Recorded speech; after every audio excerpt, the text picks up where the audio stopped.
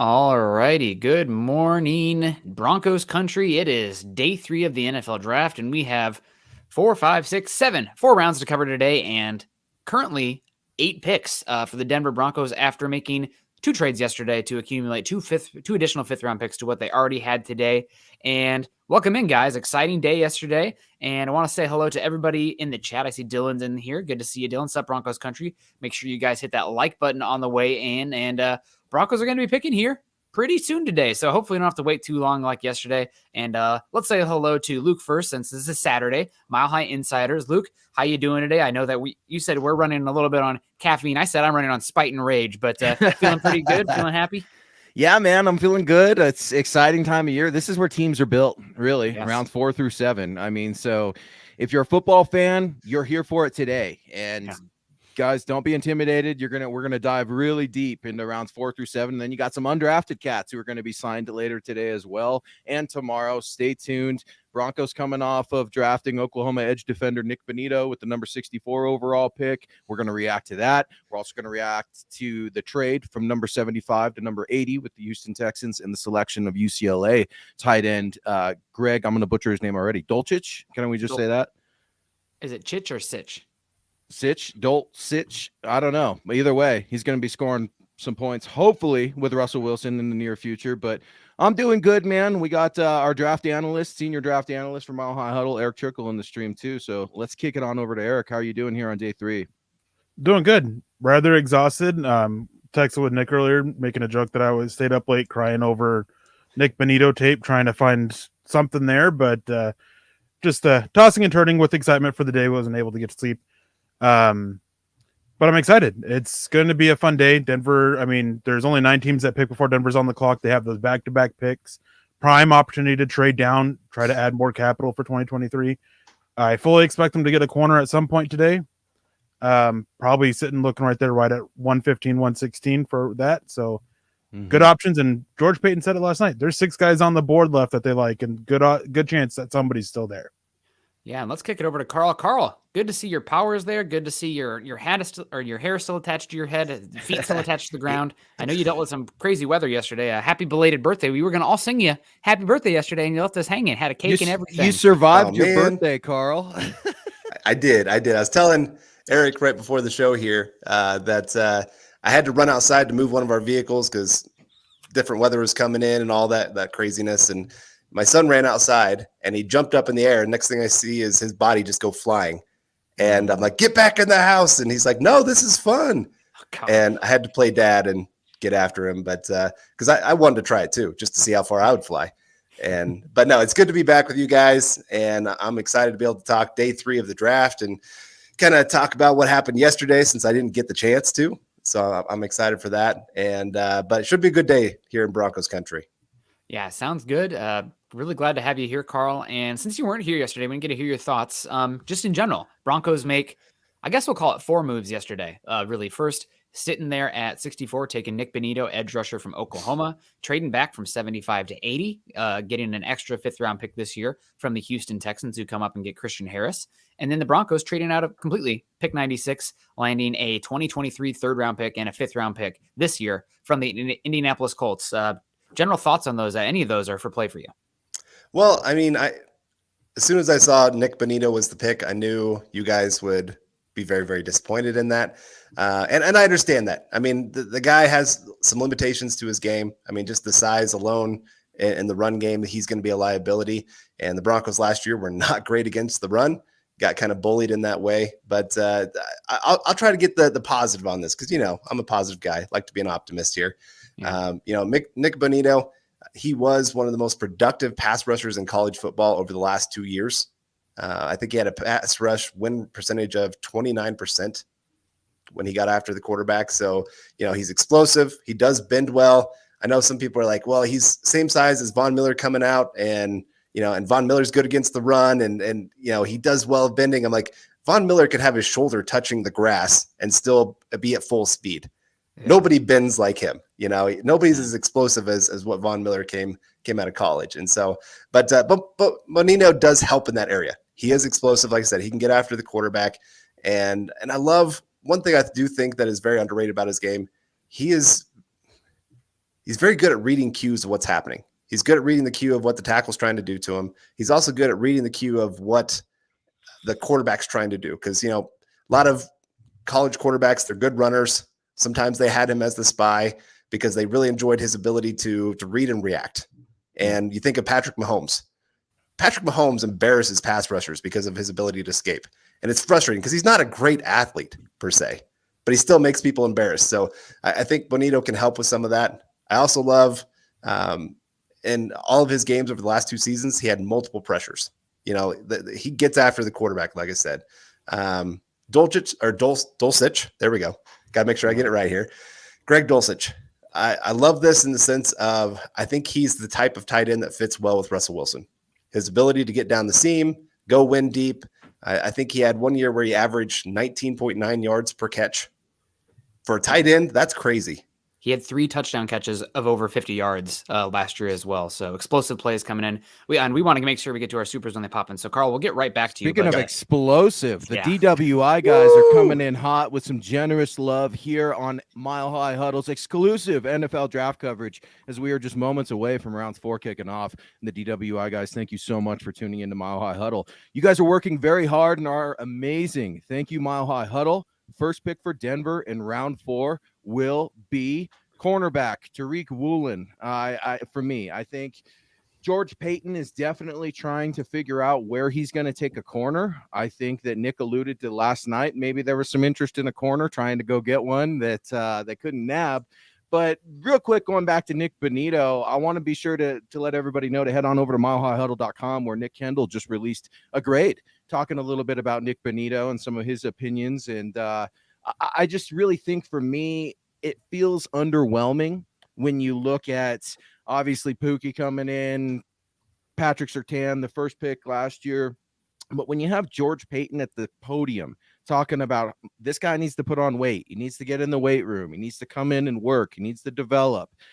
That really frustrates me a little bit because I'm like, dude, I need you to come in right now. We got Randy Gregory coming off of surgery. You got Bradley Chubb, who's never finished a season healthy. And then you got some guy named Malik Reed that's just kind of kicking around. I really would have preferred them just stick with Jonathan Cooper, if I'm being honest, and go another direction. But Casa Bonito here in Broncos country.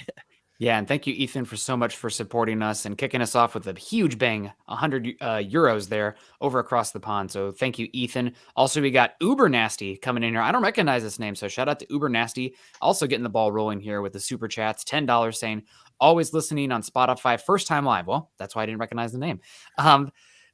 Very different views from each of y'all, and Peyton we trust. And you know what? That's one thing I really love about this channel in general. One thing I think we can all do better in is getting out of our echo chambers and trying to consume different opinions because, we're projecting here. Anybody who says they know exactly how it's going to play out is full of BS, point blank. They really are. So we're doing our best using our experiences, our knowledge to project the future, but it's not with absolute. There's not a for sure thing of how it's going to play out. So my grade just came out, like we said, on Nick Bonitto. I gave the Broncos selection a B-. I'm concerned about the scheme fit, and also I'm a little concerned that the first thing on the phone that Ejiro Evero says to Bonitto is like, "Yep, you got to work on your run setting, your edge setting."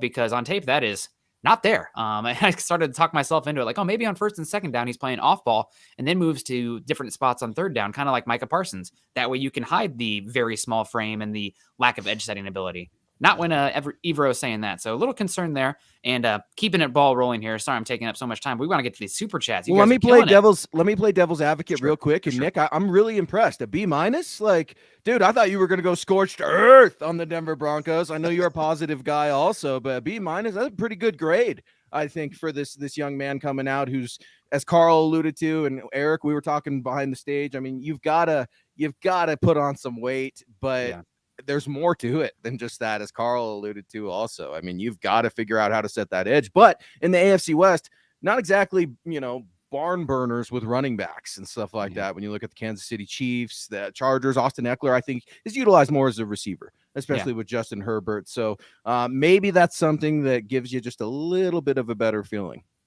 Yeah, we'll dig more into Bonitto, I'm sure, as time goes on, because that's the most important pick probably the Broncos have made so far, the one that's going to be the most impactful.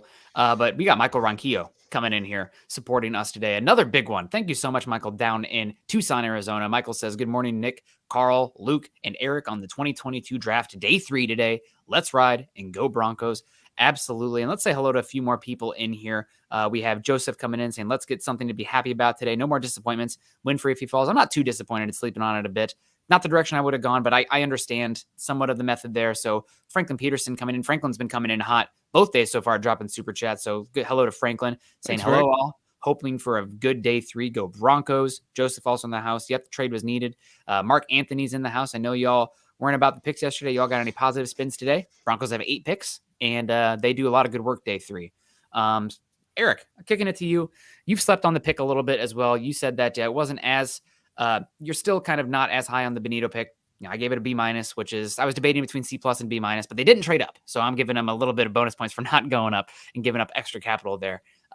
Greg Dulcich, though, we stuck on Nick Benito a little bit. Haven't heard too much on your thoughts on Greg Dulcich there, moving back from 75 to 80 to get him. First thing I want to ask, just for confirmation, at 75, would the Broncos have traded back if Jelani Woods was there? From what I've heard, no. I think that was one of their guys. I think there was somebody else that they had a shot. They thought they had a shot at that also didn't fall there.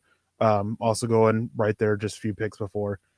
But with Greg Dulcich, I mean, one of the things that stands out is his ability to attack the seam, and his effort as a run blocker. That's one thing that last couple of years we haven't really seen much out of the former tight end that they traded away. Yep. So I like that aspect. And then one thing that kind of helped me come around is he just turned 22 years old. So there's still a lot of youth there, still plenty of time to grow and develop, and reaching out, to contacts. There's been nothing but praise for him and his desire to constantly improve. And he himself never sees that he's good enough, I guess would be the best way to put it, with his techniques and how he is as a player. Unsatisfied, yeah. Is that he always wants to improve. You know what I wonder, and Eric, as you were explaining that, something that Russell Wilson talked about last week. Is this a guy that Russell Wilson looked at on tape?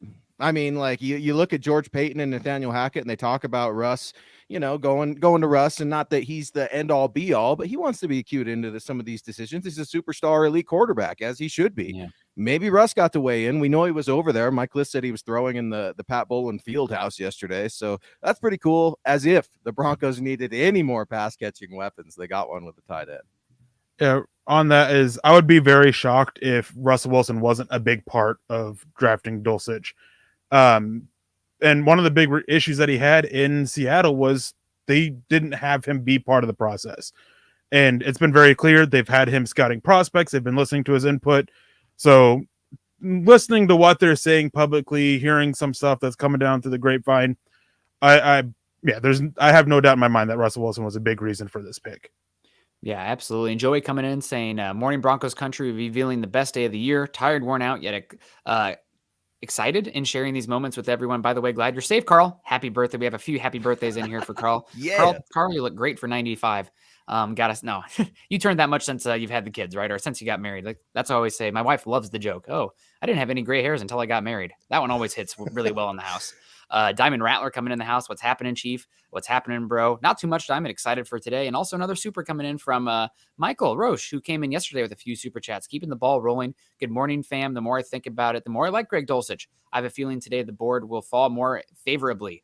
Absolutely. We'd hope that. And Carl, your thoughts on Greg Dulcich here? I know you're more of the tight end pass catcher guy than I am. I'm not as good at the pass catchers for sure. I do like the tight ends I can block, but your thoughts on Greg Dulcich? I've found him to be, well, not a dynamic athlete as far as a tester, very smooth in space and good enough, like 50th percentile or above in everything. Long arms. I think he can still add weight too. And I think he's still kind of scratching the surface. Biggest thing for me is the blocking needs to improve, but I do think that the desire is there at least. Yeah.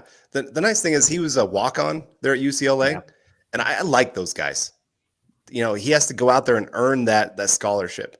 He doesn't just have everything handed to him. And so I really, like I said, I love that aspect of him. I love the hard work that I know he brings to the table. And then I think the testing, I think he could test, or I don't think he tested as good as he is as an athlete. That's a big thing. I mean, you see him getting open. He finds open space. He's smart about it. There's just so many things I do really love about him as a receiving option. Like you said, he's got to work on his blocking, but most tight ends coming out of college, they have to work on their blocking. So, but I think he's going to be one of those guys who's willing to put in the work. So I'm not too worried about it. And like I said, I think he's a great fit with what Wilson likes in the tight end position. And something else I think is he doesn't stop running. Something I did not like about some of the Bronco receivers last year. Teddy Bridgewater would scramble, but everybody else had stopped already. They ran their route and they just stopped. They're going to have to learn with Russell Wilson. You don't stop. You keep running. You find something. You find a space. And like I said, Dulcich, he's one of those guys. He finds a space. He finds a way to get open, and he's right there to make a good catch. And he has great run after catch ability. So again, I like the pick. I think he is a good fit with what the Broncos want to do. Yeah, absolutely. It'll be a lot of fun today. We have Joseph coming in here. Eric, I want to get your take on this one. I don't get the Daniel Falele hype for the Broncos, especially with Russell Wilson. Don't need a 10-foot tall tackle out there. What do you think, Eric? Is that a concern for you? I mean, yeah, it's basically you're going to put him in at right tackle most likely after this year, and you're basically taking away a good chunk of the field to Russell Wilson's right side. I have other issues with him with Falele besides that, working in the scheme. I don't think he's got the lateral agility or movement skills to really get out in front on some of these stretch runs that they're going to be doing. I mean, dude's big, dude's powerful, but he's got to go to the right scheme. And I mean, he's just a monster of a man. I've been a big fan of him since last year. Before he decided to return, I was hyping him up on Dove Valley Deep Divers, and I'm still a huge fan. He's one of my few top 50 players left on the board, but I mean, scheme matters, especially on the offensive line. Yeah. And when does it start? The Tampa Bay Buccaneers are on the clock right now. So it has started. That guy, Aaron, and Luke, Ashley's in here asking, Benito said a lot of yes sirs on the phone with Peyton and Hackett yesterday. Maybe it's a personality thing. Thanks for all you guys do. You obviously have been covering it more after the draft or after the pick is made, pulling out. Did you get any takeaways from the press conference and everything you've gathered about the Benito selection? Yeah, they're excited about him. I think it was revealing at times when George Paton had referenced that the Broncos had considered moving up for him. That would have been gnarly, I think, for all of us here at MHH, but they got their guy, and that's really all that matters is they're happy. We can kind of have our critiques, but George Paton has given us a lot of excitement thus far in Broncos country, and this is just his second draft. So I see it in the comments here, and George Paton we trust. Now, you got to like Benito's demeanor, at least on the phone. Yes, sir. No, sir. Yes, coach. George Paton saying, hey, you ready to come in and work your ass off? I mean, this kid has got to come to work. And if you're Nick Benito, this is a great situation for you to come into. I talked about Bradley Chubb never playing a full season. You look at Randy Gregory, and Jonathan Cooper, Malik Reed. If you're a second round draft pick like Nick Benito, you could definitely earn yourself some starting playing time by next season. Yeah, absolutely. And I'm just coming back to Nick Benito. I saw Eric tweeted out earlier today. Shout out, make sure you guys are following Eric on Twitter at Eric Trickle. But he said that the Broncos got Benito later than where he was on the general consensus board. And Nick Benito, I think all in all, is a good value at 64, I would say, or at value at 64. But for me, it's a style thing. And this is just me having preferences and whatnot, just like some people are more attracted to blondes than redheads, I don't Easy, Nick. You're going to get us in trouble at 10 a.m. Yeah, I mean, I'm already in trouble. I'm sure heard the gray hair comment above, but yeah, no, for sure. For me, I don't really like the smaller edge rushers who struggle setting the edge. I think those guys, especially in today's NFL, I know that it's a passing league, but it's a passing league in a way where you want to play more defensive backs. And in order to play more defensive backs, you need more length, width, strength on the defensive line at the linebacking core. And with Benito, you're probably going to have to play more attacking, pin your ears back up front with more bodies coming up, which leaves you vulnerable in the back end playing less bodies in coverage. So again, this is a stylistic thing for me. It's not the style I would play. I'm much more of a Vic Fangio, Brandon Staley disciple as far as defensive scheme and team building on that back end. I mean, the numbers speak for themselves, in my opinion, in that end, but will be interesting to see what happens. And Eric, looks like you are chomping at the bit to get at us here. Well, I was just going to say is like when you're looking at pick 64, I'm the with edge about all the getting Nick Benito. The problem is when you look at the edges that were still available at that point, they all had basically the same concern. Yep. They were all very questionable setting the edge or had level of competition concerns like Cameron Thomas. Alex Wright was a project, and those were the next two guys taken. Majai Sanders has plenty of questions about setting the edge. D'Angelo Malone. Excuse me. Yeah. And I would say at least with Nick Bonito, I don't think there's a lot of room on his frame to add a bunch more mass to him, but I think he can add a little bit more to his lower half to help there. So looking at the other edges that are available at the time, it makes a little bit more sense why they went that way. Still would have preferred them to try to trade down a little bit, but takes two to tango. And from what I understand, nobody was biting to move up just a few spots to get their guy because they basically knew that they would be there. Is what it is. I wanted the Broncos to trade up, and apparently there were some rumors that they were trying to trade up, but the Bengals beat them out. And you know what? We'll see how it plays out. There's still some good cornerbacks available. It sounds like Cam Taylor-Britt was the main target, but is what it is. And X23 coming in here saying Colin Cowherd said the Broncos have crushed the draft so far. Is that a good sign or a bad sign? It's a no sign for me. And this is not a dig at Colin Cowherd. Personally, I think he actually does a pretty good job. I enjoy his content, but there is no way in hell that these people who cover golf and bowling and tennis and basketball and football and hockey for these constant talk shows have any idea about this level of prospects in play. You know, they're being fed stuff. There's guys working underneath them that are telling them some talking points, but, and respect them, because there's no way in heck I could talk about all those things. I have no idea how they do it, but to have the in-depth knowledge this deep in the draft, in a specific team's needs scheme, you just don't have the bandwidth to do that. Right. So that's why you guys are coming to places like Mile High Huddle and other places like us, where we're more focused and really hyper specific on the Broncos. So Colin Cowherd liking it. I guess that's a nice talking point. I don't put much weight in it at all. Yeah, Colin Cowherd, man, his name is kind of mud here in Broncos country. I mean, I respect the man too. I mean, he's got a great platform, does a great job. Here's another thing too, kind of a peek behind the scenes in this sports media thing. When you get run and when you're getting dogged for the Drew Lock commentary or whatever, like Colin Cowherd did, you're doing your job. So if people aren't talking about you in this business, you're not doing your job. So Colin definitely knows how to do that. But speaking of doing your job, Chad and Zach are boots on the ground for the 2022 Las Vegas NFL draft, round 4. Tampa Bay, it looks like they've made a pick. Tight end Cade Otton out of Washington, putting Houston officially on the clock. And Michael, thank you for that quick reminder that if you're in Las Vegas listening to this, hit up Chad and Zach on Twitter and meet up with them, talk some Broncos, and get to know your new picks. Yeah, absolutely. And KTO coming in here with a good comment here. I want to kick it off to Carl. I don't like us, the Denver Broncos, currently in the trenches. McTelvin Ajim is unproven. What do we have on the interior? And offensive tackle, we need depth. So, Carl, I'm going to kick it to you first. The defensive line here. I know that's typically my screaming point here on the podcast, but what do you think about the Broncos defensive line here as far as depth, and what's the rotation going to look like? Obviously, the Broncos do need to add a body here. There's some options here, day 3, that they're going to pick somebody. I would be shocked if they didn't. But what do you think? Yeah, you're right. Right now, the trenches beyond the starters, pretty unproven. You got the Jones boys and DJ Jones and Draymond Jones, and they look great. I mean, those two are very high-quality starters that you're going to love for the Broncos. But behind them, there's not much. You got Ajim, like I said, is unproven. He had a few really bright moments last year where he really, really flashed, but he's going to be asked to do a lot more this season. And so it wouldn't surprise me with one of these 4th round picks to see the Broncos decide, hey, we got to add more to these trenches. And it wouldn't even surprise me after the draft if they decide, hey, let's get into the free agency market, add to this group. And, that's something the Broncos did last year. They went through the draft and said, okay, here's a couple more holes we have. Let's add to right tackle. That was one of the positions. They added 2 guys after the draft. And so we got Mr. Grape saying, hey, guys, what number is our next pick? It's 115.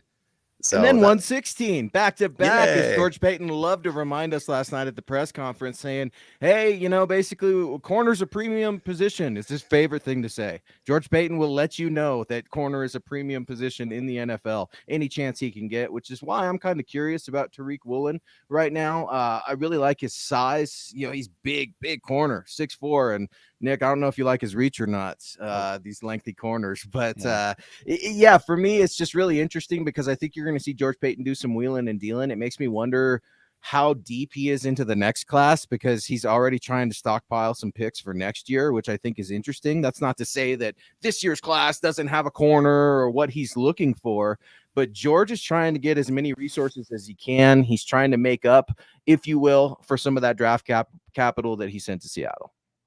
And one with George Payton too, when looking at corners, is you got to look at how athletic they are. That's something that he valued, even going during his time at Minnesota. They value those athletes. Tariq Woolen, excellent relative athletic scores. Ion McCollum is another one. Damari Mathis, Joshua Williams. These are athletes at the position, and they can take a shot on these guys who need some development before they get out there on the field, because they have. They could even potentially turn to Michael Ujimudi, who there's been some stuff going around that Evero really wanted the Rams to get a couple years ago when he was in the draft. Awesome. I didn't know that. That's really, really cool. I had no clue. I like that cat a lot out of Iowa. I don't want to give up on him. I don't want him to be looked at like a failed pick, because you just don't know what was going on over there with Vic Fangio's defense. I mean, it was mostly Vic. What did Ed Donatel have really in the secondary? I like Michael Ujimudi. I think he's very intelligent. I think sometimes his emotions get the better of him, but I can't wait to see what he does this year in training camp. Yeah, absolutely. And he showed a lot of promise. I mean, everybody goes and points to how he finished that rookie year. And there was some rough moments. That Atlanta game, obviously, I mean, that's just terrible tape. But getting up to that, and there was that one big pass against the Steelers too. But outside of that, I mean, he was, up until a certain point, the best rookie corner that year, and just consistently shutting guys down. Analytics were very favorable. I think that there's still a lot there to work with. And I absolutely hated, like a year ago, I listened to all the talk about, he's moving to safety. Absolutely hated that talk. Yeah, absolutely. And Boss AJ saying, Colin specializes in football, buddy. You're wildly undereducated. Well, I do have a master's degree, so I wouldn't say undereducated, but maybe wildly arrogant sometimes. I think Colin does a great job. It's just, does he specialize in the Denver Broncos and the draft specifically? That's why you guys are joining us here today. But I have great respect for Colin Card. I know a lot of people take a lot of time to talk down on him. I think he's one of the best ones out there, completely honest. In my opinion, I really like what he has to say.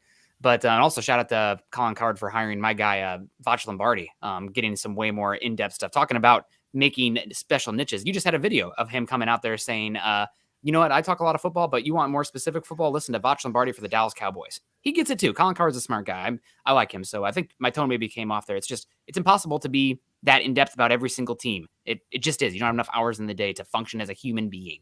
EJ in the house. Good morning, Eric, Carl, Nick, and Luke in Broncos country. Let's get some good players on day 3. Amen. Really excited to see what the Broncos do today. And we have another pick coming in here. One of my favorite running backs in the class. Eric, let's hear it. The Houston Texans select running back from Florida, bowling ball, Dameon Pierce. I was actually going to talk about the Browns selecting Perion Winfrey out of Oklahoma. Oh, did they get him? That's a good pick. That is a good pick. I really like that fit there. And I mean, talked about it a lot yesterday of the molds and the front office, the ownership. There's a lot there in the Browns that they have this mold onto the defensive line. Perion Winfrey fits that mold. There's been a lot of character questions there, some maturity stuff. And the Browns, I mean, they've shown time and time again, they're willing to take a shot on that. Johnny Manziel, Greedy Williams, multiple guys, they're willing to take a shot on those. And I like the pick. And it's a guy who can really help out on the inside with Myles Garrett on the outside. And they have the other edge too that they just, I believe, traded for. So with that, your Seattle Seahawks, Nick. When I say your, because you're obviously in the great state that is the Dirty Bird, one of the Dirty Birds at least. Seattle's on the clock at 109, and then the Broncos are going to be shortly coming right down the pike at 115 and 116. And Carl, something I talked about last night that I feel like is different in this draft. Obviously, each draft takes on its own personality, its own faux pas, if you will. Look at the Minnesota Vikings guy last night, right?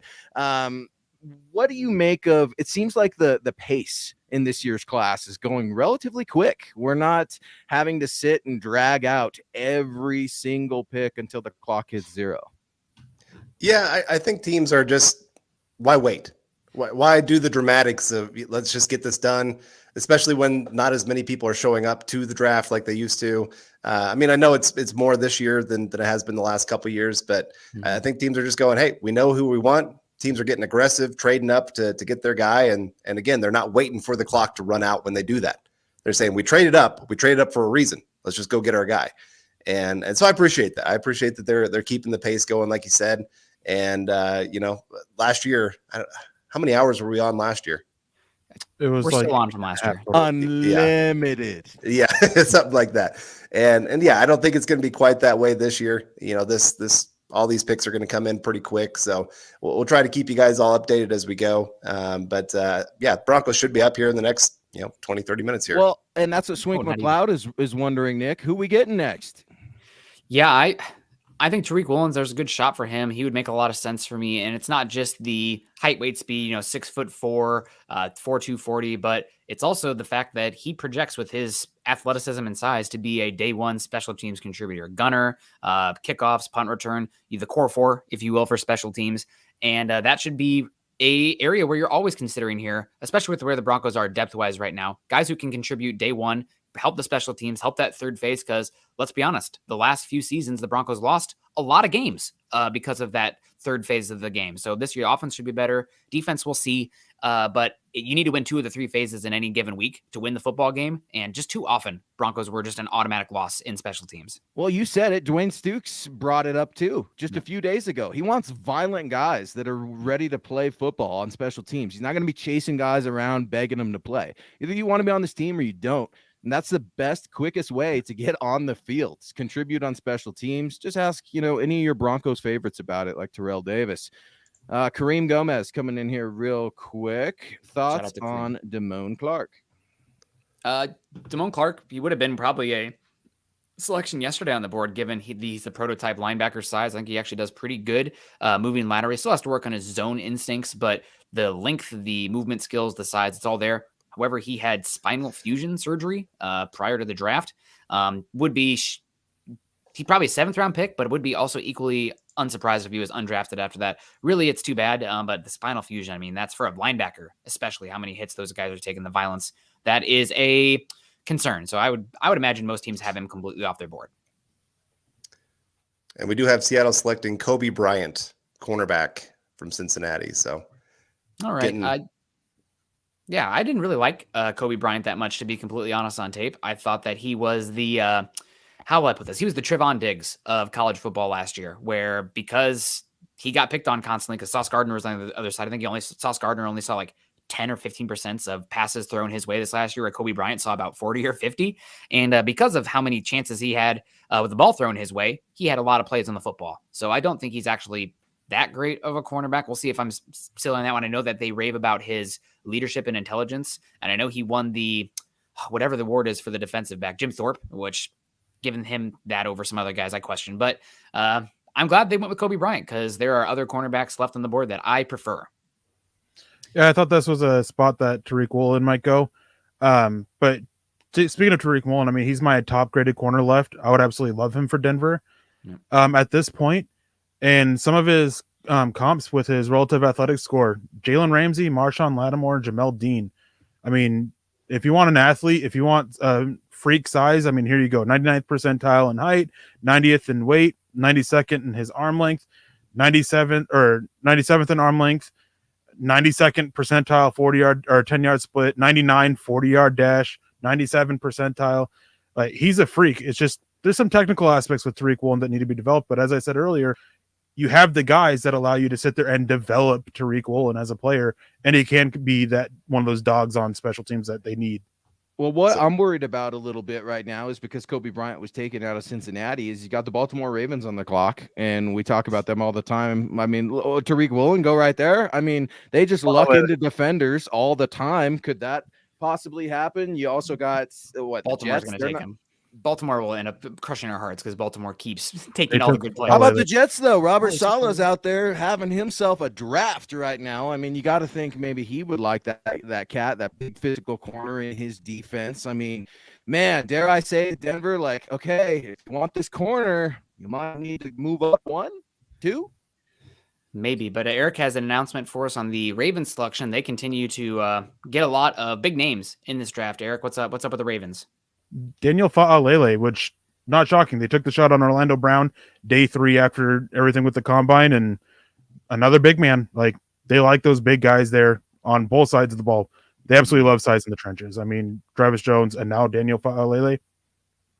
Yeah, it's kind of funny. You talked about size in the trenches. What a juxtaposition between him and Tyler Linderbaum. If Daniel Faalele can't handle guys beating across his face at the next level, oversetting to the outside without the foot speed to recover, maybe he ends up at guard. And him next to Tyler Linderbaum would be comical. Now, that being said, there is a lot of strategy and I guess history in that kind of thing. Jason Kels for the Philadelphia Eagles, also minuscule, great athlete. And what did the Eagles do around Jason Kels? They added really wide, thick, big blockers, even for the outside zone scheme, to help Kels, so that way he could be more of a peel and pull kind of blocker at the second level. So maybe something to watch out there for Daniel Faalele. Obviously, they're going to give him a chance first to work at offensive tackle, way more value at offensive tackle, but tackles, you want them to fail first outside and then kick inside, unless they obviously have the body type, arm length where they can't hang outside. So Broncos coming up here. Jets are now on the clock. Let's get to Swink McLeod here. $10 super coming in. You guys are killing it this morning. Thank you so much for joining us. It is 9:22 a.m. Pacific. That means it's almost 10:30 Mountain Time, and we're having a blast. It's a good Saturday morning. It's cold here, rainy. That La Nina has been kicking my butt, but wouldn't be doing anything else but hanging with you guys. Swink comes in. 10 for Mile High Huddle War Room Coffee Fund to get through this long draft day. Swink McLeod, you don't know how much we appreciate this. Luke texted me before, like I said, before the show today, is like, man, I am dying right now. This is my second one right now. So at what point do I switch to beer? I don't know. But we'll find out. I guess it depends on how the Broncos draft goes. But thank you so much, Swink. We also have a few more coming in here. Lance Blount coming in saying, Brandon Smith, baby, let's go. Luke, do you have any thoughts on Brandon Smith? We can kick this elsewhere if you want. Obviously, the reason I ask is because an absolute freak show athlete linebacker. Tape doesn't always match that. You know, maybe it's a little bit derogatory to say, but the looks like Tarzan, plays like Jane definitely applies for Brandon Smith. But if you're going to bet on traits, man, Brandon Smith has more than almost any linebacker in this class not named Troy Anderson. Well, you know, I'm still upset about Troy Anderson, Chad Muma. You know, I was banging the table for Muma, but I like Brandon Smith a lot. I think Penn State has put out a lot of really good defenders over the years. He's got that 4.5, 240.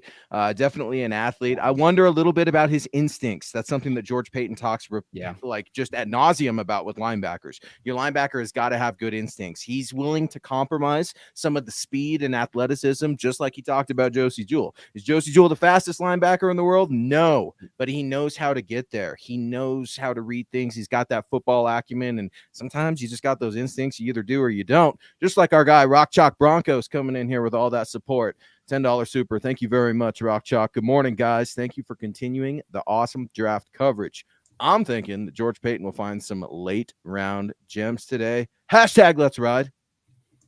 Yeah, I mean, last year the Broncos in the 5th round walking out with Caden Stearns, a very good pick, and getting Jonathan Cooper later. So even if like half the guys the Broncos picked today end up being contributors this season, heck, let's even say 1/3. That would be amazing considering the historical norms for day 3 players, their rookie season. But thank you so much, Rock Chalk, for coming in and supporting us. We also have Anthony Edwards coming in saying, good morning, guys. How do we feel about Ridgeway with one of these picks? Eric, I'm going to kick it to you. I know that you have some thoughts on Arkansas. Interior defensive lineman. They play the 3-3-5, nose tackle, nose guard, John Ridgeway. Jets made a pick real quick. Offensive tackle, Max Mitchell. Yeah, a lot of hype coming into the season. Got beat like a drum at the Senior Bowl. I don't think he's a good enough athlete to hang in pass protection, and concerns me a bit there. I guess they're going for the higher floor there, but I prefer a number of tackles still available to Max Mitchell still on the board. But yeah, Eric, John Ridgeway. Giants pick in too. Yeah. I like Ridgeway, and it's just, I don't know, with the investment in DJ Jones, with Mike Purcell, I question it. And I also question what stood out to me with Ridgeway is that there's issues as a run defender there. Mm-hmm. Good at getting after the quarterback. I don't think how he gets after the quarterback is as translatable to the NFL as you would want. So it'd be an interesting pick. And then your tight end, Nick, goes to the New York Giants here and Daniel Bellinger. I love Daniel Bellinger. Used in a really odd way at San Diego State. They are one of the teams that is zigging while everyone zags to the air raid. They run the ball like crazy, heavy personnel constantly, and Daniel Bellinger was mainly used as a short kind of dump-off option route, but he tested like a freak athlete at the combine for his size, and he's also one of the better blocking tight ends in this class at his size as well. So Betting on the traits, it doesn't mean that he's going to end up being a kind of profile that reads similar to George Kittle, but you could have it like a Foster Moreau type, who's been a very good number 2 kind of blocking, moving tight end for the Raiders. So I really like Daniel Bellinger. That's a good pick there for the Giants, and the Broncos are inching closer, but we got some super chats to get to here. So thank you so much. Carl, we have one coming in here saying, sorry, didn't mean to sound rude. It's just nice having Colin on our back. Much love from Seattle. Hey, I'm in Seattle too. So good to love the city. I'm excited for the new season. Keep it up. It's all good, boss AJ. I mean, I didn't mean to come off across disparaging Colin Cowherd too. I'm impressed. God, if you had me on one of those shows and then the next segment, okay, Nick, you're going to read about golf, I would glaze over immediately. I have no idea what's going on. So God bless those guys for being able to do that. I could not, no doubt. So Broncos coming up here in a second. Gosh, 3 picks away. Go ahead. Washington on the clock right now. Carl, quarterbacks. The story is quarterbacks and them not being taken in this draft. They got themselves a quarterback problem always in Washington. Could you see maybe Carson Strong landing here? Well, I mean, Sam Howell makes probably more sense, I would say. I just think they like a little bit more athleticism at the quarterback position. And Carson Strong, still don't know with his knee. Is that causing teams just to say, no, we're not doing this? I know, Nick, you've talked about it at the Senior Bowl. He did not interview well. A lot of teams just kind of saying, no, we're not dealing with this kind of guy. So I think Sam Howell, if I'm looking at quarterback, would probably be the next guy. Yeah, no doubt about it. So we're coming up here to pick 115, 116 for the Denver Broncos before long. Carl, what are you feeling? I feel like we haven't talked that much interior defensive line. Those are guys that are still options there. Somebody we haven't talked about too much on these shows that I really like, Matthew Butler, still available. I'd be interested in him. Maybe this is an area where the Broncos could look linebacker. Hey, there's still some interior offensive linemen as well that might make sense here. Donovan West, Zach Tom. What are you thinking here, Carl? Well, I know we've talked a lot about Tariq Woolen. Another cornerback I really love in this spot is Damari Mathis. Yeah. Another great athlete that I think the Broncos probably have pretty high on their board. If we're looking at tackle, Braxton Jones is another name that I think could very much interest the Broncos. Very raw player, needs a year. Hey, what do the Broncos have? They have 3 guys that are competing for that right tackle spot. Gives him a chance to develop for a season. So those are 2 names I'm really looking at for these next 2 picks that I would love to see for the Broncos. And we do have the Washington football team commies pick coming in here. Eric, who's off the board? I actually like this pick quite a bit. Yeah. Percy Butler. I felt that, throughout the draft process, I felt I was higher on him. I had an early 4th round grade, and all the conversation I had with people was late 4th, early 5th, and here he goes early 4th. So a little bit of a moment to pat myself on the back for that. But I like him. I think he's got good versatility in the secondary. And with what Washington still needs in that secondary, he's a good fit with it. There's a good ability on special teams right away. Wish he was more consistent with his tackling technique. Yeah. But I like the pick. Yeah, and shout out to the Raging Cajuns here. 2 picks coming off the board here with Max Mitchell. Go ahead. Your guy, Dane Belton, goes to the Giants, so the Broncos are on the clock. Broncos are on the clock. I love Dane Belton, man. 5 interceptions this year, a lot of ball skills. I'd have been happy with him here for the Broncos. Still extremely young. Thought he was maybe could work his way into the 2nd round if he came back another year, but comes off the board, and I feel really good because I said he'd be one of the first 10 picks day 3, and here we are, Dane Belton. So shout out to the Hawkeyes. Good for them. Broncos on the clock. Everyone, gut feeling. I'm going to just go Tariq Woolen. I'm just shouting it out there. If you guys want to agree, Woolen, I've said it too. I'll go Damari Mathis. Doesn't sound like they're moving. Sounds like they're going to keep both picks, offensive tackle and corner. I think Tariq Woolen and I think Braxton Jones. Yeah, I've been texting with some folks, and I know Tariq Woolen is definitely high on their board this morning. It's just where are they going to take him? 16, 15? I agree. I don't think that Peyton's going to move. I think he will see a back-to-back here. Peyton was talking about how itchy round 1 was and how boring it was and everything, just sitting there and waiting. He doesn't want to wait anymore. He wants to start building some teams today. Yeah, absolutely. So a lot of fun here. Any surprising picks here? Is there anybody that we haven't talked about? Any direction we haven't talked about? Heck, at some point, Kingsley. I think South Carolina. If they went edge here, that would be shocking to me. Kingsley from South Carolina is sitting right there. So that would be what to me? Like, you just went out and got Nick Bonito, which I'm really not high on. I would have just rather you went another way, maybe get Muma and then land Kingsley as the pass rusher here in round 4. Yeah, What and I about think there's a Punter? good strategy of nabbing, not Punter, Carl. How dare you? Did round 4. What is A going what? on? Timeout. You No, said I'm just kidding. surprise. Yeah, that would be a surprise. But Quarterback double-digit- Bailey Zapp. I was going to say, isn't Sam Howell still out there too? Yep. And he's super young. I mean, gosh, that's at some point, it's just like, he's too good to keep falling with the tools he has. Man, he was mocked as a top 5 pick pretty consistently a year ago, but back-to-back edges or doubling up on the edges, I think is more of a viable strategy than we're letting on right now, but definitely possible. Do we have any announcements yet, Eric? Or are we still waiting? Still waiting. Okay. Well, and let's talk about why corner is probably a need and why George Payton says you can never have enough of them. They're a premium position. Well, something that Nick brings up quite a bit is, the fact that outside of Pat Surtain, how many lockdown corners do the Denver Broncos really have?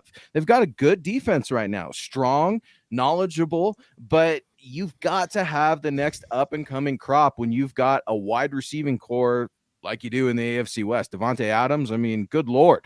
Who's going to guard Hunter Renfrow? You know what I mean? Like, it's just one of those. Darren Waller, you have got to load up with DBs, and I'm looking for a physical big DB. I don't want some small little slot guy. Yeah, no, absolutely. Somebody who can play some special teams would be good here, and just adding depth. The thing about the cornerback position also is it's a long-term thing. And Carl, here we go. I was right. Damari Damari Mathis? Mathis. I love it. I love it, man. Yeah. There's no way that they thought he was going to be here, right? Like, he's had a 3rd-round grade for most people. Great coverage fit. Go ahead, Eric. Let's hear from you. I think that, he's got the ability to play safety. He's got tremendous versatility. I think that was the fact that he has all these different options with what they can do with him. He can step in in the slot as well. Tremendous versatility, and he doesn't need as much time to develop as other guys, and I think that was a big bonus here for it. I still like Tariq Woolen. He was still slightly higher on my board than Mathis, but I'm a huge fan of Mathis. Yeah, Mathis pulling it up. Dane Brugler's big board here. Mathis was a top 100 grade here, 96 overall, and a solid round 3 grade. So Broncos getting a surplus here on value.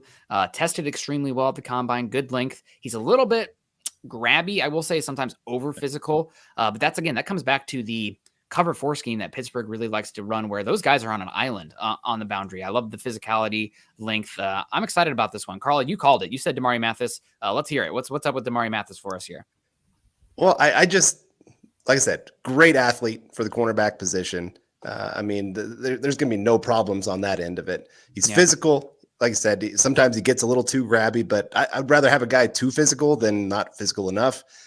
He does great in zone coverage, something the Broncos are going to run a lot of. Like I said, I'm excited about this one. Yeah, you see the RAS score there, 9.72, something that we've seen play throughout last draft and this draft that George Payton really values. He wants great athletes. He wants great football players too, but he's realizing in this NFL, when you're expanding out as much as possible, trying to spread out the field, you need guys that can cover.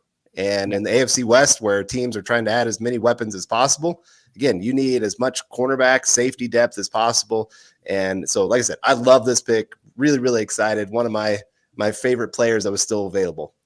Yeah, I said it yesterday. I popped on the DNVR podcast for a crossover episode, I guess, or their live stream, and I said Damari Mathis was the diet version of Cam Taylor-Britt for me. Not as physical, not as explosive. I think maybe a little bit more fluid, but just not as violent when he makes contact and whatnot. And I was hoping for, if the Broncos couldn't get Cam Taylor-Britt day 2, hoping for one of Damari Mathis or Alontae Taylor here with the Broncos' 4th-round pick. And Alontae Taylor went before Cam Taylor-Britt. I'm still kind of shocked about that one. I love Alontae Taylor, so I guess I shouldn't be too upset about that. But this is my favorite pick so far for the Broncos. A lot of ball skills. I think he had 5 interceptions, 18 passes defended. And again, if you don't know the scheme for Pittsburgh, it's a cover 4. And the way that works is, it's pretty much just straight drop back. The 49ers use it a lot. The Jets use it a lot. And those cornerbacks, they need to be physical. They need to be lengthy, because not only are they playing on a relative island as far as coverage, they're playing on a relative island as far as tackling as well. So really important to have that. I love the selection. This is my favorite so far. And we heard it earlier from Luke talking about what Dwayne Stukes want on special teams. They want violence. Well, Mathis brings plenty of violence on special teams. Yeah. Man, I love this pick. This is my favorite one so far. So honestly, if they would have gone Mathis at pick 80 and then gotten Greg Dulcich here at 115, I'd have been feeling even better about it because I like Greg Dulcich. Just I want my tight ends to be freaks athletes, and it didn't happen there. So Broncos on the clock again coming up here. There are still some options here. Matthew Butler does intrigue me as far as a pass rusher. I know that we haven't talked about him so much, but Tennessee, explosive, about 6'4", 290, twitch, ability to penetrate, can play across gaps as well if you want to do some twists and stunts. We'll see, but offensive tackles also screaming out here. We've been talking a lot of Braxton Jones. Is this maybe some Spencer Burford hype as well from University of Texas, San Antonio? He's a really good scheme fit. We talked about Daniel Faalele being too tall for Russell Wilson. Burford has crazy long arms, but he's only 6'4". So he's not too tall on that side for Russell Wilson. Any thoughts? It's definitely possible. I'm a huge fan of Burford. I have been for a while. Both of you guys can attest to that. Yeah, I absolutely love him in the scheme. There's been a lot of talk about moving him inside, which I think for some teams they'll look at that. But for Denver, I absolutely love him at tackle for Denver with Russell Wilson's height. No issues there. Oh, yes. They go defensive line. They get my guy, Aoma Uwuzurike out of Iowa State. Wow. Absolutely love him. Great versatility on the defensive front. Great length. He's not the most bursty dude, but you're looking for a Robinson type guy from the Rams that they had right here. You have a 4-eye technique now in Denver to start opposite Draymond Jones and next to DJ Jones. Huge fan of this pick. Little bummed about the first two picks. I love the trade down, but these two picks really, really do it for me. Yeah, and let's get a little bit more specific. I want to dig into this, and you kind of stole my talking point here with if the Broncos did end up going with Uwuzurike, which is the 5 technique, the 4-eye, where the Rams last season ran a good bit of 5-1-5 fronts. If you want to call it a 3-3-5, you can. It's not a 3-3-5 stack though. It's 5 guys along the line of scrimmage. And A'Shawn Robinson a lot was utilized as a lengthy space-eating block gobbler, I guess, if you will, and not a other one there, a block gobbler. God, that's somebody put that one on a shirt. But with that, you can play across multiple gaps, and it freed up the more penetrating, smaller Aaron Donald playing that one technique or whatnot. So really interesting to see what he looks like there, and excited to see him. Not a super dynamic athlete, but the size, the length, I think you hit the nail on the head. This is the A'Shawn Robinson pick as well for the Broncos in the scheme, and another pick that to me points to the Broncos using more of a Raheem Morris style-esque Rams defense rather than the Brandon Staley style Rams defense. So here we go, bringing up a Uwuzurike. I can't see it so well because my screen is smaller, but the thing that stands out here, not a great athlete, but still a relative athletic score is fine. The one that sticks out there, and I asked actually Ken Lee Platt, who does his math bomb, he does these. He does not correlate or use length in his metric. He probably should. I digress. But if you could use length in this, the 35 1/8 arm length for Uwuzurike is chef kiss. That dude is long as the day is long. He can free up DJ Jones' lack of length. He can help free up a little bit Nick Bonito lack of length as well. So Carl, Eric and I are just getting way too excited about a player from this school out west. How are you feeling? I like the pick. They needed to add to the interior. We talked about that earlier, and getting this kind of guy with his size, his length, like you said, can get a little high at times, but a lot of guys coming out of college, again, that's something they always have to work on. Mm-hmm. They've kind of gotten used to always just winning because they're always one of the greater athletes coming out of high school, even in college. And so I have no worries about the Broncos working with him on that. He's got time to develop. He's going to be a rotational player for him to start off with. But yeah, I like it. I don't mind the Broncos going this direction at all. Keep adding to that defense that has gotten a little bit older at times, or at some of the different positions. You got some guys coming up for contracts. This is where they needed to go. They needed to add an influx to the defense after they did everything to add for the offense this, in free agency and contracts that they signed. One thing that I absolutely like about Uwuzurike, and every mock draft I did, I always wanted to try to fit him here at 115 or 116 every single time. In my last mock draft, I think I managed a trade to get him at 124 or something like that. He's got a high floor. This is a guy that I really believe that he's going to have a lasting career in the NFL. May not be some all-pro, Pro Bowl guy, but he's just that solid starter that you consistently want out there on the field. And unlike most defensive linemen where they take a few 2-3 years to really develop, I think you can go out there and be a contributor right away, be a starter right away, just because where he's at as a player with what he brings to it. Talk the length. I mean, he's got the strength. Burst, the athleticism, not that great, but you're asking him to push the interior of the pocket and eat up space as a run defender and allow the edges to really get after it. And with Nick Bonitto, this helps me feel a little bit better about that pick because Uzuriki can eat so much space that can help Nick Bonitto have a little bit more room to work. Yeah, absolutely. And again, it makes it seem like we're going to have maybe more of a 5-man front here in Denver this season, taking a linebacker off the field in your sub packages versus more of a 4-2-5 look. But again, this is all in theory until we actually see what Ejiro Evero wants to do. But really like both these picks. Also, I want to give a quick shout out to, I see right now on my ESPN coverage, Jordan Reed on the show. Jordan Reed had been on Building the Broncos about 2 or 3 times, Carl, 4 times in the years leading up while he worked for the Draft Network, and now he's at ESPN. I was a little bit bummed when they didn't bring him front and center when Mel Kiper chose to stay home, but is what it is. Shout out to Jordan Reed, friend of the show, doing great things here. So now, overall, man, back-to-back picks here. The Broncos draft is starting to come more into circulation. Damari Mathis, probably my favorite pick of the entire draft so far for the Broncos. I would say my favorite move was trading out of 96 and getting the future 3rd-round pick as well. It's my favorite move. But love getting Damari Mathis here. Awuzurike, I did pass on him a lot of times at round 4. I did like the fit. My big holdup was I didn't think he had very good juice, played super high, and also I think he's going to be 24 or 25 years old this season, so older for a defensive line prospect as well. But again, scheme fit, the length, there's like nobody else built like him in this class, and those body types, that type of fit, obviously the Broncos were interested in it. So Carl, how are you feeling right now? Well, I'm feeling great about the start of this draft. I'm starting to kick myself because maybe I'm the good luck that brings the good picks. Yeah, God. I didn't miss last year. We had a lot of good picks. I missed Friday. So, guys, I got to be on the show. No, I'm excited about both of these. Like I said, adds to the defense, gives them some, obviously in the secondary, a great athlete. Eric, you said it earlier. Maybe this makes the Bonitto pick make a little more sense, where you can run those 5 guys up front and you can allow Bonitto to kind of be more of a true, hey, just go get after the quarterback. We'll take care of the run game. You go get after the quarterback. It also allows them where they can be with Bonitto and Browning, their ability to get after the quarterback and drop back in coverage.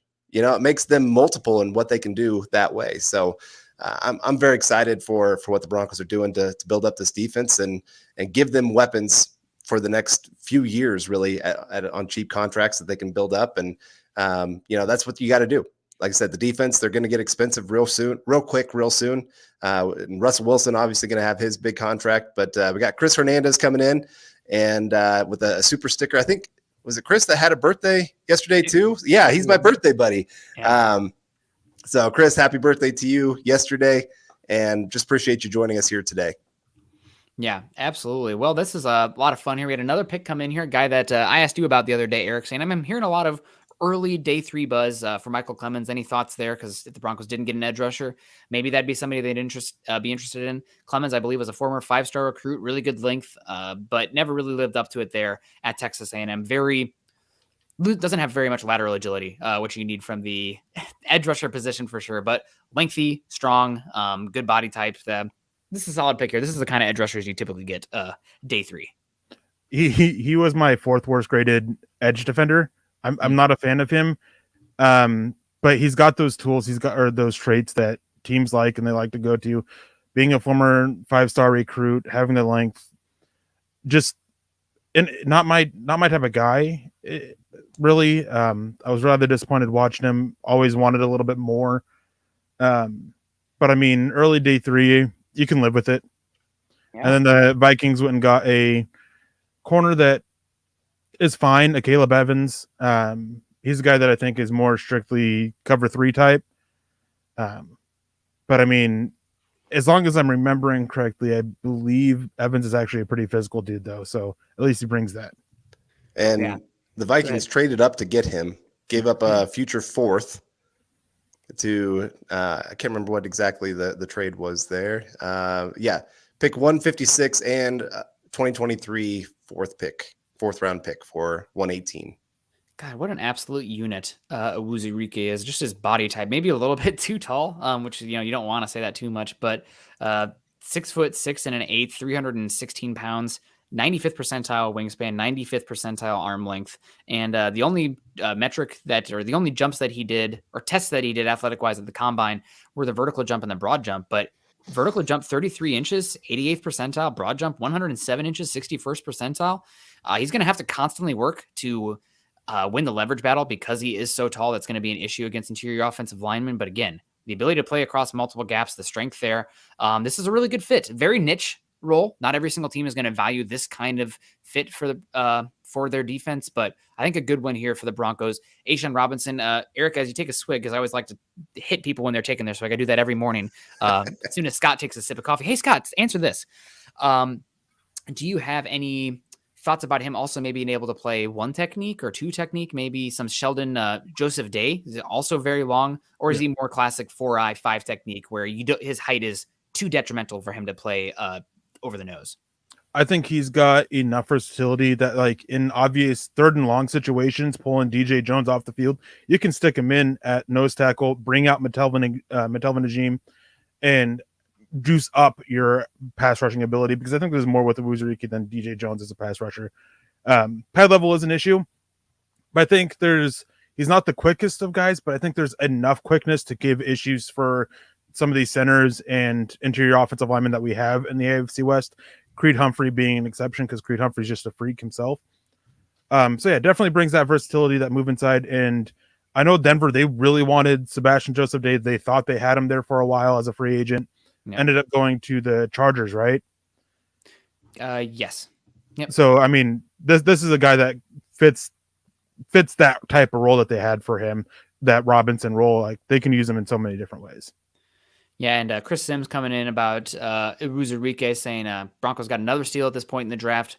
Has a lot of versatility on that interior, has legit pass rush value as a DT, and he was one of the best DTs in the draft, getting off blocks to make tackles. And Iowa State played a very unique defense there in the Big Ten, almost like a 3-2-6, 3-3-5 there. Patriots have emulated them a lot, actually. For a football scheme, a lot of times it's a trickle up, where the innovation happens at the college level, and then NFL teams kind of take the players and body types saying, hey, we could use that kind of guy too.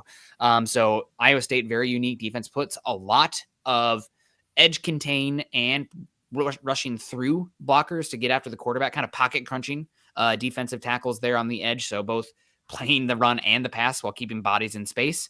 And he did pretty well there. I don't know if he is dynamic enough or fluid enough with his type to run much twisting and stunting to be the looper. But he could definitely be the one who slants to create that space where then you have that vacated area for a Nick Bonito, for a Randy Gregory, for a Baron Browning to sneak behind with more space to get through. So very unique player, very fun, and not many like him in this draft at all. So to get him here is a lot of fun. And again, I think it makes the Nick Bonito pick, makes me feel better because it complements him so well, because it should clean him up some.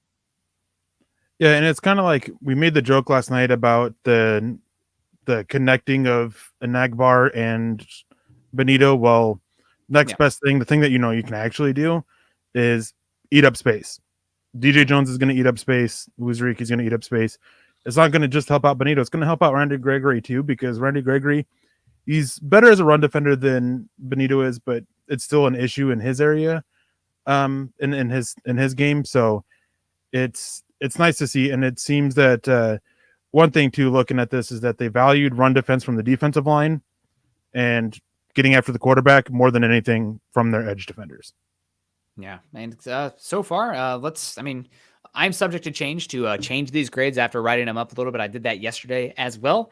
But Carl, I want to hear your grades so far for pick 115 and 116. Let's just go around first with Damari Mathis, and we'll circle back around after this to kind of keep everybody up, because it's day 3 and how quickly these picks come in. And also the fact that the providers are terrible at announcing what the picks are, because they have to get all of their ads in. It's like, 20 minutes of ads. We had 50 picks happen while you were gone, in a way. But we'll come back to that. Carl, Damari Mathis, cornerback from Pittsburgh. Your thoughts? I give it an A. I really do. I love, like I said, I've loved this player. I would have taken him in the 3rd round, no problem, and would have been very happy then. Probably would have gave him an A for that. So getting him here in the 4th, Again, athlete, just, he's one of the top athletes at the cornerback position in this draft, and can make plays, can play in zone, can play in man, whatever you need him to do. He doesn't have to start day one, which is nice. He can have a little time to develop, but if you need him to play, he can play too. So again, this is just one of those picks that I think is going to pay dividends for the Broncos moving forward, and gives them some options of what they're going to do cap wise at the cornerback position moving forward. And so that's another added bonus for this for me. Yeah, absolutely. Go ahead, Eric. I see you're lost in space right now, but Eric, you there? Is he frozen? He might be frozen. Oh, there he is. Okay, there he is. You had a very vacant look on your face, I will say. But Damari Mathis, your thoughts on this before we let a bunch of these picks come off the board? I love this one. I just don't want to go too far into it, but I absolutely love this pick. Your thoughts on Damari Mathis? I mean, I kind of touched on it before. I was high on him. I would have taken him at 75 and been fine with it. Ideally, 80, I would have been great. Huge fan of him. I love what he brings to it. Love the physicality. Do wish there was a little bit more consistency there with it, as with his tackling technique. But I love versatile defensive backs. The more you can do, the more I'm going to like you. And I think that was probably part of the reason why they went his way over like a Tariq Woolen, who I think is limited to being a boundary corner that's going to take some time. This is a guy who can come in, and I think you kind of touched on it last night, Nick, that they're going all in on a Super Bowl now. They don't want these guys that they got to spend a lot of time developing. You need that third edge rusher. They don't really have that. They wanted a guy that I'm assuming Russell Wilson wanted to improve their tight end, who I'll come back to this because I actually have from Thor Nystrom comment on him on Dulcich that I wanted to cover. And then you get Uzurike, you get Mathis, guys who can come in and start right away and be contributors right away, helping key areas that you need. Target's a Super Bowl, and that's how it should be. So, and they're drafting for that. Yeah, absolutely. And just pulling up Damari Mathis, obviously I showed you guys his relative athletic score. Again, shout out to Ken Lee Platt, who maybe his relative athletic score would be even higher if you took into account his wingspan at 81st percentile, 77.5 inches, and arm length at 31 7/8, almost 32, which the average Pro Bowl cornerback out of the last 5 seasons had just over 32-inch arm length. So something to consider there. But some of the athletic profiles names that stand out to me that Damari Mathis most resembles here: J.C. Jackson, his profile 87.6% the same; Janoris Jenkins 83.8% the same; DJ Hayden 80% the same; and Devin McCourty 80% the same. So similar body types there. Obviously, takes way more than similar testing to be a 1-for-1 player. As we saw yesterday with people saying, "Oh, Nick Benito's splits compared to Von Miller." Hold up, what's going on here with the tape? But very good athlete and excited about this one. Curious if. So, Carl, I'm going to bring it back to you. Let's keep on to Mathis here for a bit. And there goes Brandon Smith to the Carolina Panthers. Talk about an athletic freak. Hopefully, Jeremy Chin can show him a little bit of the ropes there as far as what's going on, as far as being an athlete in space with good size. But Eric touched on it a bit, but what is Damari Mathis's role year one, Carl? Because obviously you brought in Kwan Williams, you have safety depth, you have boundary cornerbacks. Where is he fitting as far as the day one impact on the defense? Well, I think when you go to dime packages, he makes a ton of sense to be one of those guys that comes in for you. He and Caden Stearns could be battling for that sixth defensive back to be on the field. And like Eric said, he can play all over the place, and you expect that there's going to be injuries. Every single year there's going to be injuries to the cornerback position. Ojemudia didn't play a whole lot last year. I'm trying to remember all the different quarterbacks that had injuries last season and the last 2 years, really. But the reality is the Broncos, again, they had a lot of backups that had to play. And so there's a good chance Damari Mathis is going to see the field at some point this year. And it's nice, like Eric said, if he's ready to go, he can come out there and be a contributor day one. And so I'm excited to see what he can bring for the Broncos. But yeah, that inside outside versatility, he can play wherever you need him. Yeah, absolutely. And we got a super shout out here from Ethan giving Carl a happy birthday call and said, finally a pick Carl and I can get behind. Woohoo, Braxton Jones next. Didn't be Braxton Jones next, but still some tackles available here. So excited about that one. We have some more super chats coming in. So we thank you guys so much for supporting us today. Lance Blount, Carl, take this one. Lance says, so tackle has been ignored at this point, as it should. Why not go with the RS King with Brandon Smith for the next pick? I don't like getting killed out OTM, but yeah, he just got picked. So unfortunately, that's not going to be an option. To me, I still would rather have more athleticism or more instincts at my linebacker position than athleticism. I think we've seen way too many great athletes at the linebacker position bust, where compared to like a Josie Jewell, who's not a great athlete, but still goes out there and makes plays, gets into those second contracts, those kind of guys. And so maybe you can pair them up together. I mean, that's kind of what the Broncos are doing with Browning and Josie Jewell, that you're kind of having one great athlete with one instinctual leader kind of guy. But you can't have two great athletes with no instincts on the field. That just gets you killed. Yeah, no, absolutely. You're correct in that call, and excited about how this is playing out. So Eric, can you do some housekeeping for us? Chris Hernandez coming in with the super sticker. Thank you so much, Chris, for the support. And as the ticker says underneath, Mile High Huddle, all of our live streams, whether it be these live special draft coverage shows, whether it be Huddle Up, Dove Valley Deep Divers, Building the Broncos, Mile High Insiders, or Broncos for Breakfast, these are all fan funded, supported by you guys. So thank you for everybody coming in and supporting us. We're going to be doing a marathon today. We've already been on air for an hour. Time flies. It feels like it's been about 13 minutes. It really helps when the Broncos have back-to-back picks that we can analyze. But thank you, everybody who's supported us so far, getting the day off right. I mean, let's say the Broncos took 2 long snappers there. With you guys joining us, having fun, and supporting us, all worth it anyway. So, Eric, some housekeeping. Where are we at as far as the thing? And it's got some more supers coming in here. Now, can you guys ignore my super chat even further? Sorry about that, Lance. We were trying to react to the picks and pulling up all the data to discuss it. Too much happening at once. We are hosting and producing at the same time. We don't have Scott work in the background today, so a little bit harder for us. Having fun anyway. Lance, sorry to be late on that one, but we really appreciate you. Also, Tom coming in saying he can start after we're done with Darby's contract. He's going to have to battle. He's talking about Damari Mathis here.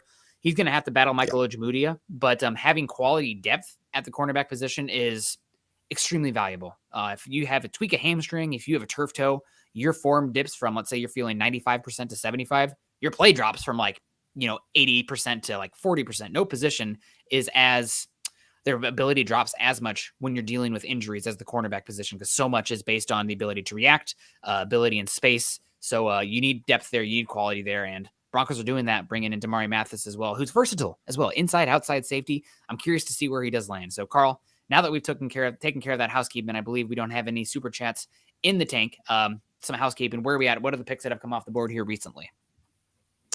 Well, we have the most recent pick was the Chargers taking running back Isaiah Spiller. Oh, okay. Interesting. And then the Raiders selected Zamir White, another running back, to go out there to Vegas. The Pats selected ASU cornerback Jack Jones. I'm trying to remember where we stopped off there, but Brandon Smith, we'd already talked about him going to the Panthers. Ravens taking Jalen Armour Davis, cornerback from Bama. Kind of a nice little piece that they can mold for a couple years here to become a starter. I think some of his best football's ahead of him. So I think that gets us kind of caught up on all the picks. Yeah, no, absolutely. I'm feeling good about the Broncos so far today. That's great. Eric, any of the picks that have happened so far, let's touch on Isaiah Spiller here, to the Los Angeles Chargers. Obviously was a very highly rated recruit. What's going on with Texas A&M, man? All these highly rated recruits that underachieved. Look out there. What's the coach's name? Fisher? The guy from Florida State that went to Texas A&M. Either way, recruiting like crazy. Maybe need to do a little bit better job developing there at College Station. But Isaiah Spiller, big back, didn't test very well, but has the body type to be a very good back at the next level. A lot of people thought he would be one of the top 3 running backs off the board here. Obviously not the case, but can be a first and second down back and really complement Eckler there in Los Angeles and make body type and the ability to break tackles enough where if you're playing light boxes with Justin Herbert, can burn you. So thoughts on Isaiah Spiller there midway through the 4th round? Yeah, and real quick, I just want to get this tweet from Thor Nystrom.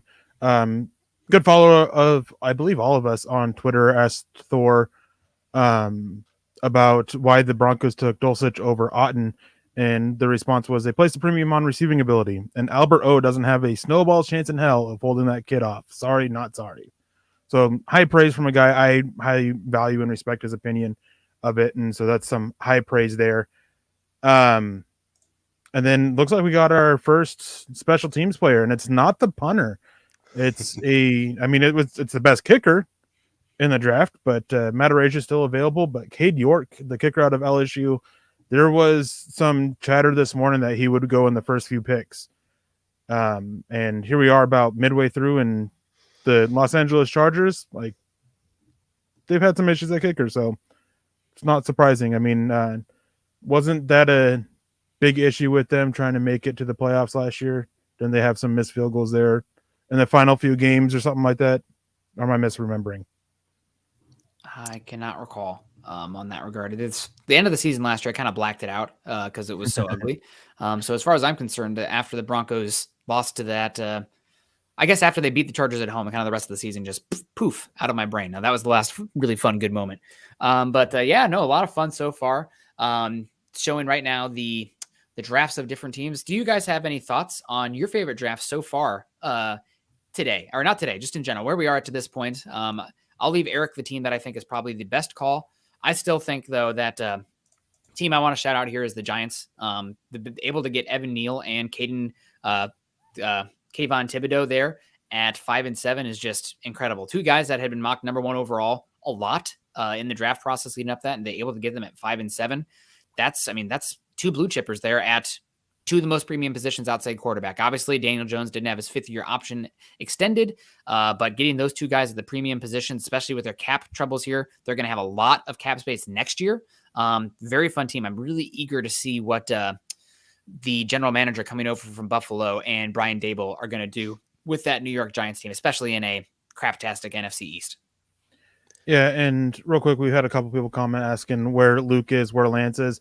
Luke is currently doing some writing up of the draft picks for mileahuddle.com, and Lance, after last night, he can't talk, so he's going to be most likely taking most of the day off as he does some chores. Anyways, I think we all can agree that the best draft so far has been the Baltimore Ravens. Yeah, I mean, the fact that they've had so much talent fall down to them, a lot of luck in it, but I mean, they've done an absolutely good job of it. Jalen Armour Davis was their last pick, who's at this point is fine value. Probably the one that's, for me, is the only real reach. And then one team too. I mean, you talked about the New York Giants. I think the New York Jets have absolutely done an absolutely killer job. I think that it's actually a good thing because they were trying to trade up to go get the running back in the first round, and they didn't. They managed to get him in the early second without. So that I think that really helped it out and keep them doing a good job. Max Mitchell, I mean, great scheme fit for them for what they're doing in there. Highly athletic. Really fell off because of a terrible Senior Bowl. And at this point, I mean, it's worth taking the shot on. So some really good drafts this year from a few teams that really needed it.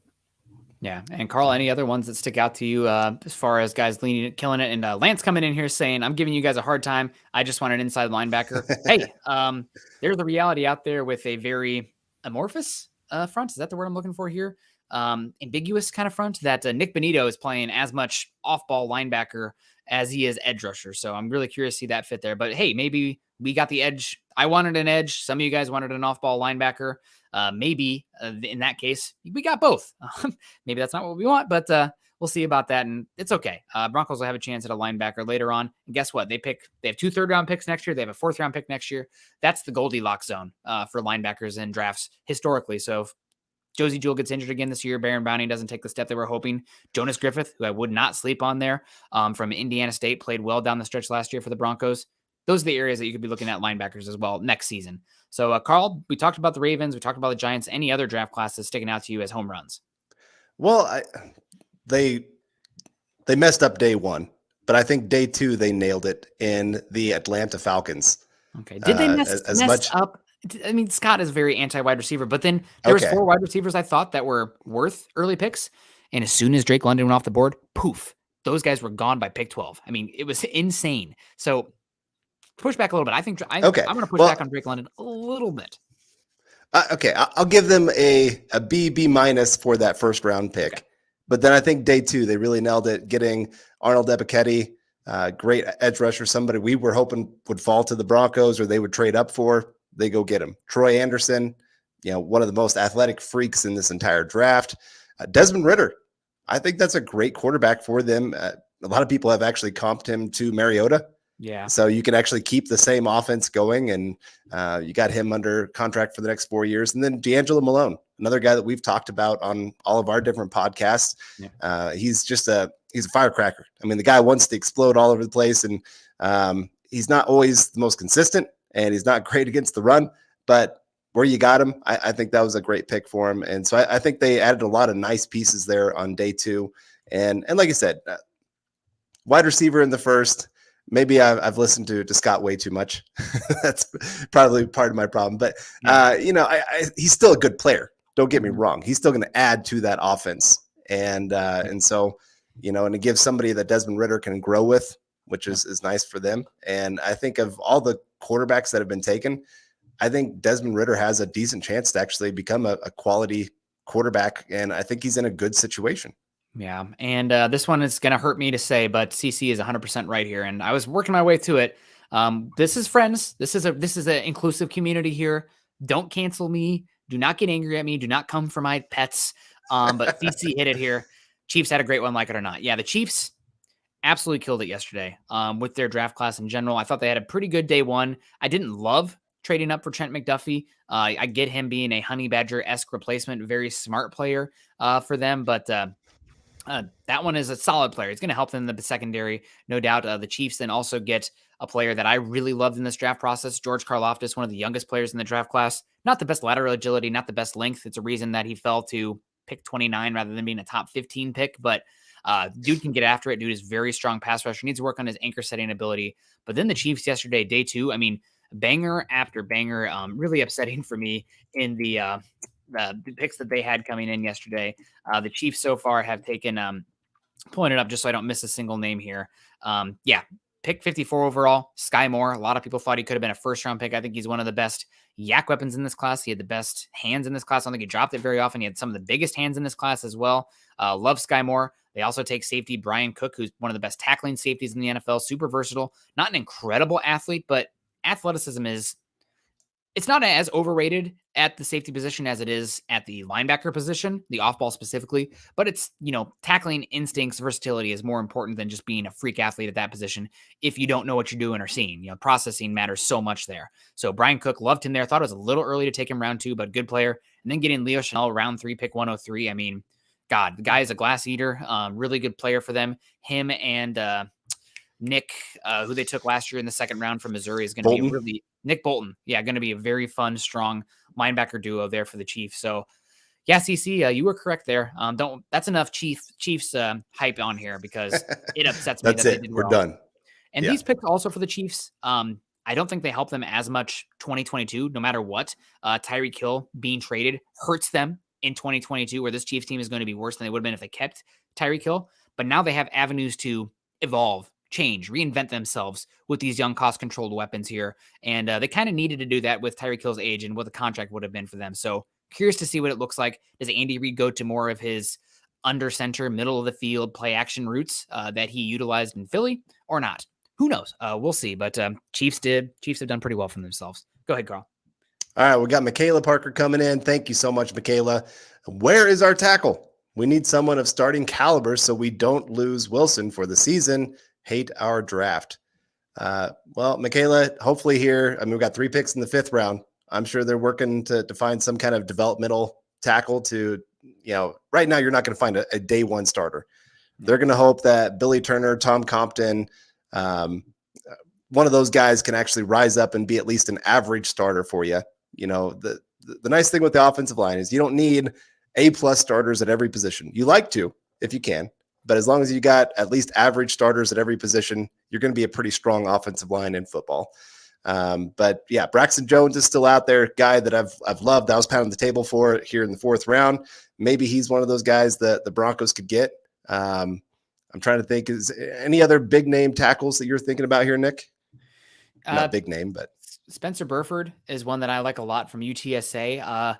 I really like Dare Rosenthal from Kentucky. He used to be I think he was a 5-star or 4-star recruit went to LSU and transferred then to Kentucky, moves exceptionally well. I think he had a crazy good combine as far as his speed. On tape, you can see him. He almost looks like a tight end sometimes with his movement skills.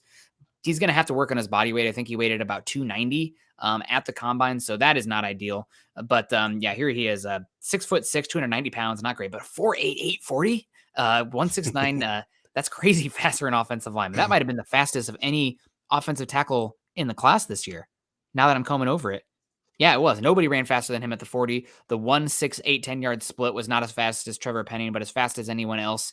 And then enough arm reach as well, 33.5 inches. Obviously, you'd love 34 plus, but you can't get everything there. And he's just 22 years old. So I really like Dare Rosenthal as well. If the Broncos could get him here, I would be, with their 5th round pick, I would be ecstatic. I really like Dare Rosenthal. And the other thing that I want to circle back to Michaela here is not getting an offensive tackle, being bummed about that. At some point, this will probably be a next year thing since the Broncos haven't taken an offensive tackle, but the 2nd round, 3rd round offensive tackles is an absolute graveyard.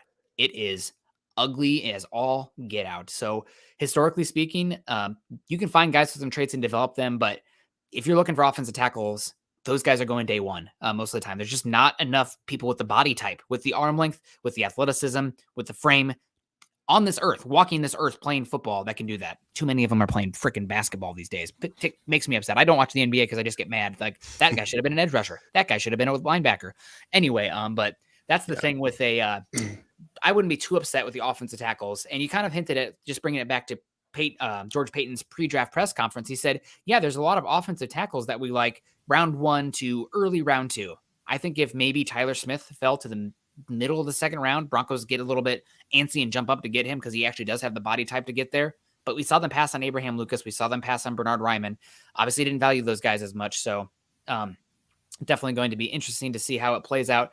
And again, you're not going to get a day 1 starter down here. It's just a lottery ticket if you're drafting an offensive tackle this far down the line. Yeah.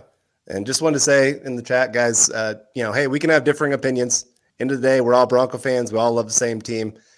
So, we're going to try to keep it as much upbeat as we can. But, yeah, I mean, right tackle is a huge question mark moving forward. And even in this upcoming season, Billy Turner didn't have a great season last year. Tom Compton's more of a run blocker than a pass blocker. And so, we'll see what the Broncos do with that moving forward. I've got Mark 91 coming up with the super chat saying our O-line is better than people lead on. We'll see. We haven't seen this offensive line with a great quarterback. That's one thing to kind of keep in mind. Wilson doesn't always help his offensive line because he wants to run around, and it will lead to some holding calls and things like that and a few sacks. But for the most part, I think with Russell Wilson, you're going to see some of these young guys really take a step forward with that. Yeah, and just circling back around, and welcome back, Eric. Hopefully your coffee break there was good. But this is from Ben Baldwin, and he uses, obviously, advanced analytics in football. Always should be taken with a grain of salt. But thank you so much for the super chat, Mark. And I'm to your point here. If you look on the left-hand side here of this graphic, you can see the top left is Pro Football Focus's grade for pass protection along the offensive line. And then the run blocking grade on the offensive line. PFF is the X-axis, which is the bottom one. And ESPN's win rate is the Y-axis, the one on the left here. And the Broncos here, middle of the pack, about probably I'd say like a B- range here for the Broncos as far as pass protection last year in both PFF's grade and ESPN's grade. A little bit better by PFF than ESPN. And then the run blocking grade, not ideal. The interior offensive line struggled last year, and the right tackle position struggled last year with run blocking. More average, but the Broncos' offensive line last year was not that poor, I got to say. And also, let's look over here. Oh, the Bengals, the AFC Championship Bengals. Where are they at? Oh, right there. You have the Bengals right here, right about the Broncos. You can get to the Super Bowl if your offensive line, as long as they aren't in this bottom quadrant on these areas. Most of the time, I guess Bengals got hot there and made it. But as long as your offensive line isn't horrific, you should be able to compensate and have a functional offense there. So obviously you want to have a better offensive line, but I think it's more important to not field a bottom 10 unit than it is to strive for a top 10, especially when you have a franchise quarterback. If you have a terrible quarterback or a rookie quarterback, you probably want to have more of a top 10 offensive line. But when you have a franchise guy, as long as they're not cheeks, you should be okay. Any thoughts there, Eric? You froze again. You're looking good, though. It's a little bit more of a smile this time. Oh, there you are. Hey, there you go. There is the smile. How you doing? And with talking about offensive tackles, I mean, FC says center may be a bigger issue. I mean, they were looking at him. Cam Jurgens, supposedly they were trying to trade up for him from what I heard. They like Dylan Parham. Cole Strange went earlier than they expected. There's still some talent at center, and that fits with what they want to do. Zach Tom, Donovan West, Alec Lindstrom, Doug Kramer, Dawson Deaton. So there's still options there. No need to go and reach for one. That's something that George Payton doesn't like to do. Yep. And then getting to offensive tackle. They have 3 guys to compete for the starting job this year. Billy Turner, Tom Compton, and Calvin Anderson. They are more than fine letting them compete for the starting job and going from there. They are looking for somebody that they can develop and look at taking over after this year because all 3 of those guys are on a 1-year deal. Mm-hmm. Braxton Jones is still available. Spencer Burford's still available. Dare Rosenthal, Obina Ease, Vidarian Lowe, Ryan Vandermark. There's plenty of options that are still available at the offensive tackle position, and they've got multiple picks that are coming up here in just about 20 or so picks. So they didn't need to. If they feel like they're not going to be on the board, I wouldn't be surprised if we see them move up. But just kind of letting the board fall down to them. They didn't view that tackle was the biggest need that they had because of what they did in free agency. I mean, that's a big reason. They brought in Tom Compton, then they got Billy Turner. They are fine with that going forward for this year. Yeah, it's very much, I mean, all those guys getting 1-year deals, they're Band-Aid options. But that was essentially what was going to happen. And there's just not that many offensive tackles of quality. It's kind of funny. And this is something, I guess we're day 3 now. We can kind of get in the weeds of positional value and game theory and draft theory and whatnot. But the offensive tackle position isn't valuable because of its impact on the field. It's valuable because the scarcity of the body types and players that aren't absolute trash out there playing. It's the opposite of wide receiver, where there's a lot of wide receivers available every year, but they're far more impactful on the field in a singular game and more valuable for that way. It's a impact versus scarcity argument when it comes to value from those positions, opposite ends of the spectrum. But definitely would love the Broncos to get an offensive tackle here, but you don't find many good offensive tackles after the first round. Broncos don't have an offensive tackle in the first round this year, or don't have a first round pick this year, don't have a first round pick next year. So the best option for them was to find a, plug Band-Aid option there at right tackle. And not only that, you have options there, offensive line depth, versatility there.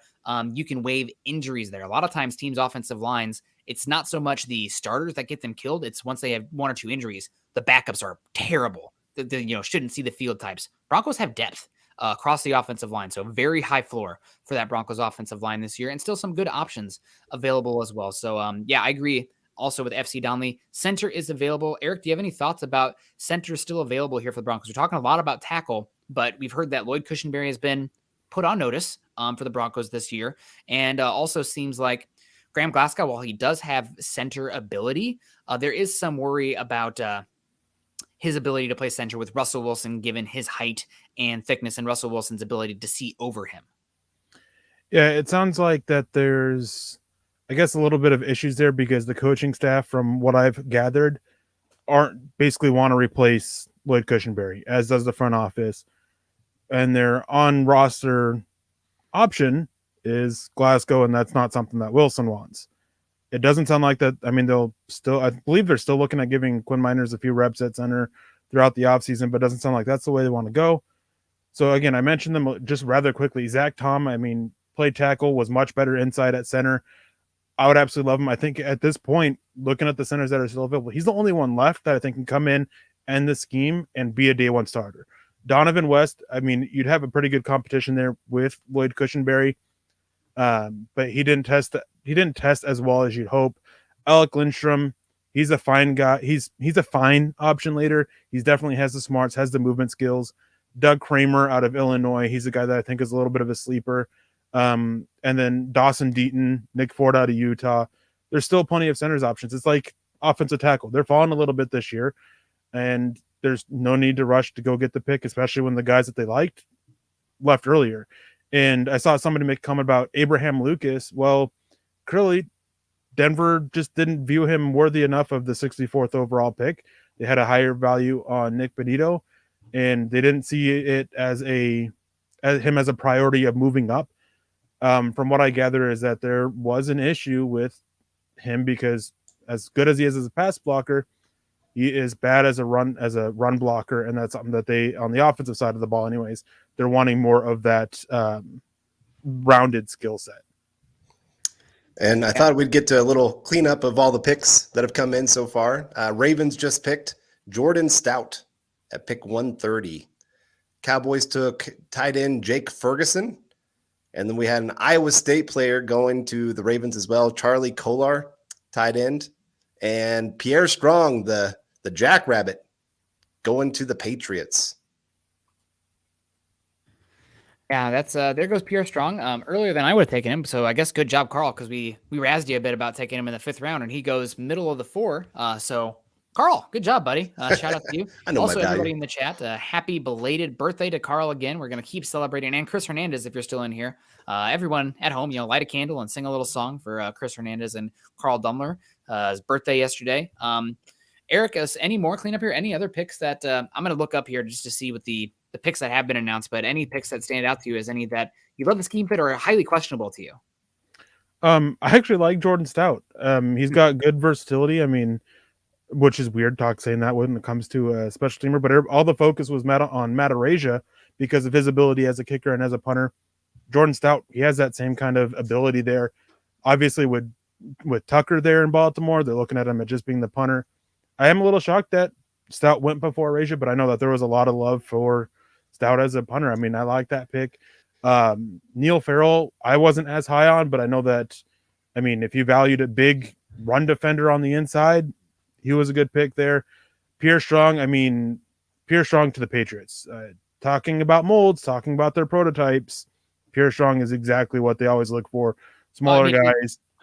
Exact opposite of what they took last year with Rondre Stevens, who is like 290 pounds for the running back position. So and thunder and lightning there. And everybody was shocked when they took Stevenson because it's so unlike what Bill Belichick has done historically at the position. So, I mean, it's good picks. I mean, at this point, you're really you're trying to find value. The 2 tight ends at this point, they're good value. Mm-hmm. So it's just a team. It's one reason why I like day 3 of the draft. It's the scouts day. This is where it's the guys that the scouts really are pounding the table for. And outside of Neil Farrell, and I'm going to hate on that pick partially because it's also the Raiders. I can see why scouts are pounding the table for it. I mean, outside of the special teams players as well, because those are coaches guys, but it's good. Yeah, no, absolutely. And yeah, let's just kind of wrap it up here. The picks after the Broncos have picked, they took Damari Mathis and Iwoma Uwuzurike from Iowa State. Michael Clemens comes off the board to the Jets at 117. Evans, cornerback from Missouri, very long cornerback from Missouri at 118 to the Vikings. Trading up for that. Baltimore Ravens then take Jalen Armour Davis, who had a lot of injury issues at Alabama, but flashed some ability there for the Ravens at 119. 120, the height, weight, speed freak, who is way more athlete than he is football player right now. Instincts and toughness questions for me on tape, but man, the length body type is crazy. Brandon Smith to the Panthers at 120. Jack Jones, older, had from, I think was he kicked off of USC? Played at USC, then ended up at Arizona State. A lot of issues. Yeah, a lot of issues. And that they carried over to Arizona State. I talked to a couple people. My old boss actually, at my day job, he has a family that works at Arizona State, and his son-in-law is a guy who trains with a lot of these athletes, getting them ready for the NFL or the NFL Combine and stuff like that. So reaching out through that, nothing but complaints about Jack Jones at Arizona State, at USC, guy that's hard to coach, that just does whatever he wants. Big time freelancer, and you can see it on tape too. I mean, he's not playing to the scheme. He's small. He's like 120 pounds wet. Doesn't have great length. Like, no, he was like, I think he was like 175 pounds at the combine. Yeah. But it's interesting, and we've seen Belichick take shots on guys with those kind of character concerns before. Yeah. And it often fails. Mm-hmm. If there's 2 things that we've seen that we can consistently question Bill Belichick on with what he does in the drafts, drafting early wide receivers, Tyquan Thornton, because they consistently miss there, and drafting guys with these character concerns because they just don't get along with Bill Belichick. I will say, and this is circling back to not getting along, but they did take J.C. Jackson in the 5th round a few years ago. He was kicked out of some school, maybe it was Florida, ended up at Maryland, and then obviously did pretty well there. But one of the reasons he's not with the Patriots anymore is there was a reported culture clash there, culture clash.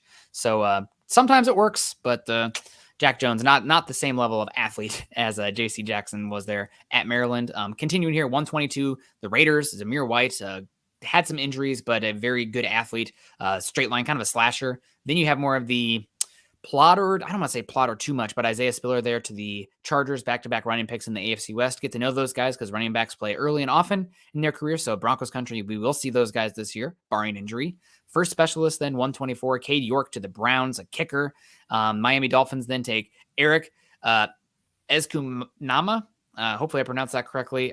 Texas Tech saw him there, a lot of air raid stuff. We'll see how he translates to the Miami Dolphins, 125. 126, the Raiders again. Neil Farrell, who good plug defensive tackle. Don't love the length, but I would say body type. Is this a crazy one for me? I don't think he's as explosive, but body type and the limitations as far as the length, maybe a DJ Jones light. Ideally, if it all works out for Neil Farrell, is that crazy for me to say there, Eric? No, I think that's a good comparison there with DJ Jones For Seaman, for Farrell. Yeah.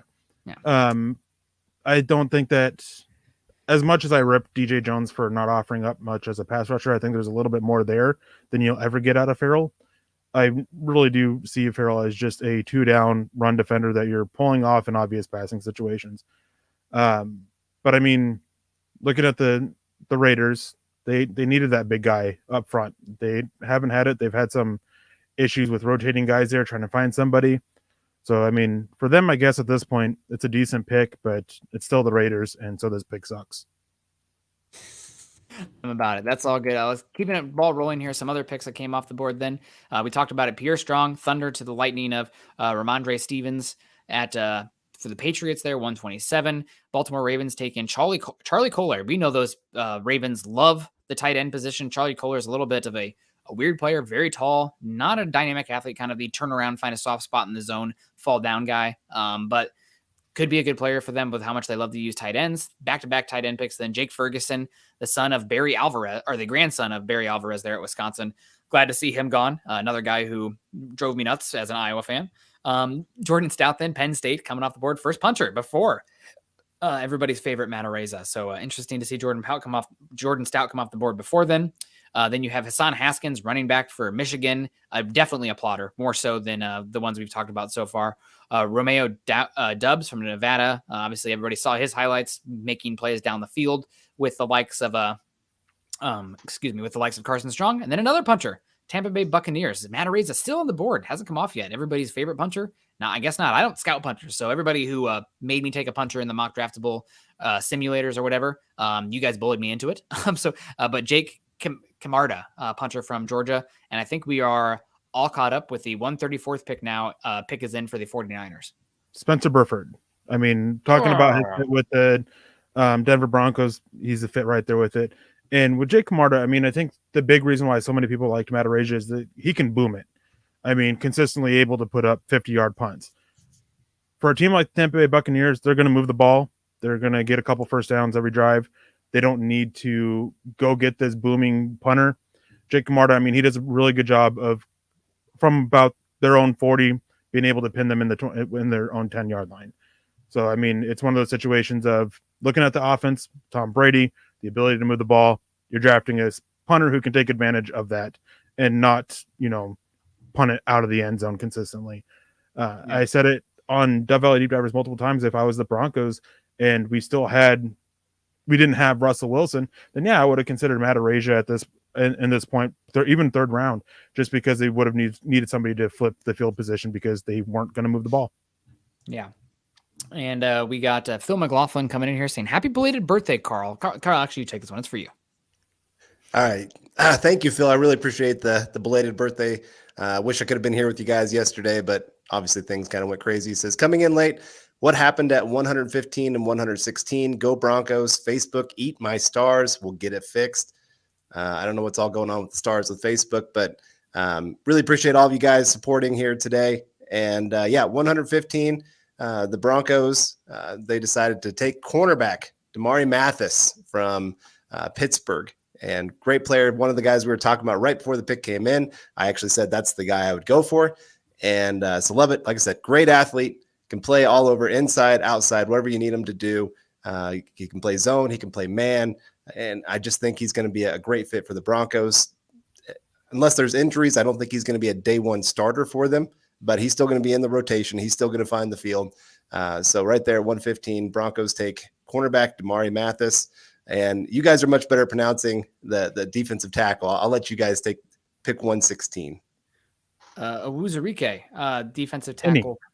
Excuse me? Any. There we go. His nickname. Awuzurike, defensive tackle from Iowa State.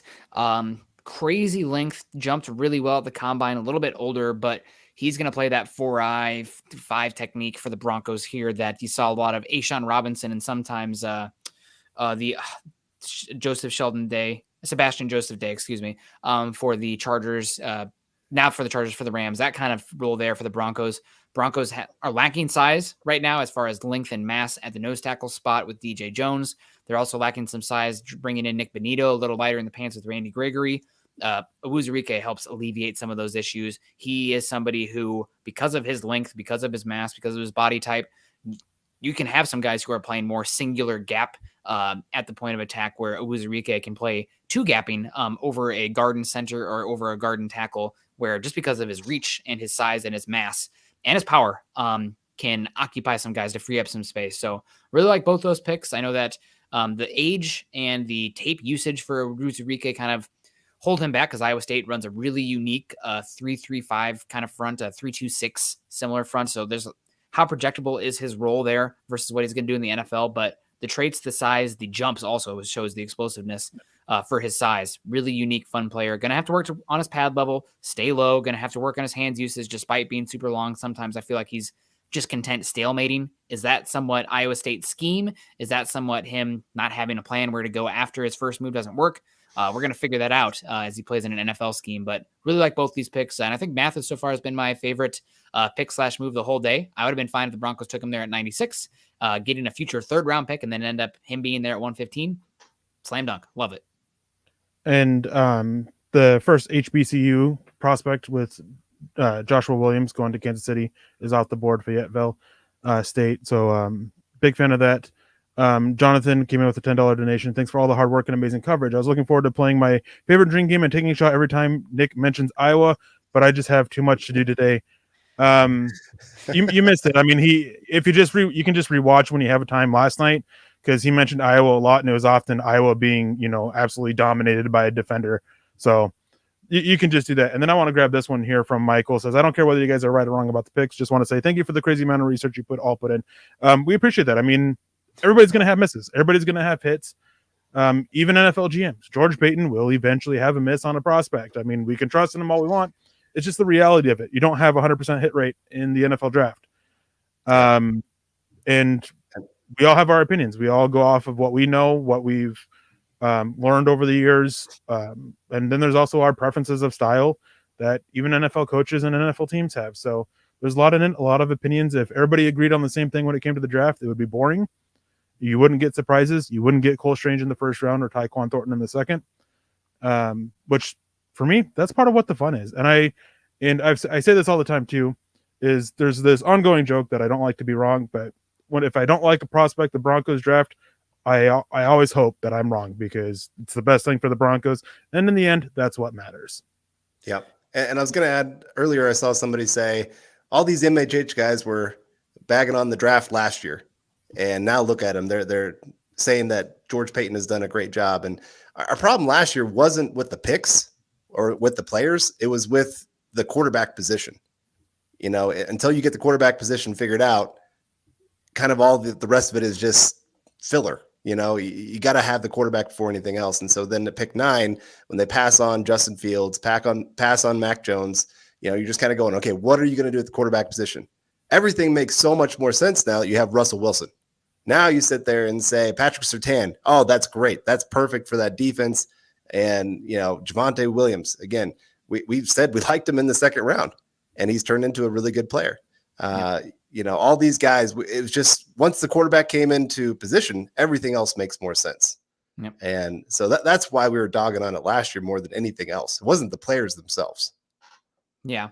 And also somewhat dogged, I did when it happened, I loved getting Javonte Williams there because he was the last one of the tier 1 running backs. But I probably would have rather had sat there at 40 and maybe seen who fell there instead of giving that 4th round pick, which, I mean, we just hyped up how much we love the Broncos picks of Damari Mathis and Wuzurike here. And that's the pick the Broncos gave up to go up and move up and get Javonte Williams, obviously. And we know now that Javonte Williams is a monster running back, but when you pick him, there's always that uncertainty. So I didn't love the proposition of trading up to go get a running back. But in hindsight, yes, it's maybe somewhat, you have to be damn sure of that evaluation to do that kind of move. And there's always a little bit of uncertainty. So that one, I was, the process of trading up for a running back, but it worked out. Love Javonte Williams. And I think we were really hyping up last year the Broncos rounds 3 and round 5 picks. Really loved those selections. I mean, I was like pounding my chest and flipping the computer when Baron Browning came off the board for the Broncos the last pick, day 2. And I was really excited about Quinn Miners. Had been hoping for Spencer Brown, the offensive tackle who went a few picks before. I think the Broncos were hoping for Spencer Brown too. It is what it is. And then really loved Caden Stearns and Jamar Johnson. So it's always a process, but thank God. And again, in hindsight, we can say this now. Thank God. After seeing Sauce Gardner go 4, Derek Stingley go 3, and those guys not as good at prospects as Patrick Surtain. Obviously, different draft last year, the quarterbacks compared to this year. But having Patrick Surtain now and then getting Russell Wilson, 100 out of 100. Good job, George Payton. It's the long game. We couldn't see the forest through the trees on that one. I can fully say that there because the quarterback position was not answered. And until it's answered, you're nothing. So you know who's not nothing, though? Ethan coming in with 10 euros saying, new drinking game that will get you loaded. Drink every time Nick says length about a prospect. It matters, boys. Sorry.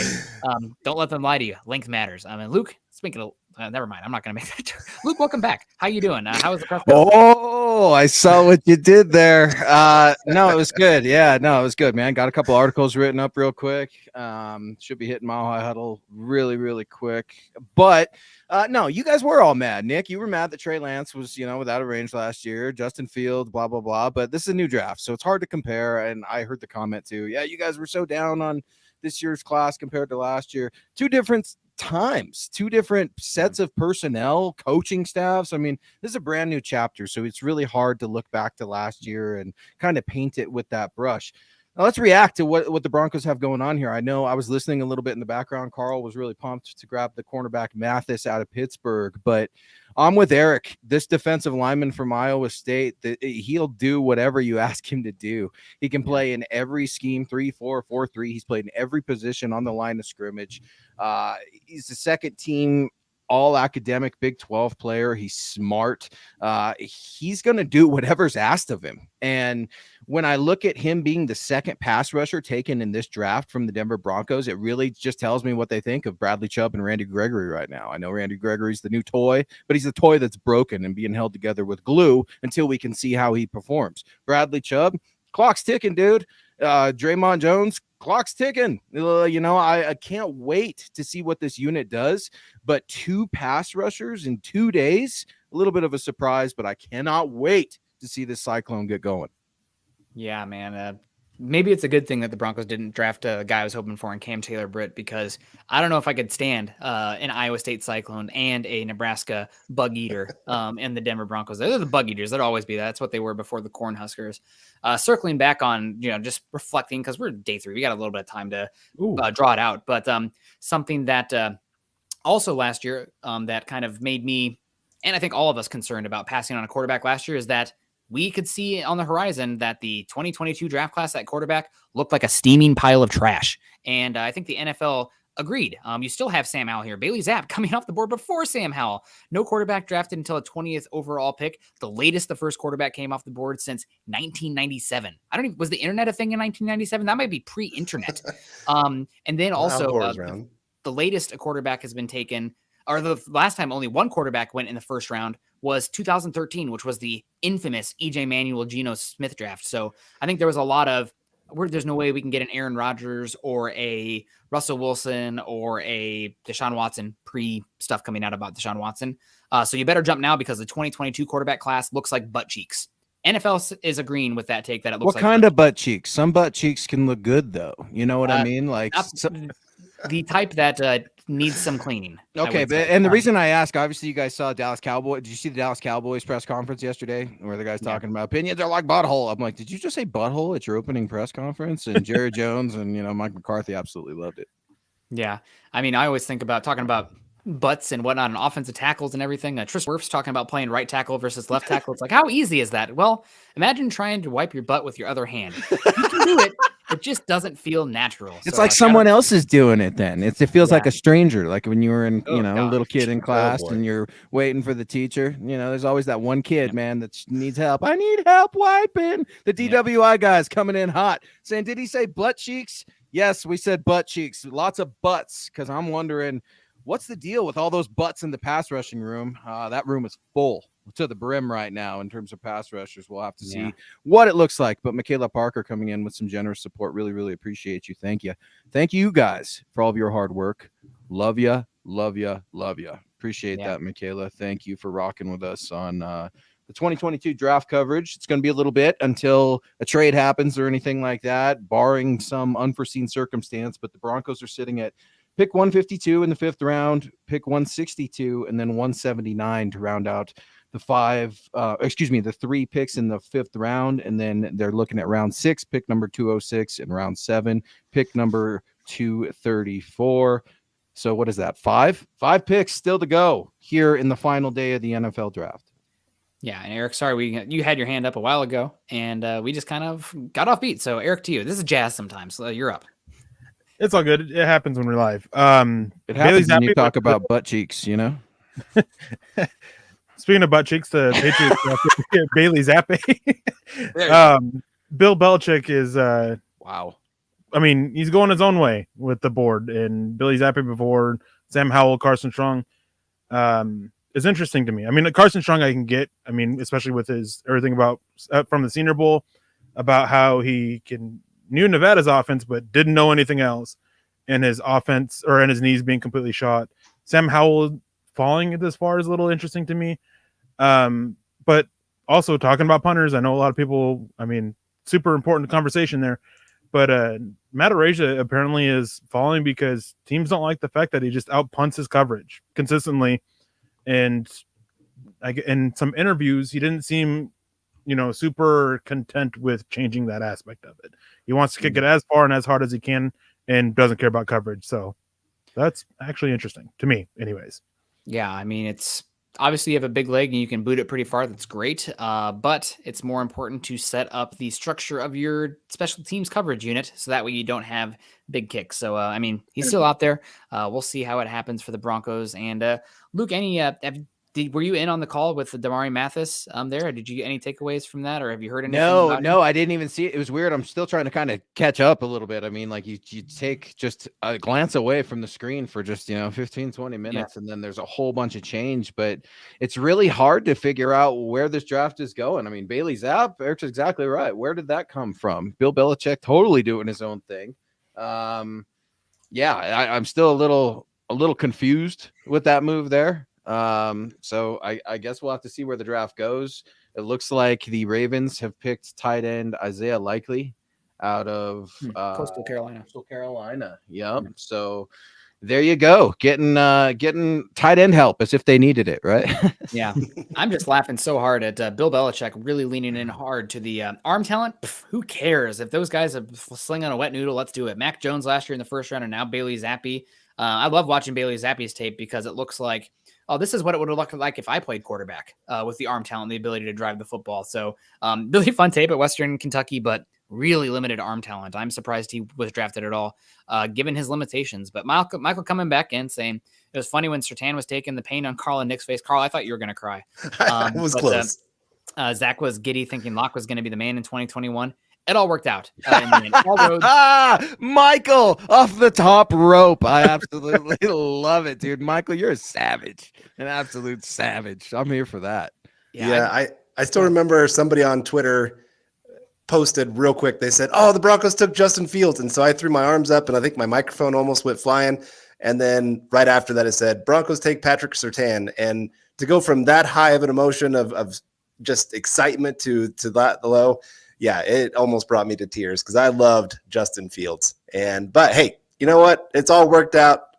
nothing but love for Patrick Surtain, and obviously now with Russell Wilson, who's Justin Fields who? That's where I'm at this point. Yes. Yes. I love it. No, it's the circumstance, right? We talked about that last year and how quickly things can change in just a year and an offseason. I mean, Vic Fangio out, Hackett in, Wilson in. I mean, holy hell, it's changed overnight. It feels like just this rapid recaffeination in Broncos country, if you will, of man, how are we so lucky to walk into a Pro Bowl and Super Bowl winning quarterback almost every time this situation calls for it. Yeah. And the other thing is, who could have predicted the massive change in the NFL landscape where quarterback movement now is becoming happening much more frequently? I mean, before, the big moves that were happening in the quarterback market were Peyton Manning could even throw the football again. Who knows? Teams paying monster money for Kirk Cousins. And if not, you had to draft the guy unless they were at the very tail end of their career and kind of falling off. So the thought process before that, for me at least, was if you don't draft the guy, good freaking luck. You're probably dealing with marginal quarterback play at best. And the game changed. Shout out to George Payton. Shout out. Nobody wants to hear this one either, but also shout out to John Elway a bit for the Broncos cap to be in a situation where they were not like the Atlanta Falcons with all its dead cap and all these teams in horrible contract situations. Broncos had a lot of flexibility and draft capital thanks to Elway setting the table a bit and that front office setting the table a bit for George Payton to come in and make those moves, be aggressive, reshape the roster quickly because of the volume of capital and space. So good job setting the table, and George Payton then hammering it home, bringing in not only a game changer looking like a future All-Pro in Patrick Surtain, Javonte Williams, game changer day one, good draft class year one, and then turn around and getting Russell Wilson. I mean, things change quickly, but this is why it's so fun to be here, because anything can happen, right? Anything is possible. That's why when we sit here and say, oh, Drew Lock might not end up being a very good quarterback based on what we've seen so far, you can't say that it's for sure not going to happen because the future's not written. It's for sure not going to happen.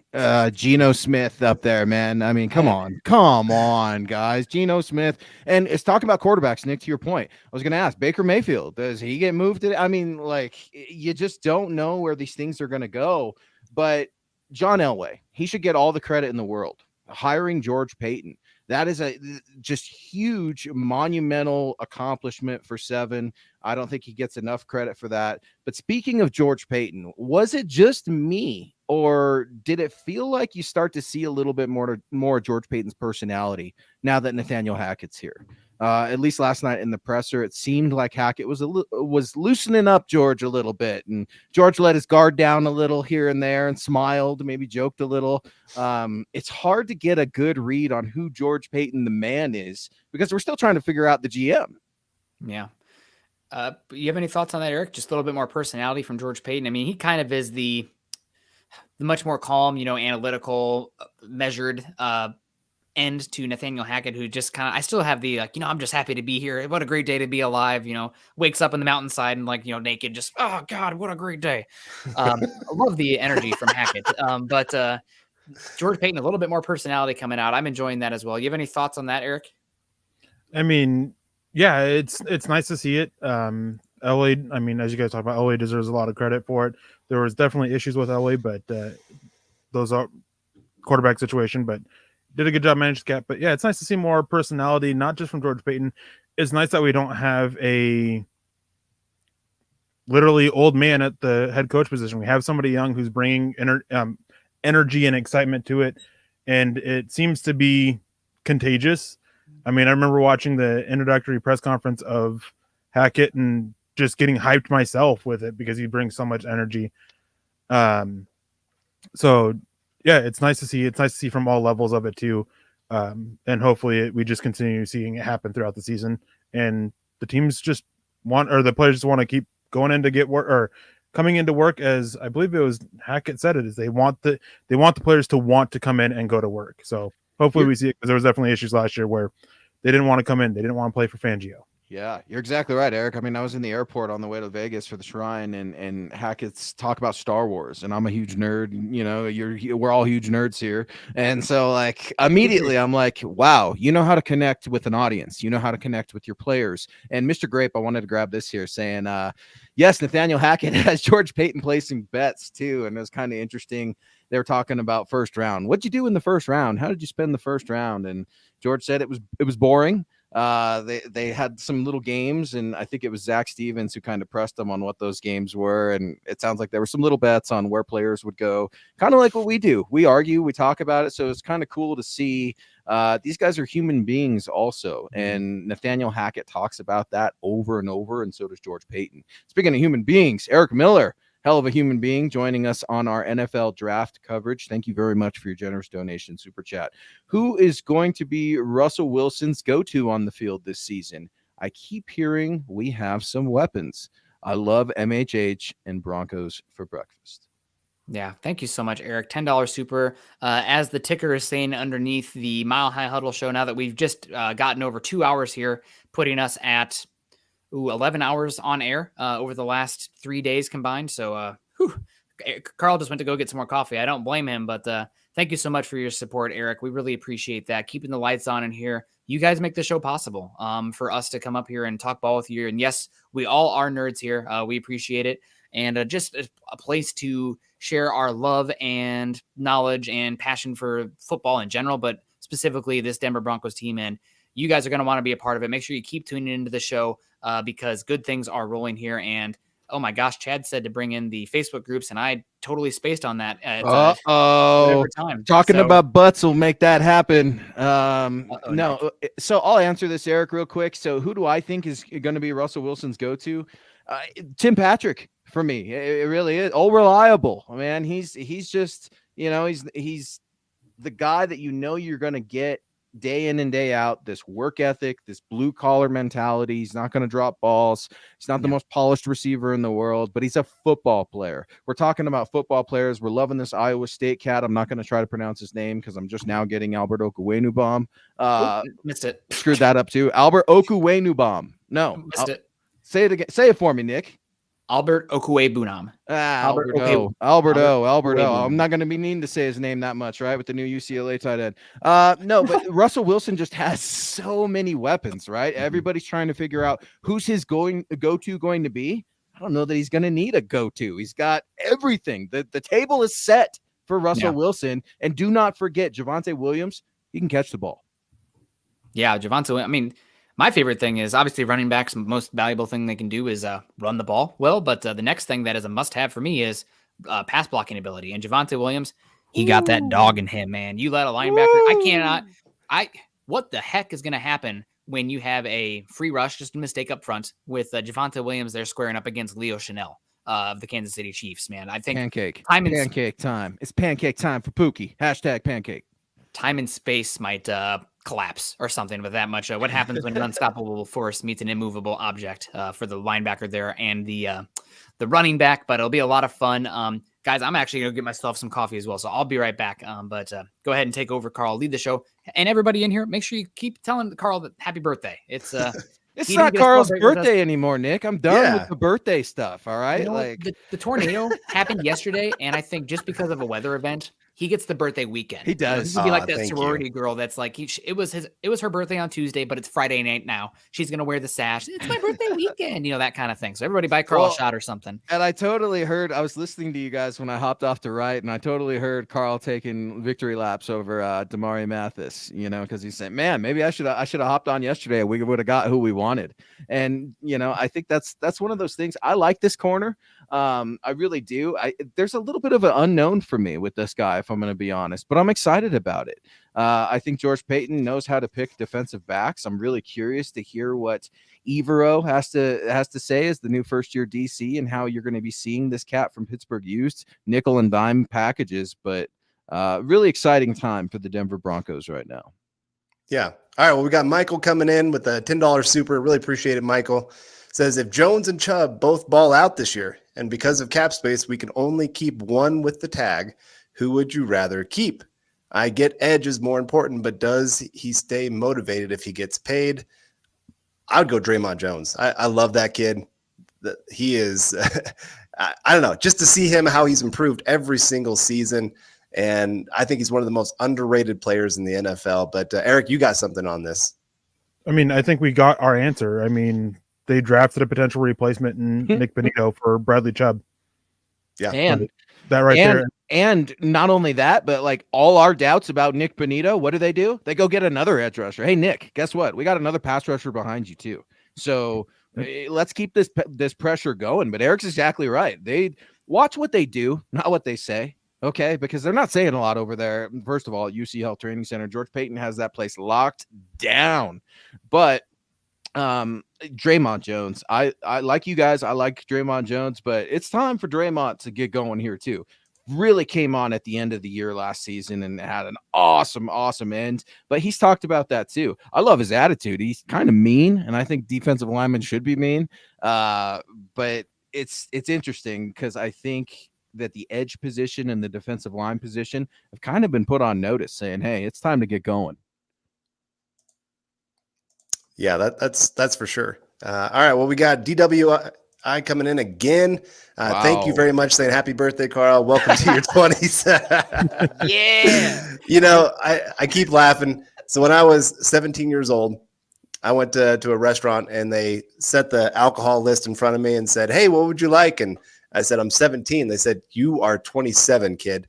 And when I turned 35, I'm still 27 years old. So for some reason, I cannot age from 27. Now most people are saying like in their 30s and 40s, and my youth kids say 50. I'm just guessing. I bet you could grow a really nice beard at 17, right? Because Yes. I know at least in high school for us, because we totally never did underage anything, right? But we would go to our friends, and it was the friends who could have like the best beard within 30 minutes of shaving that was usually making those runs, if you know what I mean. Yeah. No, I could definitely grow the giant beard. I know when I'm older, I'm going to be the Santa Claus. Yeah. Those little white hairs coming in. It's going to be a white beard when I get older. So I'm trying to enjoy the brown beard as I can right now. I sometimes pluck my little white hairs, and my wife, makes fun of me, and I don't care though. I don't care. I just pluck it. It's face for radio. You got to do what you can. But DWI guys, I really appreciate you. Just like Eric and Carl, Nick, everybody at Mile High Huddle, guys. This is the MHH Super Draft Edition live. Here we are in rounds 4 starting today, obviously, and then 5, 6, and 7 finishing up. You got the Denver Broncos coming up at pick number 152, followed by 162, 179, 206, and 234. So, corner, edge, tight end. Those have all been addressed. I was listening in. I heard Kathy talk about offensive tackle, guys. When are we going to get an offensive tackle? Let's kick it to Eric. Who do you like? Who's on your big board? Any potential prospects that the Broncos could be targeting at pick number 152? I mean, one guy that stands out that's still available, we saw Spencer Burford go, which was kind of a little bit of a bummer. Braxton Jones. I'm a big fan of him out of Southern Utah. He had a 3rd-round grade for me, and I would have considered him at 115 or 116. Huge fan of his. But I definitely think that the plan was if they didn't get a tackle early, if one of the guys that they wanted didn't fall to them or fall in range where they could move up and get him, that they're just going to look at a developmental guy later in the draft. And we're at that point. They've got 3 picks coming up. And I mean, besides Braxton Jones, you got Dare Rosenthal. There's some character stuff there. Had some issues at LSU before going over to Kentucky. Obene-Ease, similar story. Had some issues at Memphis before going over to TCU. I mean, dude has like 36.5-inch arms, and he uses his length extremely well. Vidarian Lowe out of Illinois. Ryan Vandermark is one of my favorite developmental tackle options. Reminds me quite a bit of Sebastian Vollmer coming out. Super tall, super athletic, good length, just has to really develop the technique. One concern I have, though, talking about developmental tackle options, is that we don't really know Butch Berry as the offensive line guy. We don't have much of an idea how well he can do developing these guys, so it's a bit of a risk.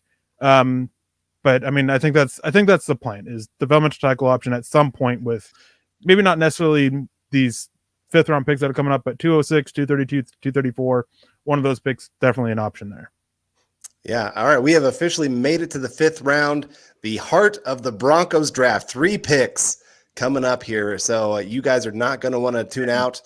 It's going to be a lot of fun as we see what the Broncos do here. But, I know you've kind of talked about the offensive tackle. We've already hit on the edge. We've got ourselves a cornerback.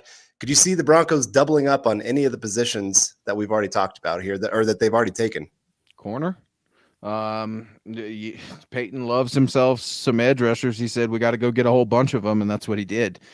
Starting in free agency with Randy Gregory, and now go ahead and getting two in the last 2 days. Excuse me. Corner, I would be interested. I'm with Eric though. Offensive tackle, I really like Braxton Jones. And just poking around on Twitter, correct me if I'm wrong, but I know Nick isn't really that high on Kellen Diesch out of Arizona State. Eric, I'm not sure you are either, if memory serves. I didn't mind Kellen Diesch, but I like him late, like really late. If a team wants to reach on him, I let him go ahead and do it. I really like Braxton Jones way more than I like Kellen Diesch, but that athletic frame is really impressive. I'm just not completely sold on the football player. I'm actually with you at this point. I'm fine with it. Okay. I pushed back a lot because I was getting a lot of mock drafts and everything of him round 3. No, his arm length scares me a little bit too much for that. But he's an athlete. I mean, he fits with the scheme. Has to get stronger. So I mean, it's at this point we're willing to take a risk. Braxton Jones, I'd go that way first. But Kellen Diesch, if he's the guy that's there, I wouldn't mind it. I like him. I think there's some tools to work with. There's another deep pull. I like Hayden Howerton out of SMU, maybe a 6th, 7th, or undrafted guy, depending on how people view him. But again, they're stacked at guard, right? They're loaded. These rooms are so deep, Carl. But offensive tackle continues to be the question in Broncos country. You got Billy Turner, one of Broncos country's favorites, coming back after getting a massive payday with the Green Bay Packers and spending some time up there playing with Ron. But just a 1-year deal here in Denver. So it makes Broncos country really wonder if the right tackle position's been figured out long term. Yeah, unfortunately, the Broncos just have not been able to find that answer since really Orlando Franklin was the last guy that was the long-term answer. Yeah. And even there, the Broncos are like, well, we don't even like him at right tackle. We'll move him inside.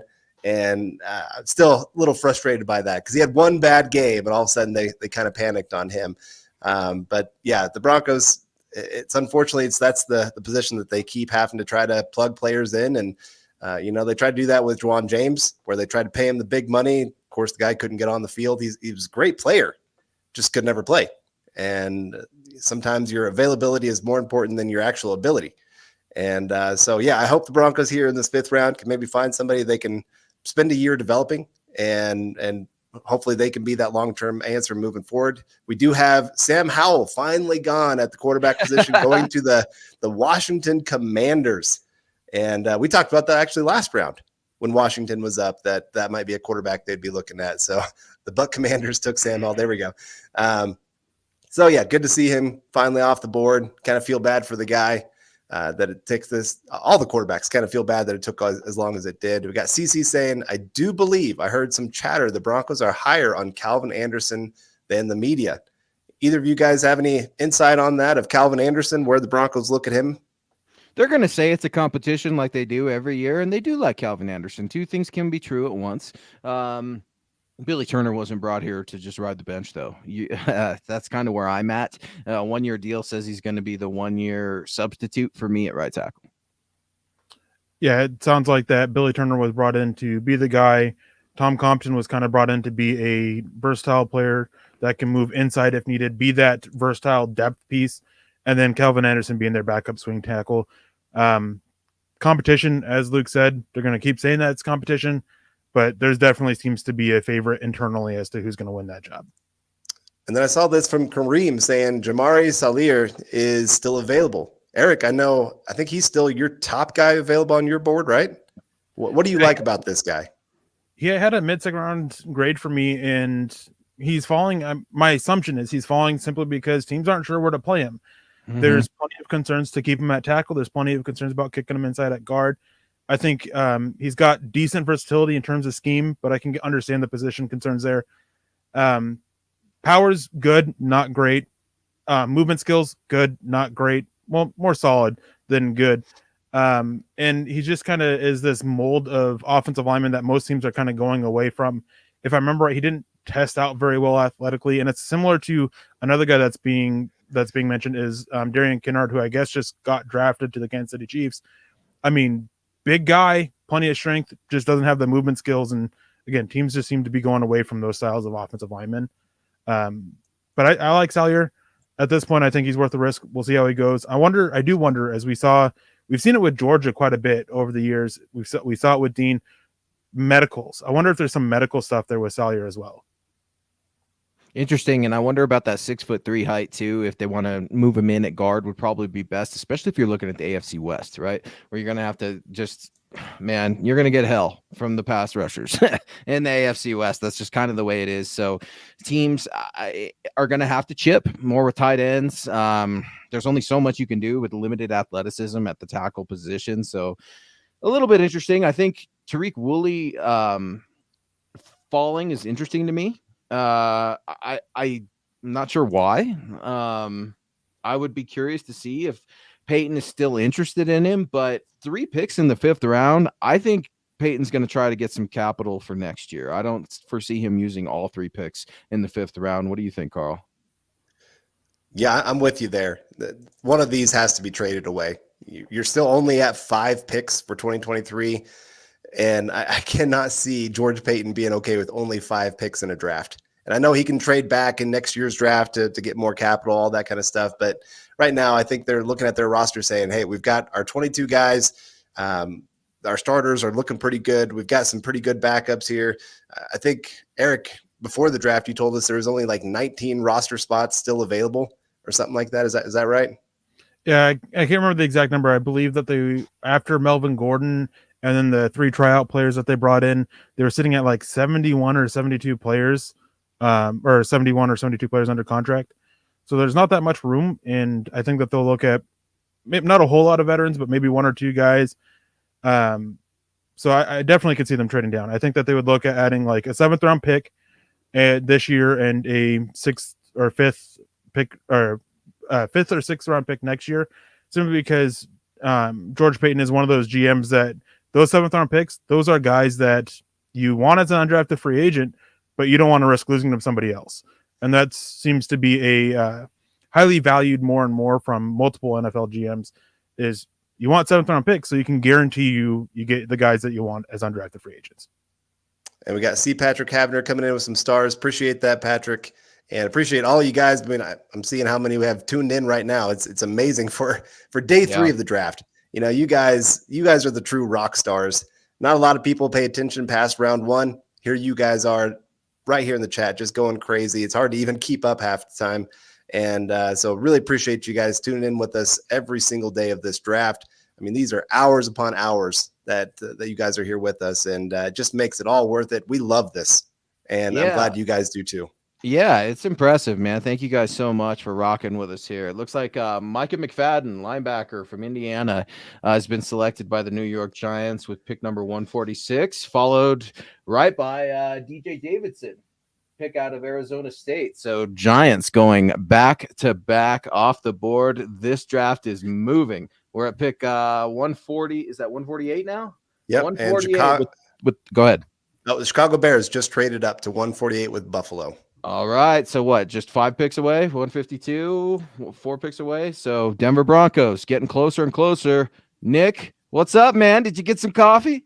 I did get some coffee. Also talked to Chad for a little bit. He says hi. He's driving right now, and he says we're doing a good job, but careful with the butt cheek talk. So make sure you guys are. No, I was talking to Sam Howell, right? No, I'm just kidding. No, good. I really liked actually the fit with the Commanders there, and I want to sit back here and give these NFL teams a little bit of credit, because obviously there's a little bit of panickiness with the quarterback market in general, wanting to get that guy. But I think it was Nate Tice who mentioned that there's never been more competent quarterback plays in the NFL right now. And that's what a lot of these quarterbacks in this year's class projected as. Maybe not superstars, didn't have superhero traits, but potentially being competent. I mean, Jimmy Garoppolo could be had for next to nothing right now. Baker Mayfield, you have Marcus Mariota paid for literally almost next to nothing with the Falcons. So these teams not getting overexcited and going after these quarterbacks, letting them fall. A little bit of a bummer there, round 2, because if a few of them would have gone off the board for the Broncos, maybe you have Drake Jackson or Cam Taylor Britt fall to Denver. Who knows? Either way, let's see what Nick Bonito can do. I should be excited about that. But quarterbacks in general, finally, Sam Howell off the board. Doesn't even another one get drafted? That's the question now after all the guys that have been at the Senior Bowl, plus Matt Corral have been selected. Timbo coming in with a Awesome comment and kind of echoing what Eric and I have been talking about, but I don't think you're going to have to trade up. Timbo's wondering if it's worth trading up to get Braxton Jones.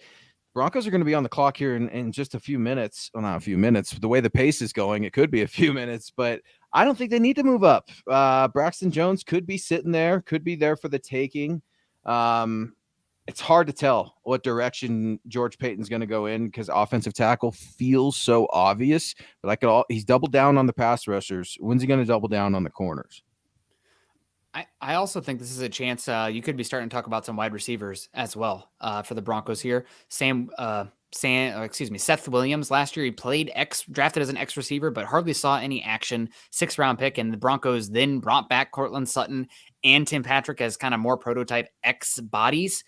So Seth Williams maybe has a hard time making the roster this season because it looked like more of a pick to give yourself insurance there with the X receiver. Also, Tyree Cleveland, former 7th round pick. Neither of those guys at all, point blank, period. Lesson here, should not keep you from taking a wide receiver here if you like one. We've seen how those guys are flying off the board. If you can find one here that ends up being a solid wide receiver 4 for you down the stretch, that's huge value considering how wide receivers are flying off the board. So I wouldn't sleep on a wide receiver as well. Also, we're still looking for that dreaded potential returner, which we haven't seen yet. Velus Jones and Marcus Jones, probably the best 2 returners here. Any wide receivers, Eric, that maybe could double as return guys that would be worth it in the value here, or just wide receivers in general?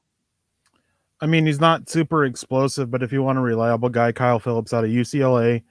I'm trying to remember. There's a guy out of either Texas Tech or Texas A&M, like Kalen Greiger or something like that. Explosive punt returner. I think that if you're looking at somebody who can offer up a little bit more on offense, I think that your better option would be looking at a running back that can double as a returner. Mm-hmm. A lot of these guys at this point at receiver, a lot of them just don't have that experience. So unless they feel like they can develop it. I wonder about Kevin Austin Jr. from Notre Dame a little bit in the latter rounds. I wonder about him. I do, because Nick, something you talk about a lot, and it should be talked about more, is the rookie contract, the value of the rookie contract. And Peyton landed a gem, right, in extending Patrick and Sutton and then reworking the money a little bit, and they're going to have to pay Russ. Well, Jerry Jeudy's going to need to get paid one day after he balls out of control with Russell Wilson. Then what are you looking at? So you've got to have these conversations now. By drafting a receiver in the late round, it's really not that bad of a risk when you think about it. And it's okay to move on from a Tyree Cleveland or a Seth Williams of the world. There's no need to wait. You didn't make too much of an investment to get these guys. Yeah, no, absolutely. Carl, what are you thinking here? Also, another name I want to throw out here. Broncos had some interest in center as well. And Eric and I, when I joined on a Dub Valley Deep Divers episode, we kind of did the value prospects later on in the draft that you could get. And the name that I tossed out was Donovan West, center prospect from Arizona State, one of the youngest centers in the entire class. Good movement skills. I think, I don't think he's ever going to be a great center in the NFL, but I think he can be a better scheme fit than Lloyd Cushenberry and kind of offer similar in terms of, okay, not a plus player there, but on a rookie contract for that center position, you're going to have to find some areas on this roster after you pay Russell Wilson where you are getting bargains on contracts, and the interior offensive line with somebody like Donovan West might make some sense here. But Carl, anybody sticking out for you, buddy? Well, for the actual pick, we've talked about Braxton Jones. Makes a ton of sense here for the Broncos. I think a few other names, Tariq Woolen, I really would not mind doubling up on that cornerback position. Rasheed Walker is another name out there for the tackle position. Talk about that one. Good call. How about safety? How about Anderson, the kid? Toledo. Right? Yeah. I was going to say, how about safety? I know I was thinking about Nick. I'm like, man, they knocking Nick's board off last night, right? Just one by one, crossing off his loves. And then I'm thinking, man, don't forget, safety's a position of need, especially with K-Jack coming back on that 1-year deal. Obviously, we're excited about Caden Stearns, but he's got to take a big jump. And you need more safeties too. These guys are somewhat interchangeable at times, depending on their level of comfortability in the scheme. And I'm excited to see what that scheme looks like this summer. But the safety position needs to be addressed eventually as well. Is Tyson Anderson still available? Mm-hmm. That's pretty shocking to me. I know that he got a little bit lost in space out there at Toledo, but 33-inch arm lengths. I mean, that's arm length threshold that would be good at size. offensive tackle. And he ran a 4.36 40. I think he could come in and be a great special teams player day one. And I think he also projects pretty well in a dime backer role as a box safety. Obviously, it's a projection there. Closer to the line of scrimmage, the quicker you have to process things and the more you have to be able to take on blockers. But that's kind of a Javion Kearse body type who was awesome for the Cowboys last year in the slot. So that's a name to keep an eye on as well. And again, keep talking about it this late in the draft. If you can get some ability as a special teams plus player, that's something George Paton's discussed in pre-draft press conference. It's something that all these teams talk about this late. You need to be able to have some impact on special teams, especially early on. So I'm surprised Tycene Anderson is still available given his athletic profile and versatility. He was used in the box early in his career in college, and then they kind of went away from that. So he could be a downhill safety. I mean, so maybe you're looking at like another Kareem Jackson-esque player in the wings kind of waiting, but you got to develop. Timbo coming in saying, Braxton Jones, we got that one earlier. Appreciate you, Timbo. The Broncos are close. All right, fellas, where we at here? I'm trying to pull up my ticker. We're 3 picks. All got right. Bears, Falcons, and then Broncos. Oh, Texans just traded up. They'll probably take Tycene Anderson. Nicole Turner goes to the Commanders as well, Chicago, Atlanta. I might be a little bit behind or ahead of you guys, but DJ Davidson coming off the board there, Micah McFadden as well. Darian Kennard. Oh, man. Dane Brugler is an absolute phenom and probably, I got to say, like the single best person in the entire draft media right now as far as the work he does. His beast is, God, it's like 800 pages of draft profiles for like 800 players. It's unbelievable. But I messaged Dane and gave him a little bit of a hard time because he had a mock draft with Darian Kennard going to the Broncos at pick 64 in a mock draft. And I'm like, what are we doing here, Dane? I mean, I know, again, incredible football mind, great in the draft, maybe not as up to date on the specifics of the Broncos specifically. Would have been a horrific scheme fit for the Broncos. Good here. And Eric, looks like you're chomping at the bit here. No, I just want to say, Dane Brugler, absolutely love the work that he does. Mm-hmm. Was one of the most accurate guys this year. His big board, 29 of his top 33 players went in the first round. That's only amazing. one player didn't go in. One player in his top 50, or only one player outside of his top 50. Absolutely insane. He does tremendous work. I mean, worth the follow, and his beast is always amazing. And the Texans just took Thomas Booker. Oh, Sanford. Interesting player here. A little bit of a tweener, but asked to play a lot of different roles on that Stanford defense, considered to be one of the smartest players in the draft as well. I think there talks about him. I might be a rocket scientist or something like that for Stanford, or that's what his training was. And not the greatest body type for versatility, but usage is there. Probably going to be more of a, I think it's very similar to DeMarcus Walker, honestly, who the Texans signed from the Broncos there to kind of be a smaller interior defensive lineman that can do some single gap stuff in sub packages. So Thomas Booker off the board, going after a character guy with some versatility there. I don't hate the pick. Don't love it for the Broncos for their specific scheme, but good to see a guy like that get picked. Our guy, Chris Hernandez, coming in here with some love. Appreciate you, Chris. Chris recently had a birthday, too. So happy belated birthday to Chris. Appreciate everything you guys have been doing the last few days. We appreciate you, Chris, and everybody else in the live stream that has been rocking with us. It's humbling, man. It really is. We put so much work and so much love and so much effort into this NFL draft, and you guys are what makes it special. The show is what makes it special. We couldn't do any of this without you, Broncos country. So let's continue to ride. Yeah, absolutely. So the Broncos are just a few picks away now, guys. With the Falcons are on the clock and the Texans pick is in. Final call here. Let's go with Eric for a senior draft analyst at MHH. Put your money where your mouth is. Where are we going? I mean, I would go Braxton Jones. If they want to upgrade center, I wouldn't be surprised if they look at Jason Poe. I think this is a good range for him with his tape against Alabama. And part of me wants them to draft Jason Poe just so we could potentially get a Poe Dameron comment from Nathaniel Hackett. What about you, Luke? How are you feeling here? Yeah, no, I'm still, call me a prisoner of the moment. Say I'm living in the past. Tariq Woolen. I said it at the last pick. He's fallen. He's a big physical corner. Right now, I'm just trying to read the tea leaves of what George Paton said he wanted. He said he wanted pass rushers. He got pass rushers. He's always talking about corners being a premium. Well, I think he's going to get another corner. I don't know if it's going to be Woolen, but I really like this cat's size. Big physical corners that can also be athletic and cover are very hard to find. So that's what just has me absolutely sold on this kid. And Carl, Broncos are on the clock, by the way. Falcons just took BYU running back Tyler Algier. Oh, love Tyler Algier. Good pick for them. Carl, real quick here. Who are you thinking? Okay. Broncos. I gotta respect my power here of last so I'll go Braxton Jones because I really want him, and I think he just makes so much sense for the Broncos. I'd be good with Braxton Jones. I think Eric would be too.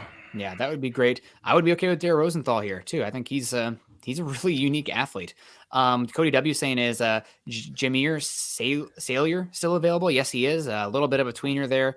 Did a lot for Georgia there. Maybe some team would really value the versatility, but I don't see him ever being a starter at the next level. So we'll see there. And also Gary Leeds Palmer coming in. Thanks guys for being with us, being there for us as fans. Thank you guys for being there for us as a community. I mean, we're part of you. We're just up here talking, but you guys are the stars here. So we really appreciate you.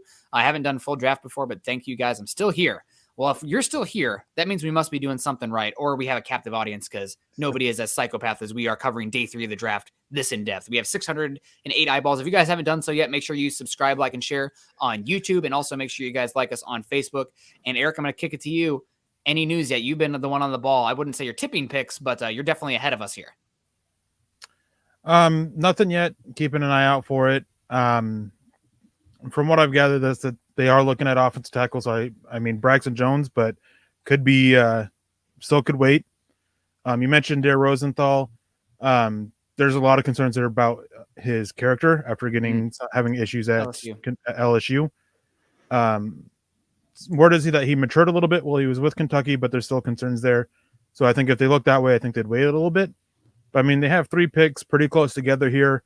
If they're trading down, I don't expect it to be here. So still looking at offensive tackle, interior offensive line, and safety is an option as well. And pick is in, and another big physical corner. I mean, Zion McCollum's still there from Sam Houston State, right? 6'2", 199. You got to love the athleticism. I think some people have had him top 120 or so. Man, I'm nervous. I get so nervous when this happens, man. Yeah, everybody bated breath waiting for it to be announced. I'm sitting here scrolling as fast as possible. I'm going to let you guys do the announcing here. So I'll watch it and kind of steer until the pick is announced. Wouldn't be upset still at another nose tackle type here if they wanted to go with like an Otito Ogbonnier. Talked about wide receiver here. Offensive line, this is an area where you get a developmental guy that might make some sense. And Carl, kick it to you. What's up? Another Oklahoma player, Delaren Turner-Yell. Interesting. Somebody that I am going to be honest, I do not have much familiarity with. So, Eric, I'm going to kick it to you. I don't have anything to say on this one. Obviously, the Broncos had some information; they liked him, but somebody that I did not watch. I mean, I'm not a big fan of his tape. He ended up with the middle of the 6th round grade for me. He's fine. Going to help on special teams. I think at that point, that's what they're looking for. I'm not betting on him to go and replace Kareem Jackson. So I think that this kind of confirms that Damari Mathis are going to keep him as a corner, either boundary or nickel. But not a super big fan. But I mean, improve that special teams. That seems to be the goal here with this one. Yeah, looking at his body type right now, teeny tiny for the safety position at sub 200. 5'10", but did have a 4.47 40, and probably going to be a special teams player. Obviously, you're getting another Oklahoma guy, so the Broncos are valuing that Alex Grinch weird defense, 3-3-5 with a lot of slanting in that front 7. Hard to evaluate those guys, in my opinion, but Broncos must be leaning into something there that they like. And Tariq Woolen goes to Seattle just after. Well, on paper, Tariq Woolen would have been better, but we'll see how it plays out. He's obviously falling here to the 5th round for a reason, and a 6'4" corners. There's also another reason that there aren't many cornerbacks for that type. It's hard to turn when you're that tall and away from the ground. So, Luke, any thoughts here about Delaren Turner-Yell? He took out. Oh, okay, never mind.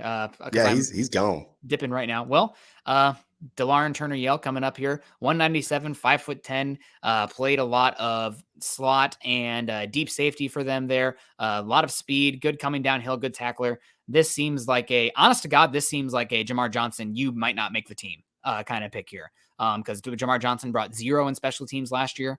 And that is a concern for the Broncos. So you're probably going to see more of that from the Sooners defense, or from the Broncos defense here, drafting the Sooner safety. Eric, you there? Nope. He's There he is. He's muted. Yep. Okay. Well, any thoughts there? And then seeing Tariq Woolen go off the board right afterwards. They're talking about Turner Yell right now. Carl, did you watch much Turner Yell this season? Obviously, tested pretty darn well. He also apparently was a very good track athlete as well in high school. He's ran the 100 meters, 200 meters, and long jump, and it was a 3-star recruit. It was also recruited by Matt Rule at Baylor, talking about that track background for him. But a little bit surprising here to see such a small, more of a deep or slot safety here. Just very, very niche. Kind of confused. Yeah, I think, again, you're kind of adding to that we talked about earlier of the Broncos needing that slot safety to be upgraded a little bit more. And this gives them a little more competition. A guy with some great speed, great fluid hips, still has a lot of work to do. He was banged up a lot in college, from what I understand. If I remember right, he's got a pretty big injury history. So I don't think he even completed an entire season. So I'm a little worried about that, obviously. But here in the 5th round, if you're trying to find some athletes that can get down there for special teams, could maybe turn into something for you moving forward on the defense, it makes a little sense there. But yeah, this one's a little bit of a head scratcher for me. It's another defensive back for a team that's going to be using 5-6 defensive backs consistently. I mean, I would expect at least 5 defensive backs at least 85% of the time for this upcoming season. So makes sense. Add additional depth. I mean, Kareem Jackson, he's been banged up a little bit. So improving the depth there, somebody to compete with Jamar Johnson, who is limited. I mean, he's not really the mold that we've seen the Rams use over the years that Evero has been with them. So it can make sense that they're looking to move on. It's something that I know I talked with a couple followers of MHH on Twitter about. Jamar Johnson, I mean, very good chance he's on his way out. As Nick mentioned earlier, doesn't offer up anything on special teams. He's not physical enough. He's not physical against the run. It's why he fell so far. As good as he is in coverage, he doesn't offer up that other aspect of it that you look for. Turner Yell at least has a little bit more well-rounded game. Does offer up special teams ability. He's not afraid to be physical, and he fits a smaller mold. I mean, looking at the Rams under Evero, they've used these smaller guys quite often from the safety position. Troy Hill was one, and then there was a Terrell Burgess is another smaller safety, drop down and play the slot, who I could definitely see in this mold here. So let's get to the comments here, see if there's any super chats, because we've been obviously talking about this here. Doesn't look like there are any. If you guys see any that you want to pull up, then it will be fine. But yeah, I'm a little bit surprised to see Turner Yell go this high. Michaela's not as happy with the pick. Michaela, if I could reach out and give you a hug right now, it's okay. The Broncos are going to be okay, and it's a 5th round pick. If we want to get upset about mid-late day 3 picks, just keep thinking that the Broncos landed Russell Wilson. Turns out to be a little bit better there. And we have the question coming from Michael coming in here saying maybe he can return punts. I don't see that dynamic ability in space. I think you could see him playing on special teams, one of the core 4 on special teams, but ball in his hands doesn't make sense. He's much more of a, like Eric said, smaller body, good athlete, slot / playing too high versatility coming downhill. At Oklahoma, I didn't see much man match ability with him, so that's kind of a concern there. But you added another depth piece to the secondary that can bring some special teams and raise the floor of the team and that unit without a doubt. You need depth there. It makes sense. There are other guys in the draft specifically at safety that I would have valued here more, specifically Tycene Anderson. But Tycene Anderson is more of the box range linebacker than you have here, which is more of the slot deep safety type with the Broncos' recent draft selection. Yeah, and something to add to this, he played in 40 games in college, had 10 interceptions. So 1 in every 4 games from that slot safety position. So, he does get turnovers for you. And so it's something the Broncos the last few years have not been able to do. And so in that sense, if he can get some turnovers for the Broncos, just being a part-time starter or a part-time player, I'll take a little bit of that. Yeah, and has been, you mentioned he missed a lot of games, but has been playing a lot of snaps in a lot of games since 2013. Started 13 games in 2019, started 8 in 2020, and started all 10 in 2021. So he has had some injuries, a hamstring injury in October 2021, a broken collarbone in 2019, and missed the college football playoff game against LSU, and LSU just spanked Oklahoma that season. But interesting player here. I'm glad that the Broncos are targeting safety, but somebody that was very much not on my radar for the Broncos here. Also going to be a little bit older, going to turn 23 years old this season. So there is the ability or the questions about, is he closer to his ceiling already than many other picks could be. So again, probably more of a back end of the guy, going to maybe push Jamar Johnson off the roster and maybe slide into that third safety mold after the Broncos move on from Kareem Jackson. I think that's the most realistic, ideal path for DeLaren Turner-Yell. Yeah. And one of the coolest named players just got drafted, Snoop Connor. Snoop Connor. Going to the Jags. Cowboys also took offensive tackle Matt Waletzko. Oh, there goes Waletzko.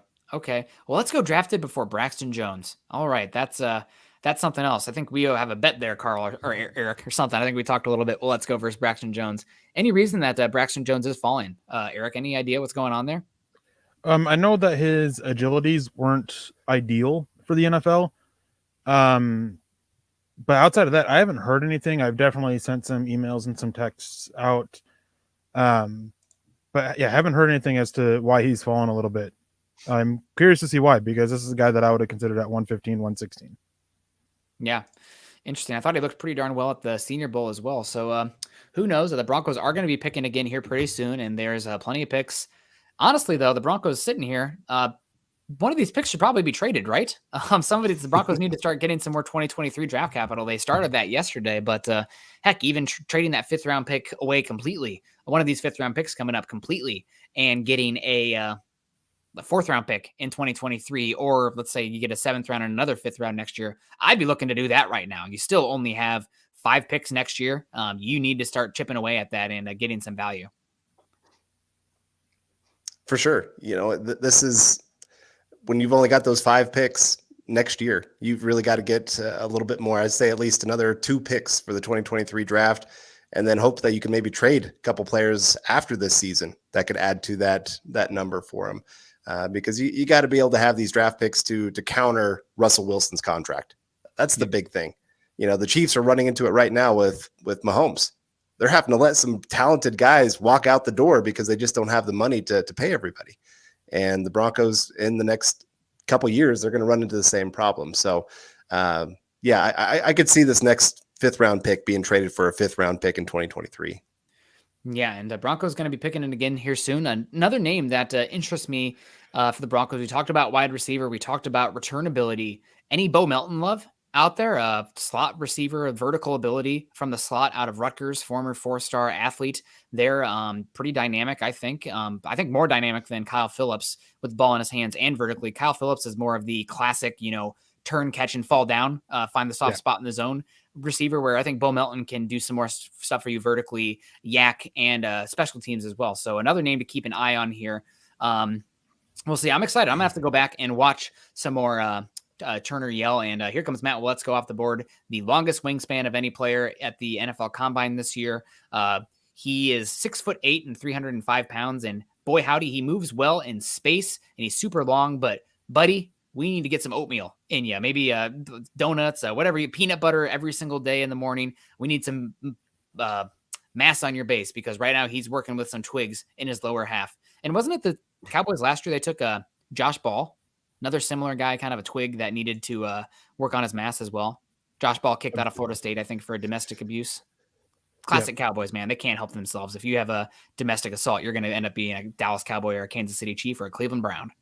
The more issues you have, the higher up the board you are for them. Yeah, God.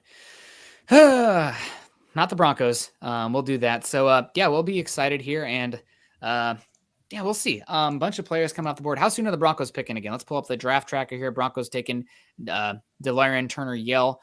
Broncos pick again at 162. The pick is in for the Cleveland Browns, and so Jerome Ford. They selected Jerome Ford, the running back out of Cincinnati. So we're on the clock at 157. So just a few more picks, 5 more teams before the Broncos are on the clock. Okay. All right. Well, this is exciting here. Curious to see what happens. I need to do more digging in on DeLaren Turner-Yell. I do love the versatility. And also one thing that, despite his size, I know that sticks out for me with DeLaren Turner-Yell is the tackling ability. And if you are going to be playing in this scheme and you're going to be playing in space, you're going to have to be able to run the alley, come from depth and tackle in the open field. So I don't mind that pick at all. Yeah, that's for sure. Like you said, even though he is smaller, his ability to be physical, to not be afraid of coming downhill, will be big for the Broncos and will help him find the field for sure. But I love this comment from KB82 saying, according to ESPN, Denver Broncos' Damari Mathis has the third lowest completion percentage allowed by primary defender in coverage since 2019, only trailing Sauce Gardner and Derek Stingley. So there you go, everyone. If we want the good news, Damari Mathis being the Broncos pick there in the fourth round, great player for the Broncos, going to be a great coverage player. And there we go.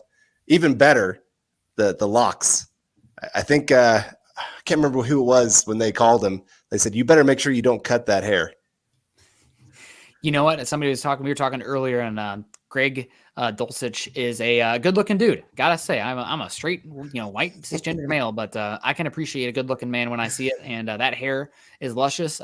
Hopefully, he has a good enough career in Denver that we're talking about some head and shoulders work down the line, and looking even more at Delaire and Turner Yale ability here. Yes, the height and the weight, he is minuscule. 5'10", 197. The height puts him in the 10th percentile for, let's click it on defensive backs. 22nd percentile for defensive backs, 45th percentile for defensive backs, but for safeties, 14th percentile weight, 10th percentile height. But the length stands out for me, and he tested as a solid athlete. Wingspan and arm length were 58th and 61st percentile, and the 10-yard split, 55th percentile, 40-yard dash, 67th percentile, and then also 55th percentile for broad jump. So overall, a pretty good player. And Carl, I'm plugging him in right now as far as an athlete in mock draftable. Some of the names that stick out here as Delaire and Turner Yell, the most similar physical profiles as far as athletic testing and body type. Cam Taylor-Britt, 96.4% similar. Carl Joseph, been pretty good there in the NFL overall. He went way too early, but this is probably the area you take a Carl Joseph. 95.6%. Kendall Fuller, similar body type. Justin Evans had a pretty good career so far. Von Bell. So there's some interesting bodies and abilities there. So we'll see how it is. This is a pick that's going to send me, back to the board, if you will, or back to the tape, because I want to have a better opinion on him, a more educated opinion. But that tends to happen when you get well beyond the draft and you only watch, 250 players. And speaking of athleticism coming in here, we have the Zion McCollum going off the board here to the Buccaneers. Great pick for the Bucs. Athletic freak. Crazy agilities at the NFL Combine. And speaking of even greater athleticism, we have the boss coming in, Chad, down there at Vegas, everyone saying no one in Broncos media can hang with MHH's draft experts. Talk about comprehensive prop boys grinding. Hey, Chad, we appreciate that you and Zach are down there grinding as well. Everybody, if they're down there in Vegas, if you're in Vegas, hit them up on Twitter, Facebook, wherever you want to hit them up on, and see if there's a chance you can get connected with them, because those are two great guys to get a chance to chat it up a little bit about some football. And so appreciate you guys being our boots on the ground there in Vegas. Yeah, no, absolutely. It's we really appreciate you for that. And don't have other testing numbers for Delaire and Turner Yell, but keeping it on the athleticism for the safety position. Ken Lee Platt has him listed as a strong safety. I know he played strong safety for Oklahoma, but by God, he's not playing that for the Broncos. It's honestly the safety position. Not many teams are actually running the super dichotomized free safety, strong safety look where like Earl Thomas and Cam Chancellor might as well be different types of name different positions, calling them safeties only for, I guess, labels, but they're not anywhere similar in roles. But the 40-yard dash was in the 92nd percentile. 20-yard split was 86th percentile, and 10-yard split 90th percentile. So really fast athlete and physical. If you can run and you can tackle and you have some versatility as a safety, I'm going to be interested in you late day 3. So don't mind this pick at all, for sure. And thank you so much, Chad, for supporting the channel. If you're new to MHH, we're here all the time. There's these guys called the Huddle Up Podcast. They do good work as well. No, shout out to Chad. I think he's driving right now. So be safe, Chad. Eric, how you doing? Welcome back. Doing good. The Colts just took one of your guys that you asked me about late in the process, Eric Johnson. Interesting. I really like Eric Johnson, Missouri State. Yep. There was talk about him going in the top 150, and he just kind of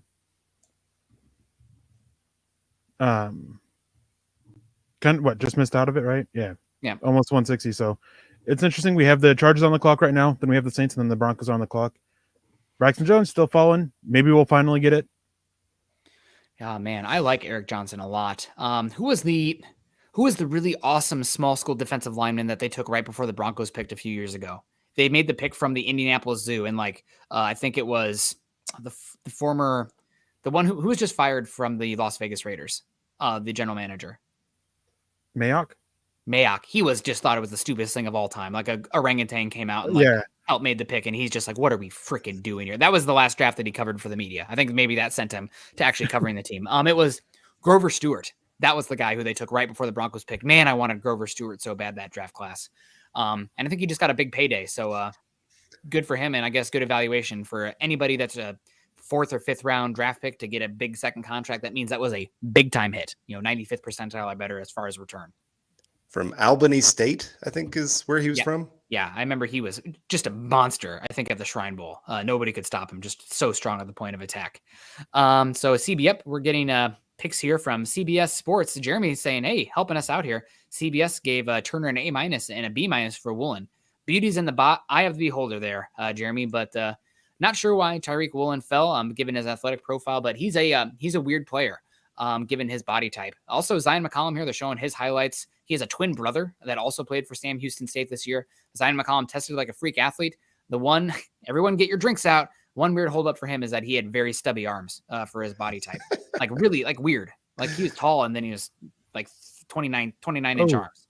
So go ahead, Eric. The Chargers just took Otito Ogbonnia. Another one of your guys, another defensive lineman, which at this point Denver doesn't really need to with any on having been drafted, but just two guys that you like that go on here, and Saints are on the clock, and then the Broncos. Yeah, I love the Tito Ogbonnia. He was dominant at the Senior Bowl, and they really lined him up over guards a lot at UCLA. They didn't play a lot of one technique or shaded nose, if you will, for UCLA, but I think that's his best role. Very strong, very long, and jars guys at the point of attack. And said this multiple times throughout the process. The Chargers roster 2 years ago was bad. Let's just put it that way. When they took Justin Herbert and then traded up for Kenneth Murray, like some fools. God, what a terrible pick that was. But I just want to dunk on that one every time because somebody's like, you're an idiot, Nick. Kenneth Murray flies around. He makes as many plays for the offense as he does for the defense being out of position, but I digress. The Chargers had a decision 2 years ago. We can either go after the offensive line and try to protect Justin Herbert, and people in the Broncos chat here saying the Broncos have a bad offensive line. Chargers offensive line 2 years ago is one of the worst ones I've ever seen. They were freaking horrible. 32nd in pass protection, 31st in run protection. They were freaking trash. God, horrible. So the Chargers last offseason decided, you know what? We're going to go after the offensive line, pay Corey Linsley, pay Matt Filer, draft Rashawn Slater. And they pretty much just said, you know what, defense, Brandon Staley, you're going to have to deal with scrubs for a year. We have some pieces, but not for your type of defense. This year, you see the Chargers go out. They trade for Khalil Mack. They bring in Sebastian Joseph Day. They bring in Austin Johnson. They pay J.C. Jackson. That's all about getting pieces that fit Brandon Staley's defense. Then they go out and get Zion Johnson again this year, continue addressing the offensive line. But I like what the Chargers are doing as well, holistically this offseason. All of it's going to come down to how good Justin Herbert can be. I think he's got the potential to be, honest to God, I think he's got the potential to be the best quarterback in the NFL with how he looks and his intelligence and his ability to work all areas of the field. But he can be volatile sometimes too and miss some throws. So we'll see what happens with the Chargers here. But man, the AFC West is insane. The AFC West is absolutely insane. Yeah, that's for sure. And all right, so we got Broncos pick coming up here in just a few minutes. Who you guys calling for your pick? Who do you think it's going to be? Eric might as well just keep screaming for Tito Ogbonnia, or excuse me, Braxton Jones. I mean, I've been a big fan of Braxton Jones for a while, even going into the Senior Bowl. Yep. The wide receiver, Kevin Austin, this might be a chance for him. You mentioned Bo Melton. Bo Melton was a guy that last 2 weeks or so, 10 days prior to the draft, there was a lot of hype about him going to the top 100. He's still available. Maybe they decide to add to the quarterback competition, get EJ Perry. There's a lot of love for him in NFL circles, and a lot of people believe that they can creative offensive minds can find different ways to use him with some trick plays. Taysom Hill kind of not the same size, but just using him as kind of an offensive weapon for some trickery. Doubt that's the way they go. But the Broncos are on the clock as the Saints selected Marco Jackson, a linebacker, at 161. So Denver's on the clock, 162. Yeah, Donovan West here is an option for me. One of the younger guys. I think he's a scheme fit for the Broncos on the offensive line. You mentioned Braxton Jones. I'm still interested in Dare Rosenthal. I did not know about the character issues. I probably should have dug into that more, knowing that he got moved on from LSU. But you watch Kentucky, he is awesome in space in that offense. They're so freaking dynamic there. Enough arm length. Kevin Austin Jr., I keep seeing I saw somebody mention him in here too. CC. I'm a big Kevin Austin guy. I wish he was a little bit better after the catch. But as far as physical at the catch point, physical as a blocker, physical getting off press, I think Kevin Austin Jr., former 4-star recruit, 6'2", jumped out of the gym. I mean, his leaps were incredible at the NFL Combine. So that's another name to keep in mind on. At this point, really, you're talking about middle of the 5th round. Forget the Broncos' needs. You just got to be trying to get guys who can make a difference here that have some avenue to be on the team this year with special teams. But really, it's so hard to find good players this far into the draft that I know people are screaming about right tackle. Guess what? We're going to be screaming about right tackle next year. People are screaming about maybe another edge rusher or a center. Probably going to be screaming about that next year as well at this point in the draft. So just try to get good players because the odds of getting a difference maker this far down is not easy. And I'm talking about a starter, like a plus player, rather than just kind of a rotational depth guy. Right. So one guy I wanted to mention, just because I know you guys don't like him at all, but that was more at pick 64 because a lot of people were mocking him to us. Enigbare, you guys okay with him here in the 5th? I mean, the fact that they just took Awuzurike to be that kind of lengthy mass guy. I know they're not exactly a 1-for-1 the same, but I'd rather go with Dominique Robertson here if you're talking about a developmental edge. He's still available, right? Miami, Ohio, played quarterback, played wide receiver, converted to edge. He's rocked up, has some work to do to get better there. But I think that that would interest me more at the edge position than Kingsley Enigbare and his super stiff hips and one of the worst 10-yard splits from an edge rusher we've seen in the last 20 years. Just my opinion. Probably Eric agrees because he likes Dominique Robertson too. Oh yeah, I'm a big Dominic Robinson fan. He's one of those guys that, I mean, at this point, as you said, I'm looking for guys that can contribute on special teams or guys that can, potentially try and sneak onto the practice squad and try to develop. Dominic Robinson's one of those guys. If they want to go linebacker, Darian Beavers at this point is fine. I'm fine with. Yeah. Not the most versatile of athletes, but he's got that length for the modern day linebacker to close those throwing lanes over the middle a little bit. Those crossers that you're trying to drop it in behind the linebackers, beneath the safeties. So if they want to go that way, I think he can. And he's also a good special teamer too. So continue that trend of fixing special teams. And Broncos pick go ahead. Same thing. Yeah, I was going to say exact same thing. Broncos pick is in, so they are not trading this one. I don't know. Does anybody have the name yet? I haven't heard of. Wow. Montrell, Washington. From Jordan Schultz, just tweeting that just now. Montrell, Washington. Interesting. 162nd pick. Obviously, this late in the draft, we don't see every single player, but the Broncos are working their own board here. So honestly, going to have to be a little bit of research here while we stall. So Montrell, Washington. Eric, any information? A wide receiver from Samford. Oh, okay. So I have heard of him. He's a punt returner option. A little bit smaller guy, pretty quick. There was some late love for him as in this range because of his ability as a returner. Pretty explosive. So they went and got a guy for that. I just never was able to watch him because it's hard to find tape for Samford. So that's why I wasn't able to get around to him. Bulldogs. Right. So Samford, not Stanford, right? Yeah. Samford. Yeah. So he led the FCS in all-purpose yards this last season with 813 receiving yards, 742 kick return yards, and 243 punt return yards, and 140 yards rushing as well, and 18 touchdowns total, with 3 of them being on returns. So yeah, here's your returner for the Denver Broncos. Well, that's they're scraping the bottom of the barrel there. I'm trying to see if Dane Brugler has anything on him. Did he even grade him? That's the question. I haven't seen him on here. Interesting. That's going to send us back to the tape, and that's going to be a tough one, honest to God, because like Eric said, Samford, but going to be a returner and special teams ability here this late. So, yep. And Andrew saying all the draft experts are here to tell us Peyton is terrible. No, it's just they have 20 different people working on this in area scouts. So they're going to have some more ideas about the value of these late guys. So we'll see. Is Zach Azzani still there as well? Correct. So this could be maybe a Trinity Benson-esque player that, the Broncos can get some value from. And then maybe a couple of years from now, you trade him in to a sucker and he plays like 10 snaps for the other team and you get a return on investment. So here's some information on him.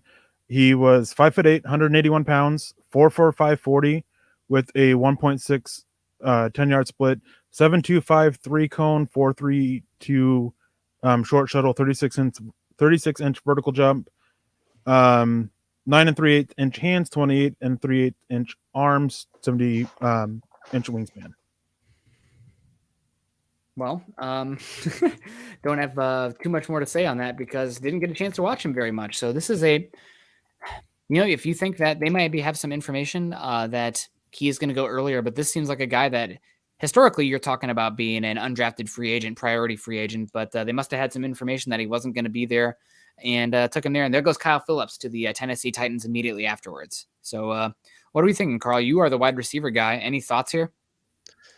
I honestly, I've not got a chance to watch the guy. I've watched some of his returns, and I mean, he's dynamic in the return game. Don't get me wrong. His short area quickness, something that the Broncos are going to love. Like I said, finding these kind of versatile players that you can move around the field, you can find ways to get the ball in their hands and have them turn a 5-yard pass into a touchdown. That's becoming huge in today's game. And so he fits that kind of mold for you. But like I said, he's mostly going to be your return guy with a little bit of a few plays mixed in, at least this season. And then maybe you can move around a little bit more as he gets more used to the system. But I mean, we all said the Broncos need to find a returner. They haven't had a great returner in a long time. And the Broncos just used, I would say, a pretty premium pick for a returner at this point here in the 5th round. Yeah. And Dane Brugler, not a big fan either. He is on his list here, but he's not good enough to get a scouting report, which is shocking because he does a lot of priority free agents, and he had him as the 70th rated wide receiver on his overall board in this class. So Dane Brugler didn't like it, I guess. That's probably going to get a bad pick from the Broncos. Maybe the Broncos are smarter than everyone else, but that seems like an interesting pick.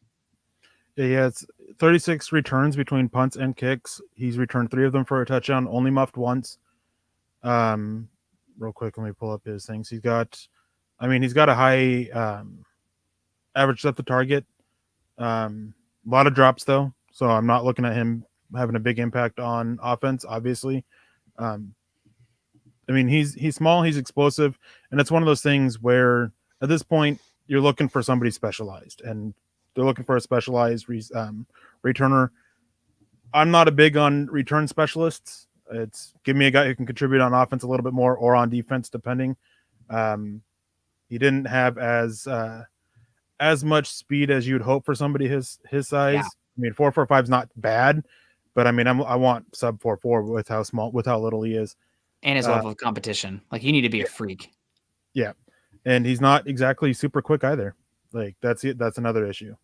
Yeah, this is an interesting one. Again, we're middle of the 5th round. You're dealing with a lot of picks. This seems like a Zach Azzani. You get to pick somebody. They worked him out and they thought, hey, we see something here that we might like. But head scratcher for me. But not really exposed to him. So who knows? Yep, here comes Arif Hassan talking about it being a massive reach compared to the board. Montrell Washington becomes the first pick made out of the top 350 picks on this year's consensus draft board. So he was 422nd on the consensus board. Maybe the Broncos are smarter than everybody else, like I said, but this one I'm thinking is probably going to be, I'm going to say it's probably somebody that's not going to make it on the Denver Broncos roster, which is not what you want for a 5th round pick. Yeah. Yeah. I mean, one of his best games was against the Gators, Florida Gators. He had a huge punt return this last year.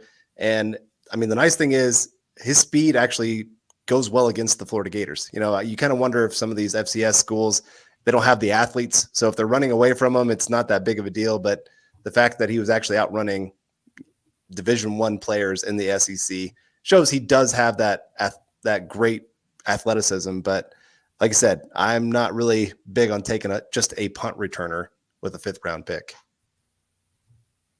Yeah, especially one that isn't a absolutely dynamic athlete, but we'll see. again, this seems very much like a positional coach call. And if Zach Kazani can, redraft this guy and then somewhere down the line, the Broncos develop him and are able to get a return on investment with a 5th round plus a 7th round, hey, you're doing something right there. So again, this seems very much. And overall, I guess we could pull it back here. You guys hopefully check in the chat here as I've been digging here to see if there have been any supers that come in.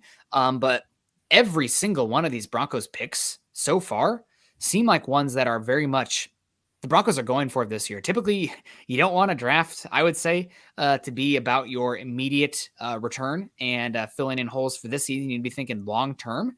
But I think that every single one of these guys has a very direct path to the football field this season. Not a lot of these guys are stash, develop, and start. And that's very much the case if you're drafting a okay athlete at the returner position in the 5th round from Samford. Yeah, you're right. I mean, we've said it before. George Paton really cared big time about special teams.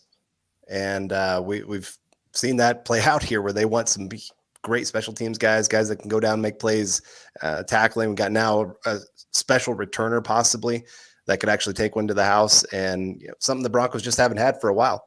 And it's nice that he is committing to saying, hey, that third phase of the game, we don't want to lose that. We don't want to sit there and say we have to win on offense and defense just to make up for our special teams.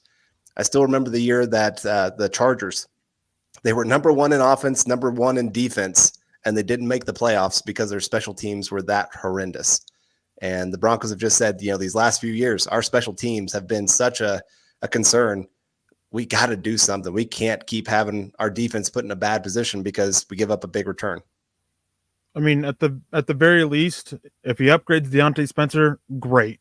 Deontay Spencer was probably one of the most overrated returners, overrated Broncos for the last few years.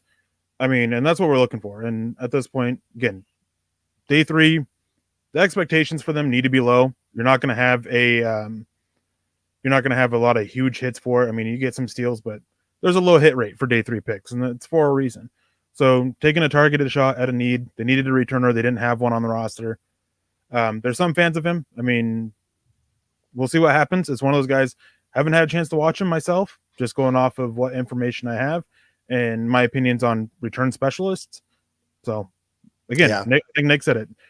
Maybe they're bored. Maybe they are outsmarting everybody, playing checkers or playing chess when everybody else is playing checkers with this one. But we'll see. All right, we got Todd. Yeah, we got Todd T coming in here with a $20 super chat. Really appreciate that, Todd, saying, can you please explain Peyton's reasoning for not picking any offensive tackles in this draft so far? We could use developmental players. This is his 2nd draft, and he still, last draft, didn't really take any tackles. And they have been big on sticking to their board and saying, if there's not a guy that we value, we're not going to take him. And but is there a point where you say we got to reach and try to get a guy we can develop?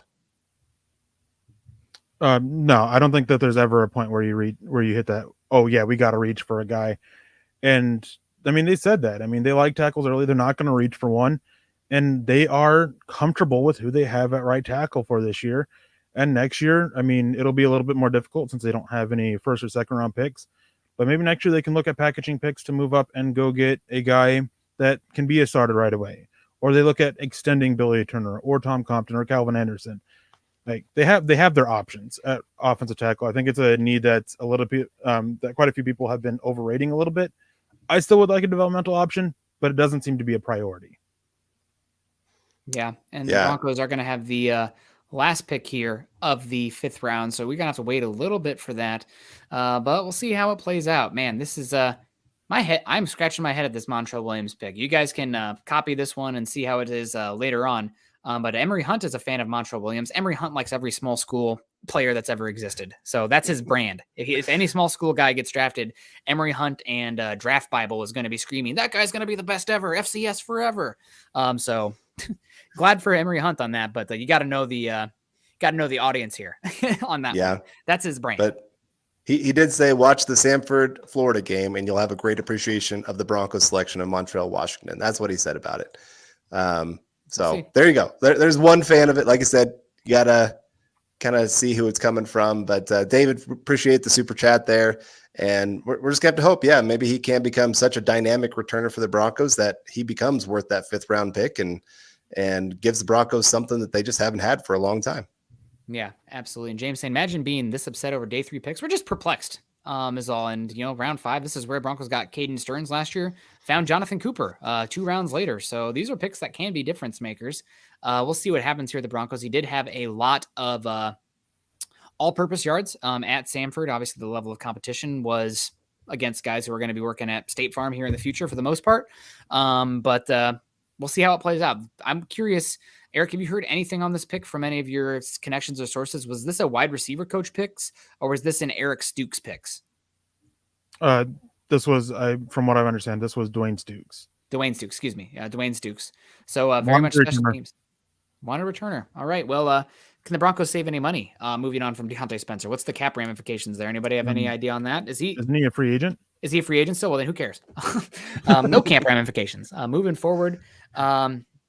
Yeah, and absolutely. And MAGA Bucks, and you guys really live and die on these guys' opinions. Have your own minds and watch the tape, make your own opinions. I mean, yeah, we're just here having fun, really. And we spend a lot of times doing this, but should live and die on our opinions. If you have any questions about any of these guys or something like that, then go watch the tape yourself. Good luck finding Montreal, Washington tape, though, from Samford. If you do find it, hit me up on Twitter because I'm looking for it, especially the All-22. Although it's probably grainy. It looks like it was probably filmed in like 1996 or something. And your safety just went Tyson Anderson to the Bengals. Bengals have taken freaking all the defensive backs that I like. Daxton Hill, Cam Taylor-Britt, now Tyson Anderson. When you're putting Eli Apple on the field, you're going to do whatever you can to get him off. Yeah. True. Yeah, and the Rams took running back Kyron Williams. I think he was one of the worst RAS scores in a long time there at the running back position. But, hey, he has great tape. Don't get me wrong, just not the great athlete. Yeah, absolutely. We'll see how it plays out. It's really interesting. Broncos will be picking in again here pretty soon. We're still going to be running live, man. Day 3 is always such a marathon. We're not even through round 5 yet, and we are 3 hours live. My goodness. And Clee coming in saying Eli Apple shut down Cortland Sutton. I don't know if Eli Apple shut down Cortland Sutton more so than the Broncos offense itself shut itself down. It's like one of those really frustrating computers where it's having some issues and it just keeps dying on you. Self-shut down. That was the Broncos offense the last 5-6 years. And I wanted to shout out again to the $20 super from Todd. Thank you so much. I wanted to get back to this. I didn't really get a chance to touch on it too much. This is just some more draft theory talk. And again, if you're going to do $20 on day 3 and be a crazy person hanging out with us here, then God bless you. Historically, offensive tackles, once you get outside the first round, you are not finding starting caliber offensive tackles. And you guys have heard me mention data-wise how the first round is an absolute freaking graveyard for linebacker picks. There's only been like 2 in the last 7 years that have actually probably hit their value. And I would say Micah Parsons is one of them and Shaq Thompson. Devin White too, although I think Devin White's a little bit overrated because Levante David kind of points him before the snap and then he goes. But linebacker for the first round, horrible hit rate. Offensive tackle in the second round is scary. If you go back, look at the offensive tackle picks round 2 and later over the last few seasons, not great. So the fact that the Broncos didn't have any picks in the top 64, given the historical context of offensive tackles, probably not going to get that guy. It's probably a little bit smarter investment wise to get somebody who is more of a known quantity, paying them a 1-year short-term deal, getting competence in a floor player at that position at right tackle, considering where the Broncos are selecting in this draft and the next draft. All right, we got another pick in for the Cowboys. They're selecting Fresno State cornerback Deron Bland. Probably going to be more of a hybrid in the NFL. Daniel Jeremiah did some late hyping up of him, talking about going as a late 5th, early 6th round pick just about a week ago. Dane Brugler, if I remember correctly, he liked him in that range. He was sitting there having a conversation with Daniel Jeremiah about it. I like Bland. He was graded, I believe, in this range for me as well, but it was strictly a contingent of him being that hybrid safety type and not a boundary corner. Yeah. And I did want to get to this before he heads out. Joey, thank you for joining us. Clear, they're over in Japan at 4 a.m. Wow. Man, you are quite the trooper. I really appreciate that. If you need to go get a little sleep, go get some sleep, man. But we just appreciate that you've tuned in as long as you have with us. Sleep is for the weak. What are you doing? You're better than that. Sleep when I'm dead. Yeah, thank you so much. Over in Japan. Need to make it over to Japan at some point. Have either of you guys ever been? No, that's my dream place to visit. It's your dream place to visit. It. Why is that, Eric? I absolutely love Japanese culture. I want to try the food. I'm dying to try squid ink ice cream. Like, I'm weird like that. Yeah. So yeah, I want to visit. It's a place my wife wants to go. I absolutely love it. It seems so beautiful. So much great scenery, so much history. Like, just a place I've always wanted to go. Yeah, and absolutely. And CC coming in with a good point here.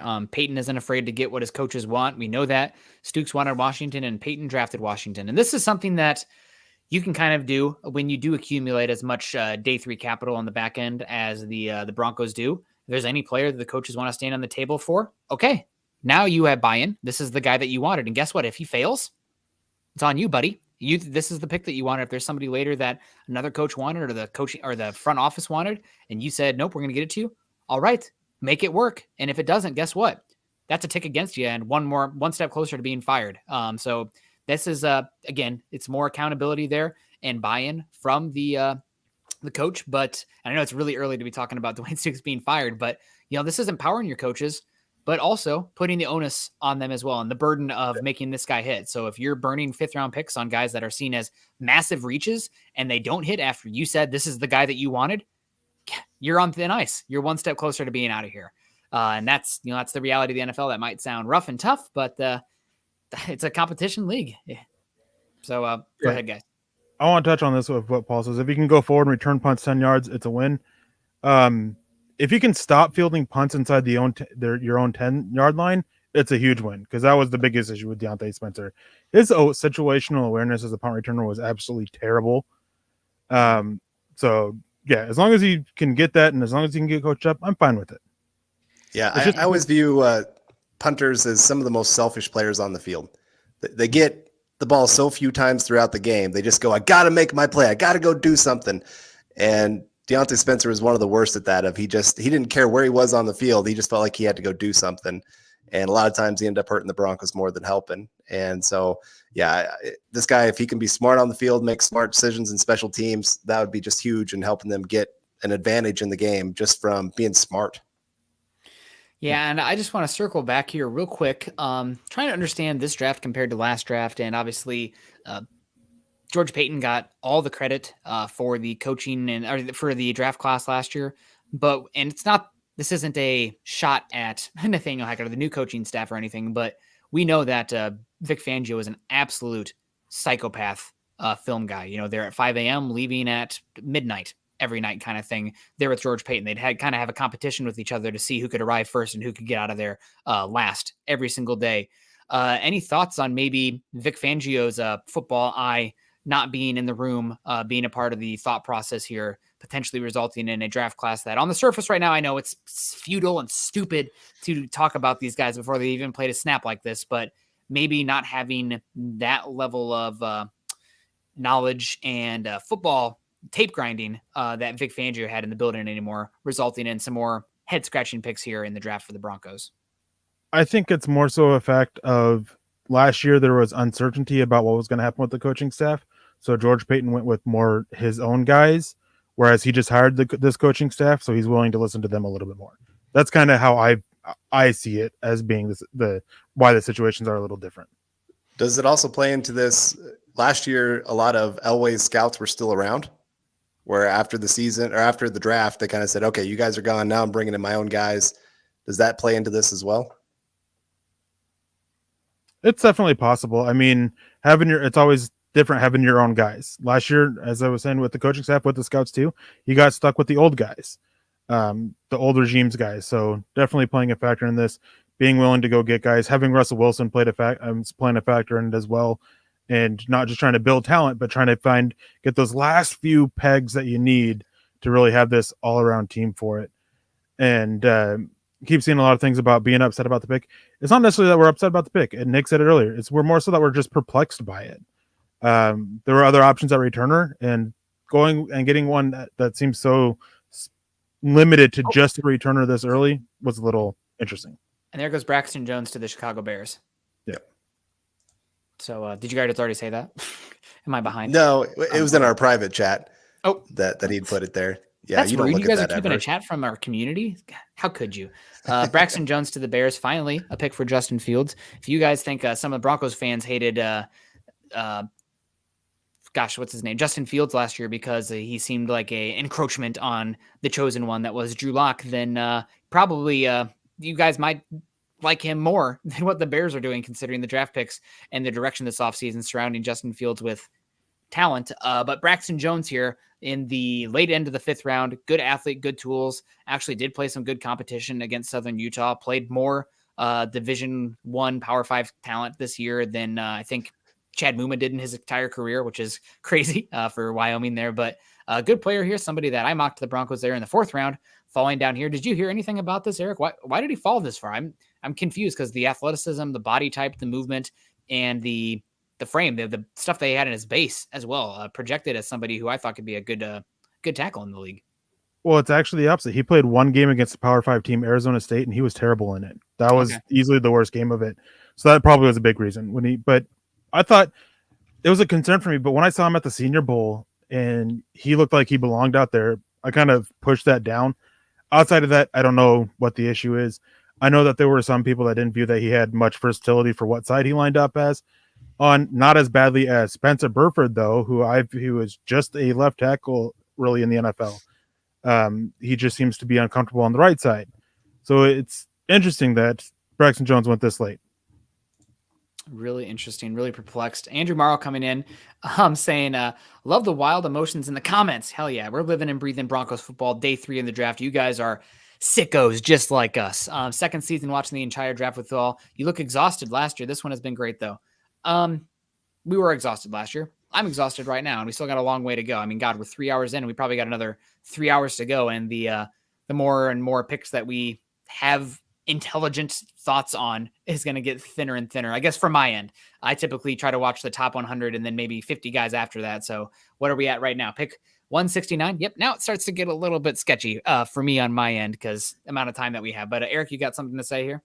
Well, I was going to say is like last night I was incorrect with the comment about the first player I don't have graded. Well, Montreal Washington is the first player this is where I, for lack of a better way to put it, shine, I guess. I mean, if you look at me quite literally, I love day 3. This is where you really get a chance for sleepers. It's where I've always loved. I gravitate towards these guys. Over the years, there's been multiple guys that have gone this thing that I've been pounding the table for. I love it. So, Nick, while you kind of fade into the background, I can step forward a little bit.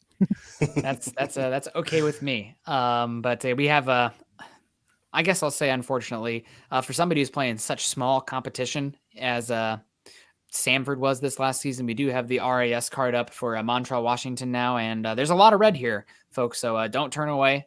Just embrace it here. It's the middle of the 5th round pick for the Broncos here, but the relative athletic score for Montreal, Washington, very poor as far as his composite size grade, diminutive, 5'8", 181 pounds. Also, the 28 in arm length is woof.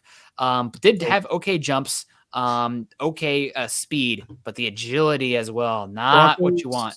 Broncos moved up. They traded 179 and 234 to get to 171 and drafted Luke Wattenberg, the center out of Washington. Interesting. I did not like Luke Wattenberg that much at Washington.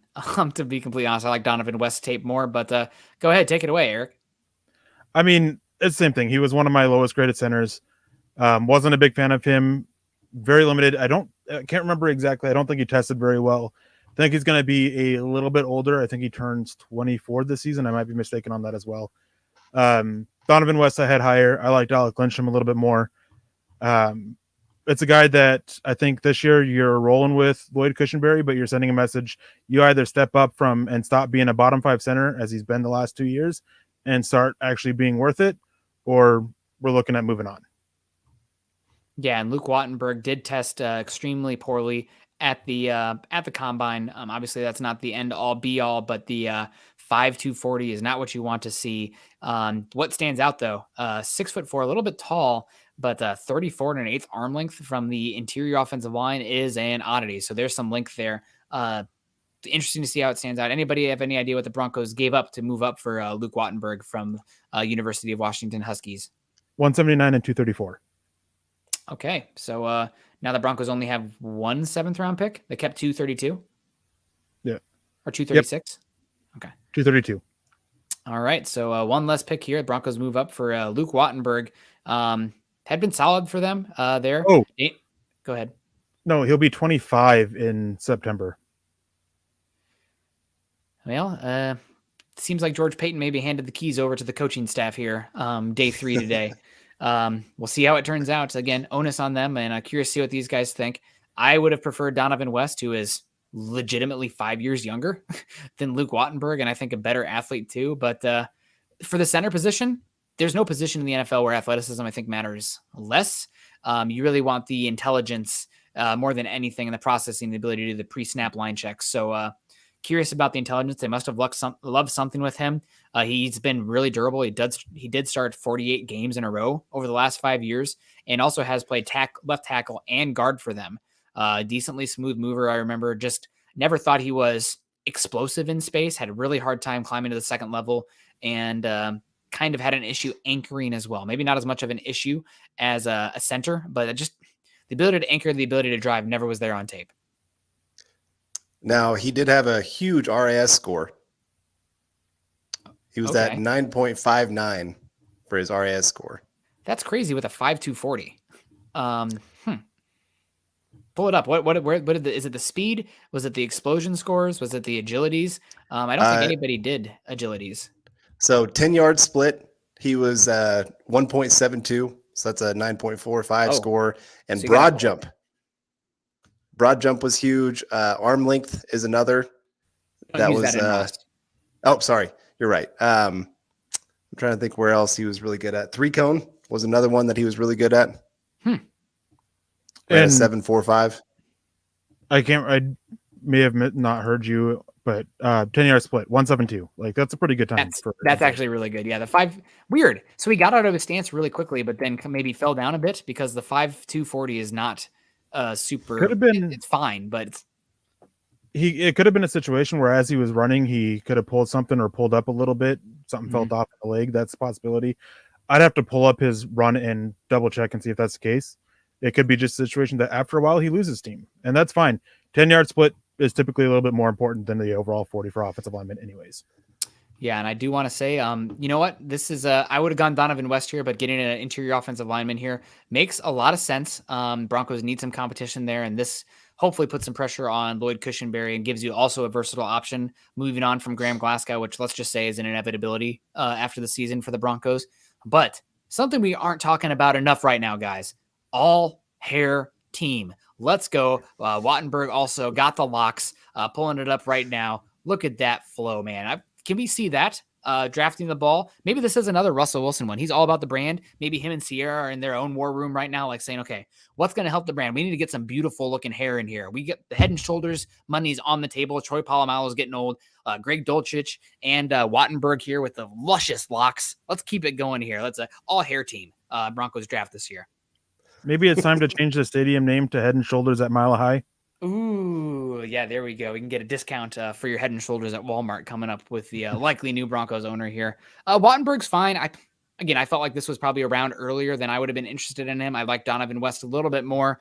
That being said, I really do. Everyone drink. If you have your Irish coffees ready, guys, 34-inch arm lengths for a center position is wild. I'm going to have to pull up his mock draftable now, but also gotta love how durable he's been. What was it? 40-something starts in a row as well. So love that as well. And Michaela, we're drafted players for their hair. Lol. Sorry, I just did that one. I'm just making a joke. I'm just having fun with it. And Wattenberg, he started 27 games at left guard, 16 at center, and 5 at tackle. So there's position versatility. And with that length, I'm not saying I'm putting him at tackle a long time, but he definitely can hang at guard too. So maybe it's not just the center option. Maybe it's another one of those guys of Dalton Reisner, if he struggles, we can look at him there as well too. So definitely has that versatility. Right. And Which is always DW, I want to ask you, what's your hair game like?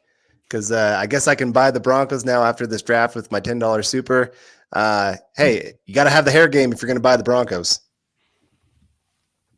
Yeah, absolutely. I need to get a haircut. I actually have to go to a wedding here in a couple weeks, and my last haircut was not as good. So said the wife. I didn't really care. You know, it is what it is. But I got to get it. I got to get it cleaned up here.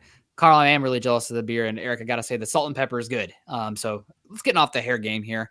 Anybody in the comments here? We got DWI saying, I guess I can buy the Broncos now after my $10 super.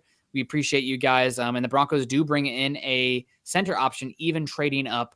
How do we feel about the value of the trade up here?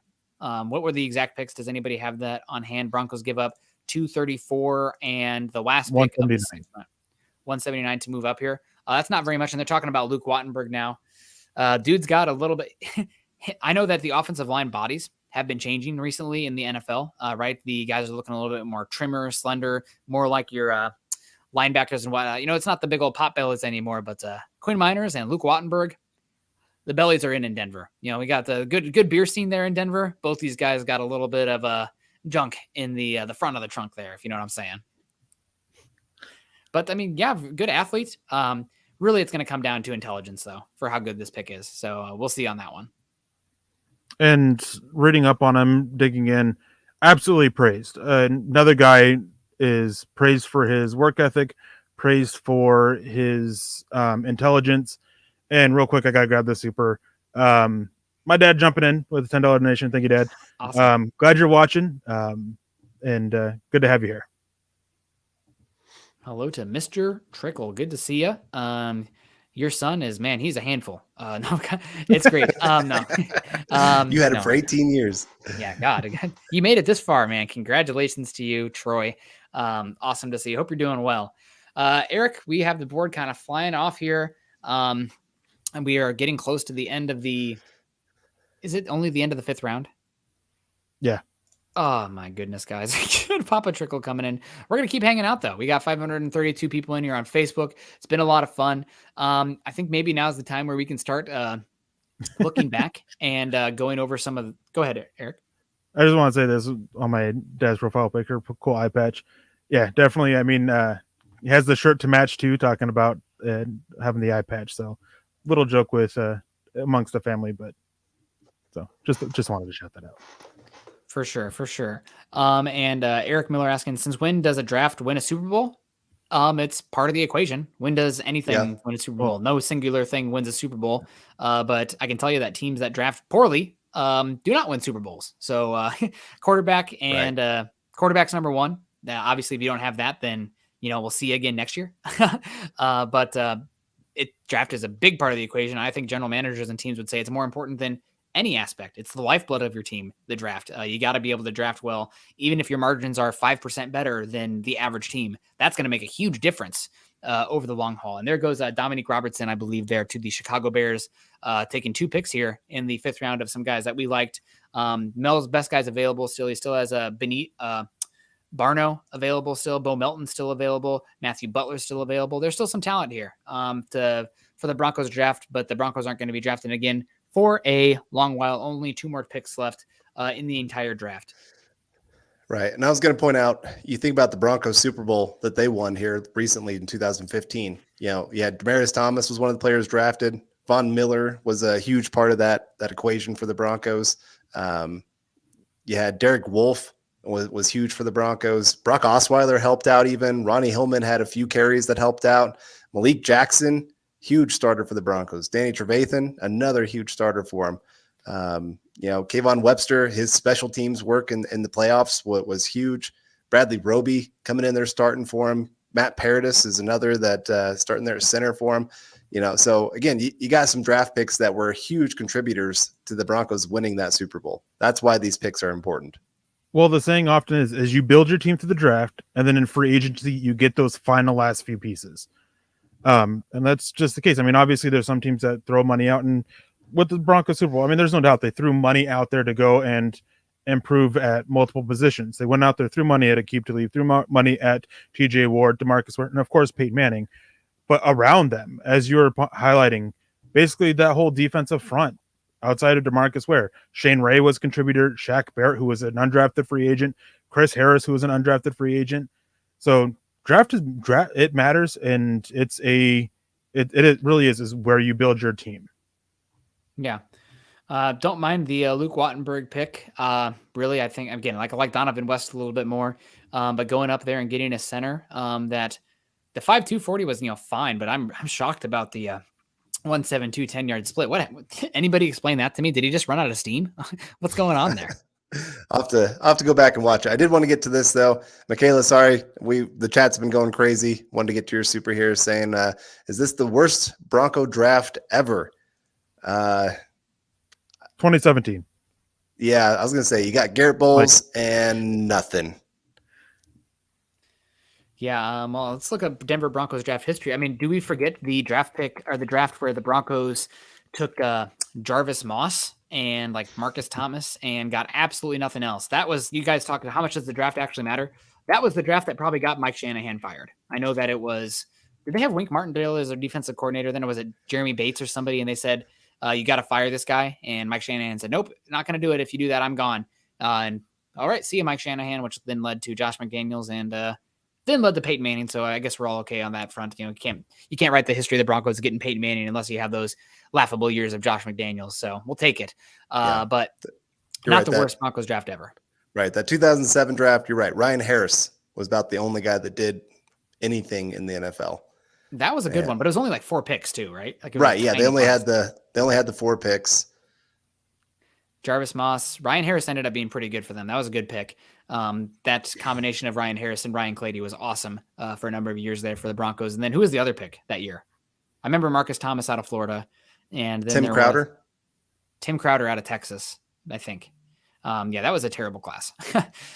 So definitely, we think hopefully not the worst ever. And again, we're judging these guys right now, and I'll be completely honest. The one that was the wide receiver pick that they took, head scratcher for me because haven't watched much Samford. I'll have to go back and watch that Florida game to see what's going on. To be fair, Florida's defense was terrible. There's a reason that their coach got fired and they brought in Billy Napier. God, I'm really excited to see what Billy Napier does in Florida. Bringing that Florida team up to speed with current SEC football as far as recruiting and development. Man, Florida, I think, is going to be back on track with putting in a bunch more NFL talent here soon, which is good for the NFL, but not the worst ever. And then Ethan coming in here with a big one. And his comments making me sad, but we're thank you for supporting us today, saying I'm off, gents, in Broncos country. The supers are for you and your hard work. Yeah, that not you, Chad, not for you. No, this is ours hanging in here. And he says, and not an endorsement of this draft. Well, it's been an okay draft. Right now, I'd probably give it a C plus B minus. The ability of the Broncos to get a round 3 pick next year really makes me quite happy. So loving that one. He also says, have a great weekend, everyone. You have a great weekend too, Ethan, and hopefully we'll see you again soon.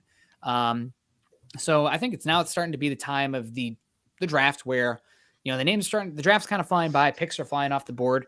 How do you guys feel about kind of doing a temperature check on the division rivals so far and just kind of talking about the draft classes in general? Does that sound of interest to you guys? Eric, you go ahead first. Well, real quick, I finally was able to find video of Luke Wattenberg's 40, and it seems like he just gets up to steam, but he just doesn't have sustained speed. Just seems to be the case. And didn't see him pull up or anything. Watch both his 40 times, fired out quickly, and then just hits his stride quickly, and that's it. Interesting. Well, all right. Well, how do you guys feel about the picks for Matthew Butler off the clock to the Raiders? Oh, that's a bummer for me. Man. Good, a couple good picks there by the Raiders. I like Matthews Butler versatility. I saw a little bit of Malik Jackson in him. I mean, maybe it's just because they both went to Tennessee. Malik Jackson, I think, was more powerful, but the ability to penetrate multiple gaps and be explosive, coming downhill, slipping blocks, pretty good player there. But how do you guys feel about kind of going over some of our division rival picks so far? Yeah, it gives me a chance to hate on the Raiders. So for sure. Do we want to do the Raiders first? Oh, let's save them for last. Okay, so let's Chargers then. They picked first out of these teams. Sure. So, all right, I'm gonna pull it up. You guys find some comments here, discuss while I kind of get these in the hopper. All right. Well, we got Zion Johnson was their first round pick, and I guess I was kind of he's a good player. Don't get me wrong. I just don't know how much he moves the needle per se on how well they do this upcoming season. I mean, he's a needed player because, like I said, they had an interior hole there on their offensive line. They had multiple interior holes on their offensive line. So, like I said, I don't mind the pick. It's just not something that made me go, crap, they took him. Yeah. I didn't mind the pick because it simply helps out 2 spots. They can actually upgrade at left guard, and then moving Matt Filer over to right tackle is a major step up over Storm Norton. If that's the way they go. And that's something that they needed to do. It's that offensive line had a lot of issues. Michael Schofield's a free agent, so they're moving on there. Brendan James out of Nebraska, who I wasn't a big fan of. He's currently their right guard. The whole right side is just a mess. So it was a good move to upgrade at left guard, upgrade at right tackle. Yeah, man, we maybe should have waited until the end of the draft for the Chargers. Look at that. They've made 4 picks so far. Really like the athletic profiles of Atito Ogbania and JT Woods. Zion Johnson and Isaiah Spiller should be day 1 players for the Chargers to help them on offense. I know that we are all big Austin Eckler fans in here, but definitely not a between the tackles kind of guy who can be a volume carry back. Isaiah Spiller can. I don't know if he's actually explosive enough as a runner where you might have a little bit of a Royce Freeman syndrome there with Isaiah Spiller, where it's like, hey, you're 220 pounds. Why are you running like you're 190? But definitely it's some solid picks there. The Chargers still going to fill out this back end of this roster with a lot of late picks. Pick 195 still, pick 214 still, 236, 254, 255, and 260. More than half their draft picks still yet to be made. So any of these picks so far, let's just go ahead and grade them. Zion Johnson, Eric, I'll kick it to you. We haven't talked much day 1 caliber interior offensive lineman. What do you think about Zion Johnson? Because Broncos for Breakfast co-host Scott Kennedy, not a big fan, did not think he was a worthy round 1 player in his book from what he saw at the Senior Bowl. I mean, in my opinion, Zion Johnson was the only interior offensive lineman actually worth the first round pick. Still a little bit rich for me. I would have been late first, but I mean, I'm not going to hate on teams who have a target need. I mean, it's same thing with Broncos. It's why I get Nick Benito. I'm not a fan of him, but targeted need. Anyways, Zion Johnson, targeted need that helps out their offensive line. I'd give that specific pick, I'd give it probably a B. I know there are other teams that were interested in him. He was really connected to the Dallas Cowboys, connected to a couple other teams there, picking in that early 20 range. So didn't really have the option of moving down, so they just went and got their guy. Yeah, absolutely. Carl, do you have any thoughts on Zion Johnson here? Or do you have any Forrest Lamp flashbacks where a guy who, good athlete, but probably going to play guard at the NFL level and really flamed out? Yeah, no, like I said, it wasn't one of those that made me move the needle for what the Chargers are going to be for this upcoming season. It was a needed player, obviously, but other directions I probably would have went for them. I think they could have still found a quality interior offensive lineman later in the draft and still felt pretty good about where they're at. But yeah, then they're in the 3rd round taking JT Woods. I like the player, and I think he adds some dynamic ability that really kind of complements what they have in some of their other safeties. And his 9 interceptions, I mean, the guy's a turnover machine. And for the Chargers, that's going to be huge for them just to get a couple plays where it gets them short fields for Herbert to go and do his thing. So I like that pick for them. He is pretty inconsistent as a tackler. So hopefully the Broncos can take advantage of that, of kind of get some guys in the open field and have them running at him. But otherwise, like I said, for a 3rd round pick, good player for him. I think he'll find a nice role for them in that secondary. I will say that with Zion Johnson, part of the reason why I'd only go a B for it is 2 picks later, Trevor Penning. I mean, if you still want to upgrade your offensive line, I think that would have been a better way to go with a little bit more positional value. So that's part of the reason why I'm a little bit low on it. JT Woods, he's fine. Good cover guy, good at getting turnovers. Ogbani, I'm not as big of him as you are, Nick. And then Isaiah Spiller, he really dropped for me. I mean, he tested so poorly. Just so many flashbacks. You hit it with Royce Freeman. So many flashbacks with Royce Freeman, and I hated Royce Freeman. I hate the pick, not him as a person. Yeah, I remember that when that happened in the draft, and all of you guys were going, "Oh my gosh, this is so terrible." That Well, it was was because the Broncos were literally on the phone with best linebacker in all of football, Fred Warner, and 49ers. And actually, we're going to take him before you're on the clock, Broncos. Eat a bag of you-know-what, which was a big bummer because we all loved Fred Warner. You guys think that I don't care about linebackers. It's not true. I just like them day two. Malachi Martin coming in here saying, with a bigger coaching staff, do you guys think it's making a little different kind of draft board? This is interesting. Eric, do you have any insight on this? I don't think it's making for a bigger board. From what I understand, there was only about 100, 110 players on the Broncos board. I mean, they have a much more concise board. I mean, taking away certain medical stuff, certain red flags off the field, character stuff, scheme fits, like all that factors into it. It's just more opinions that might make it a little more voices in the room that might make it a little bit difficult to narrow it down. But I still think that they have a targeted amount that they want to get under, and it's just a matter of getting down to that through conversations. Yeah, no, absolutely. That's a good call.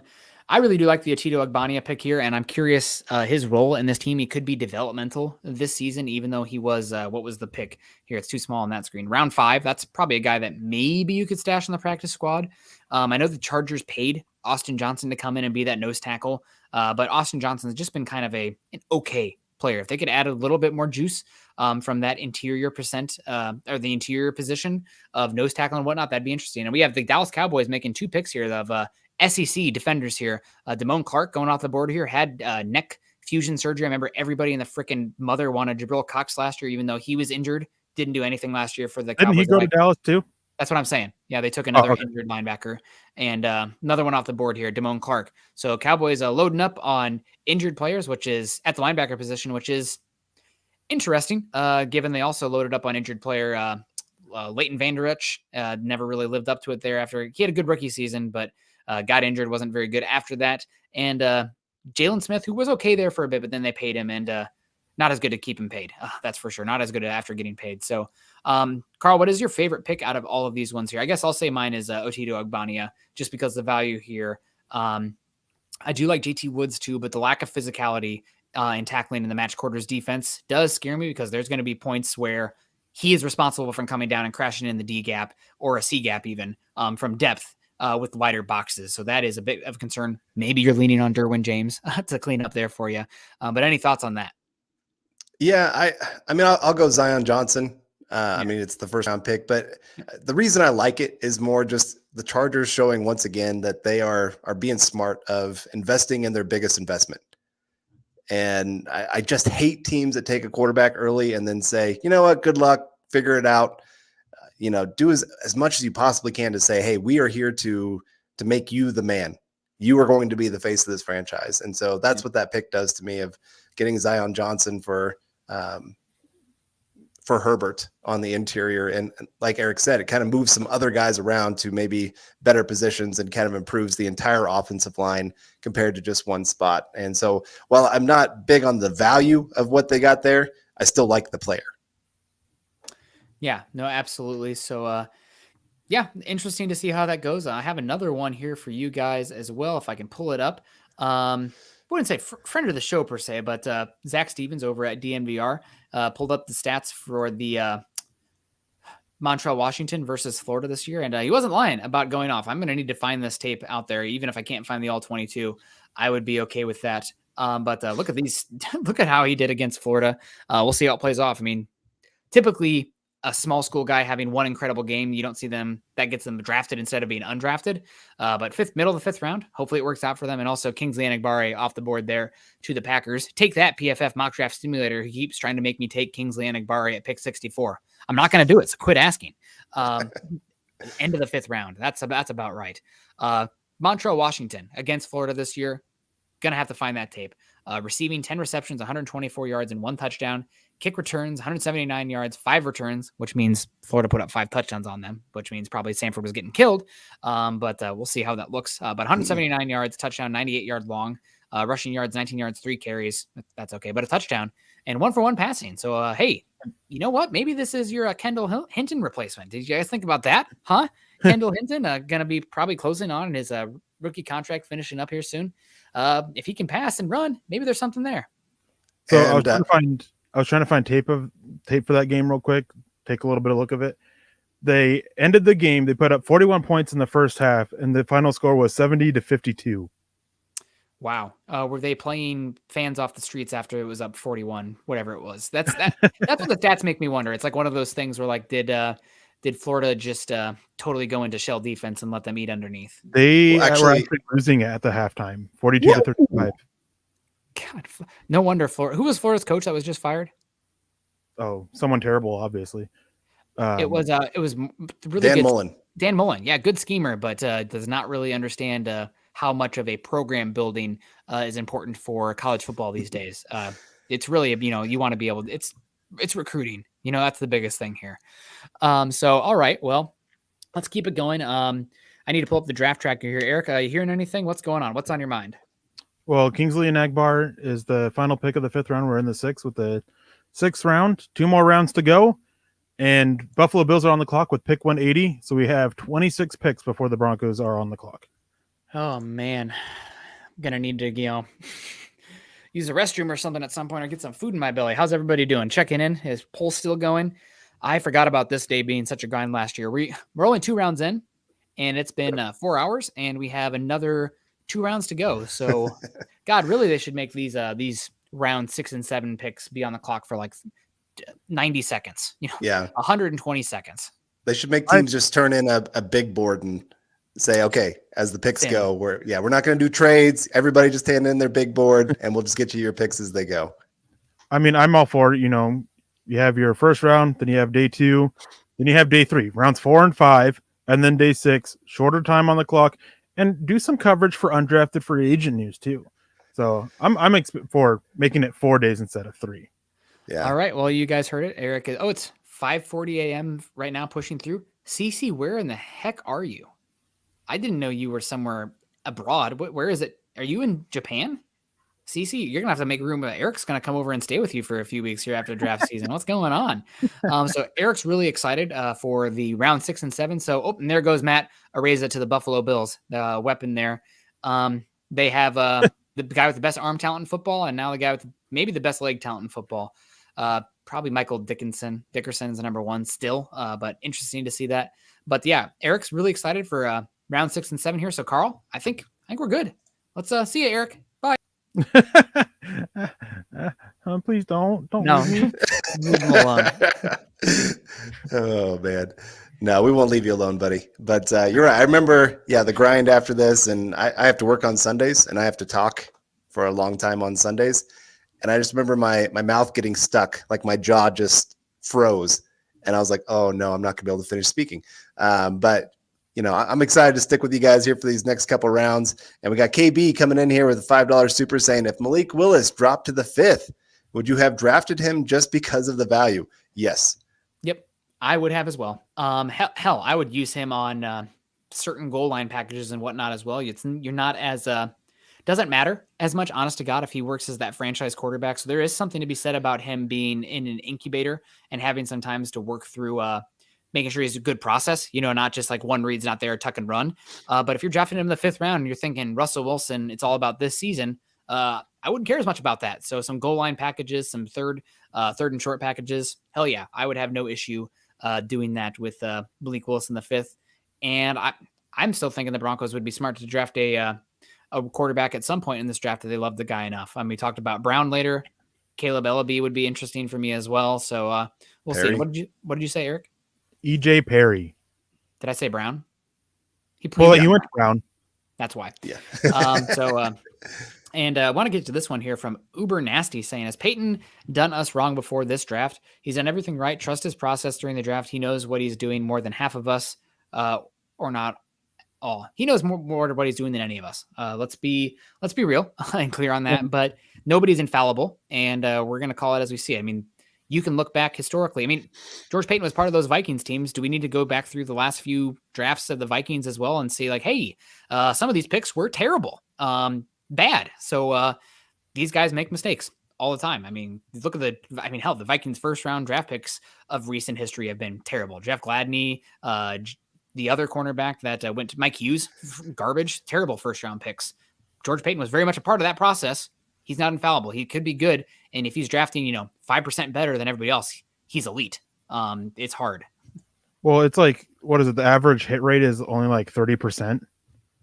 Yeah. Like the odds are low. I mean, I think that last year with what we saw from the rookie class last year, expectations are high and the trust is high, and there's no reason not to be. I mean, George Payton, he has done a good job. Can we continue to see this continued success for it? We don't know. It's just unlikely. But I mean, as always, I root for these guys. I don't root for them to fail, despite what some people may say. I hope that I hope George Payton has sustained success of almost every single pick being hit. And talking about last year, I mean, we're talking about Denver potentially having just replaced one of their picks last year. They're moving around Baron Browning. So there's already starting to see some of these. Okay, well, what about this with this class from last year? Time will tell. And it's just, again, it's our reactions for these players as prospects. We're outside of Nick Benito and Greg Dulcich. We haven't really hated any of the picks.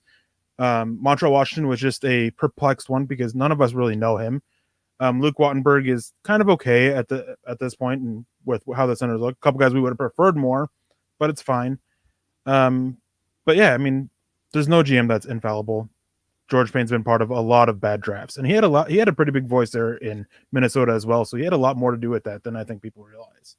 And again, it's like trying to predict the stock market or make futures bets as well, right? You go with the information that you have and the probability. And I'll be the first to tell you that I am a novice compared to those guys that are getting paid millions of dollars doing this. Right. But we do have a platform. We do put in the work, and we know more than the average Joe. And we'll see how it plays out. And in the end, you can go back and check the hit rate. Situation is key and everything like that. But really, in the end, we're doing the best we can to provide you guys fun content, hopefully educate you guys on some of these picks as well, and just put our spin on it. And if you guys have major disagreement on somebody, hey, retort back. Give us the reasons why. And, don't just say, I disagree. Say why. I'm not here for just that point blank. I want to have a discussion. I'm all about that. I'm probably me being in academia so long and marrying a doctor kind of contorted my brain where I'm just like really annoying, where I would just want to have that academic discussion just to have that discussion.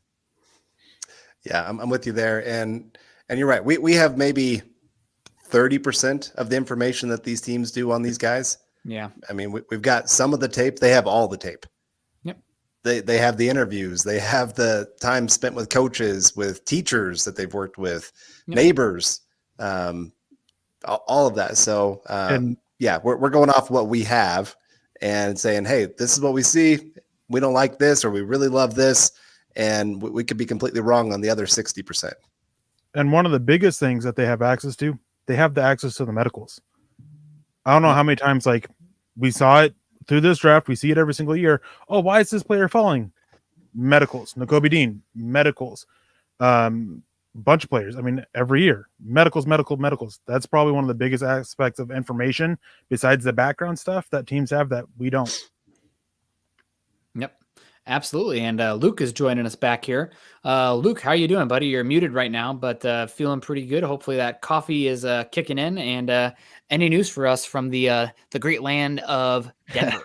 Yeah, man, things are crazy right now here in Denver. I don't even know where we're at with the draft, to be honest. I'm trying to get in the press conference with Nick Benito. He's being introduced. You've got a center in Luke Wattenberg being drafted by the Denver Broncos. I think it's really, really exciting. Number 171 overall pick. After doing a little bit of research about him, he wasn't a center I had high on my board or anything like that, to be completely honest with everybody. But you're starting to see a common theme here, and you're starting to see a lot of guys with academic success, good backgrounds, versatile backgrounds. This cat was playing left tackle for a certain time, played guard in 2018 and 2019, I believe, then went to center and just started dominating. His pass pro leaves a lot to be desired, don't get me wrong, but I think this kind of dispels the notion that Graham Glasgow is going to be playing center. That's just my opinion.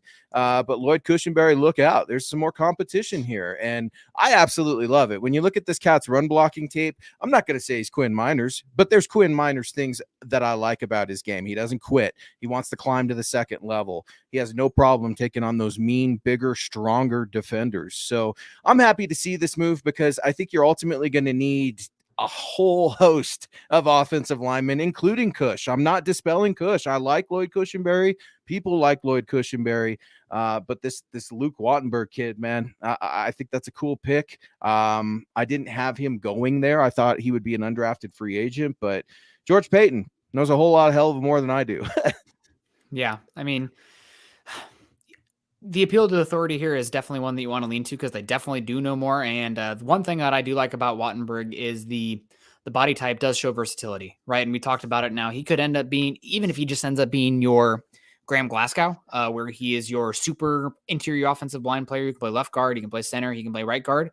You're going to move on from Graham Glasgow, odds are, next year, saving yourself, I think, $10 or $13 million after his restructure this last offseason to this offseason. So if you can get middle of the 5th round, somebody who can compete for that center spot, maybe compete for left guard, moving on from Dalton Reisner, or just end up being your super versatile backup interior offensive lineman. If you guys have been following myself on any of these shows, you know how much I preach for depth on the offensive line, because one bad player in your top 8, because you're going to see 8 to 9 offensive linemen throughout the course of a year. It's just going to happen, can sink your team for multiple games. You can't now have a guy who's that bad out there. So fortifying the depth there is important. You're exactly right. And Carl, as you know, too, I mean, and Natani Moody, this is at you too, man. Like, you're great in a phone booth, but I mean, come on now. It's going to be a hot competition out there in training camp. I know all eyes are going to be on number 3, mine included, but I want to see, can we just take a peek at the offensive defensive line? The pit this year is going to be insane. Tons of attitudes, some egos in there. I absolutely love it, but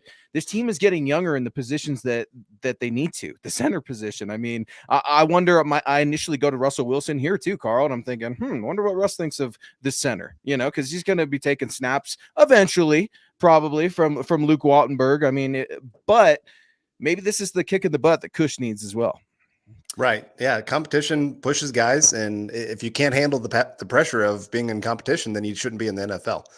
And you're right. I love that there's going to be, for 4 positions on that offensive line, there's competition.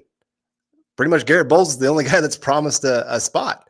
And he was the first one to tell you, and I got goosebumps just thinking about it, because Garrett Bowles is like, dude, I'm competing for my job. And I'm like, yes, I love it. It's taken a few years. It's taken half a decade, but GB, he might be, an old man, but he's grown up. He's matured. And I absolutely love that mentality. And there's got to be competition over the entire team. I mean, Russell Wilson's out there throwing at the Pat Bowlen Fieldhouse last night. George Paton's running gassers 2 nights ago. I mean, it's a brand new standard over there. And if you're uncomfortable, good, because usually that uncomfort and pressure yields diamonds. Yeah. Absolutely. And we got Wendelin Grotker coming in here with a super sticker. Really appreciate it. Love that name, Wendelin. Yeah, that's a cool name. Old school, classic. It seems like a German name there with the Euros there. And also Todd T coming in saying, just because, thank you so much, Todd T. I love the just because ones. Thanks, your reactions to the Damari Mathis and the Uzurike picks were priceless. We were really hyped about that one, especially Eric, man. I think Eric is still a little bit too excited. He had to go to walk it off. He had to, too excited. Walk it off. Here we go. Getting in trouble again. Chad, plug your ears.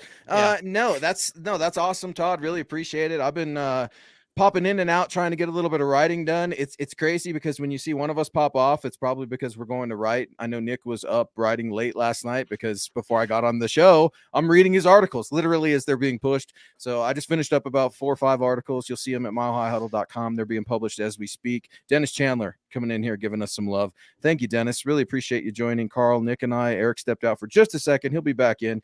But away we go. Okay, guys. So we talked to the center. Man, Luke Wattenberg trading up to go get him. The Broncos felt the need to reach, and that's what it is when you trade up. It's reach. You can look at that with a negative connotation, if you will. I don't see it that way. I'm of the opinion with any prospect, especially quarterbacks, if you love a guy, go get him. And it just seems like George Paton loves this kid. He's originally a California native, but anytime you get offensive line competition, fellas, I'm in. I know a lot of people aren't excited about this pick, and I can understand. You're getting a wise old 6-year player from Washington, right?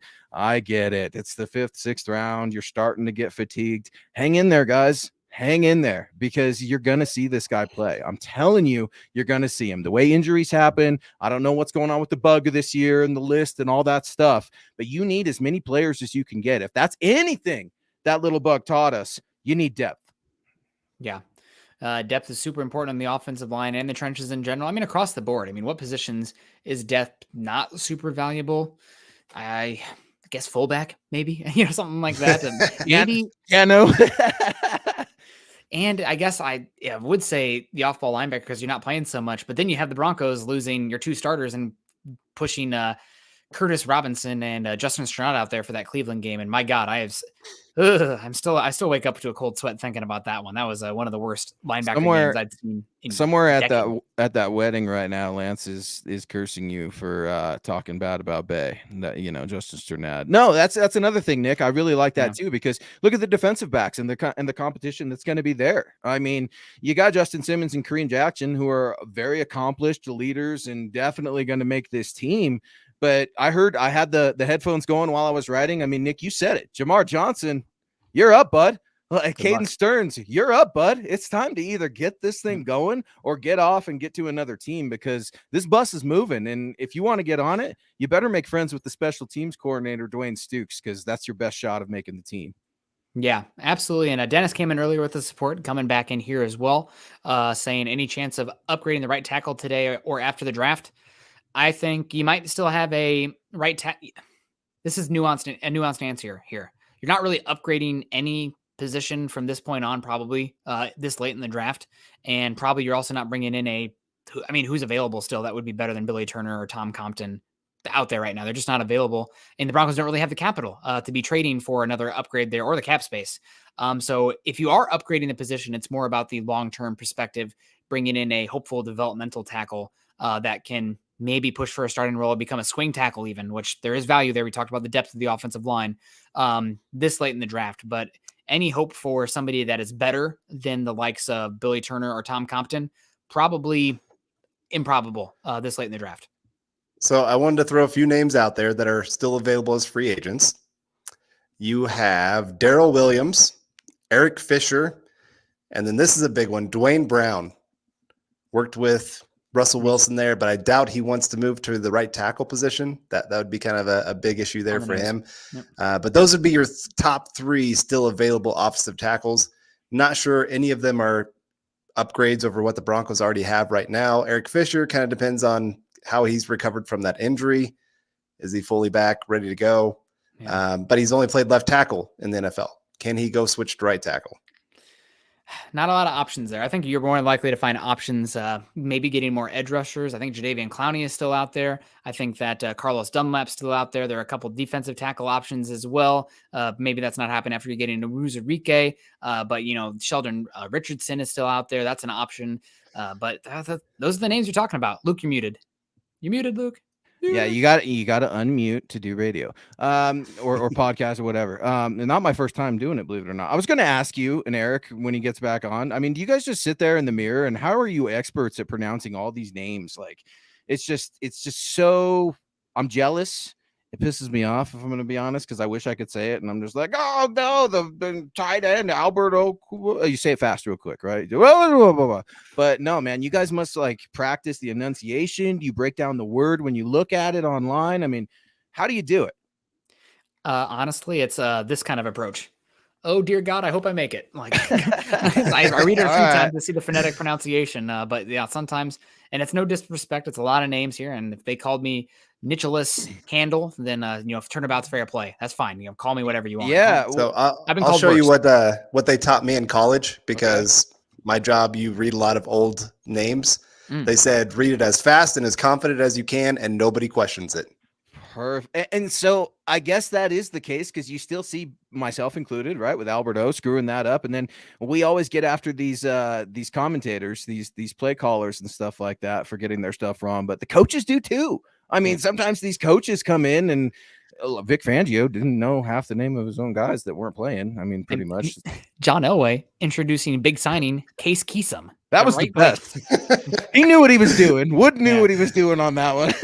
Oh my God, Elway-isms. I miss him. Right. Or I'd like to give a big thank you to John Elway.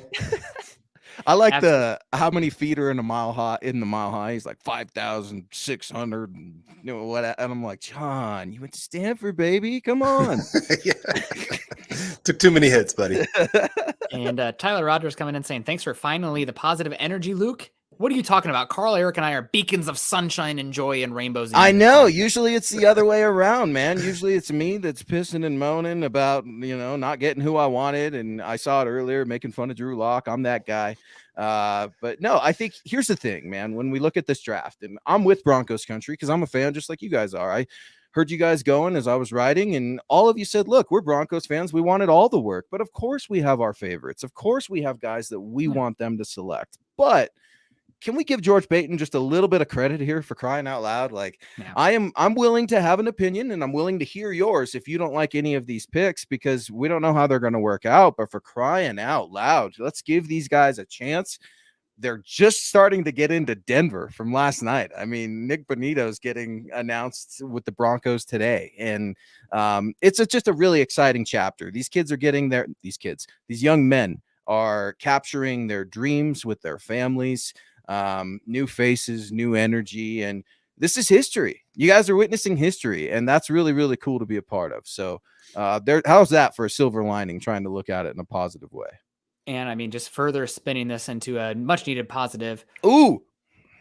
There you go, Jeremy.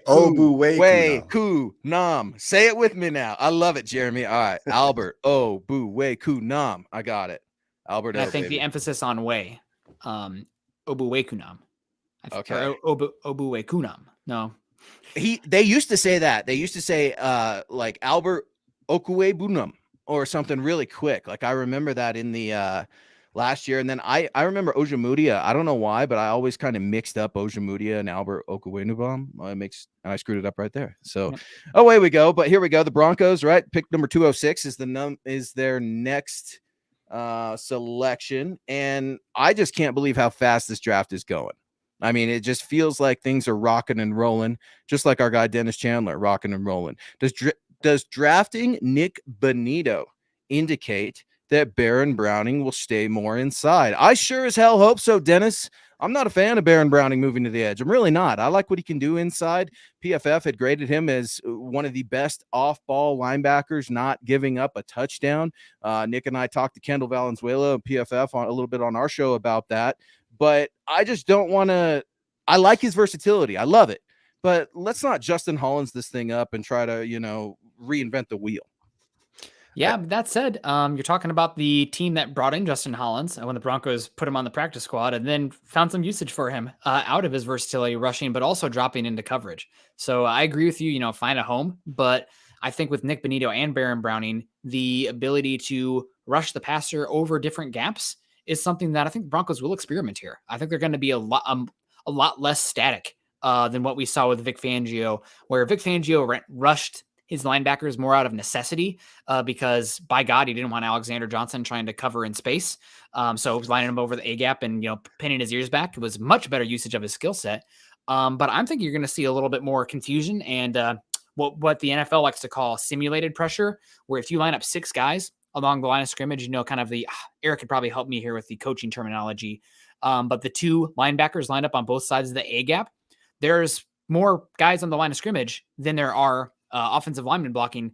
And typically not all these guys are coming. Are they all coming? Are 2 of them dropping back in coverage? You have that flexibility pre-snap with Bonito and Baron Browning with their ability, their length, their explosiveness as pass rushers. So I think it's going to be a lot more fun, a lot more exotic up front with what you can do. And that's only possible when you have an offense that is a threat and can play with the league as well. So, or with a lead as well. So I think that's so talking about inside outside with Browning. I think you still will see some inside outside. It's just more so in the exotic fronts where you're trying to confuse quarterbacks and offensive lines pre-snap with your ability to create pressure. I think that's fair. And Carl, I guess I'd ask you if that's the case and Baron Browning is utilized on the edge, which he can do. Josie Jewell, you good with him covering in the middle of the field? Or, I mean, what I still struggle to find this coverage linebacker that I think the Broncos desperately need. Well, I mean, Josie Jewell, I think, is probably our best coverage linebacker, just the most consistent. Browning has more athleticism and can stay with some guys. I mean, we saw a couple times in that Bengals game, they put him on Jamar Chase, and he didn't completely fail in that situation. So that's great to see. He's just got to get more consistent. And if Jewell is covering somebody, you're always going to have safety help over the top.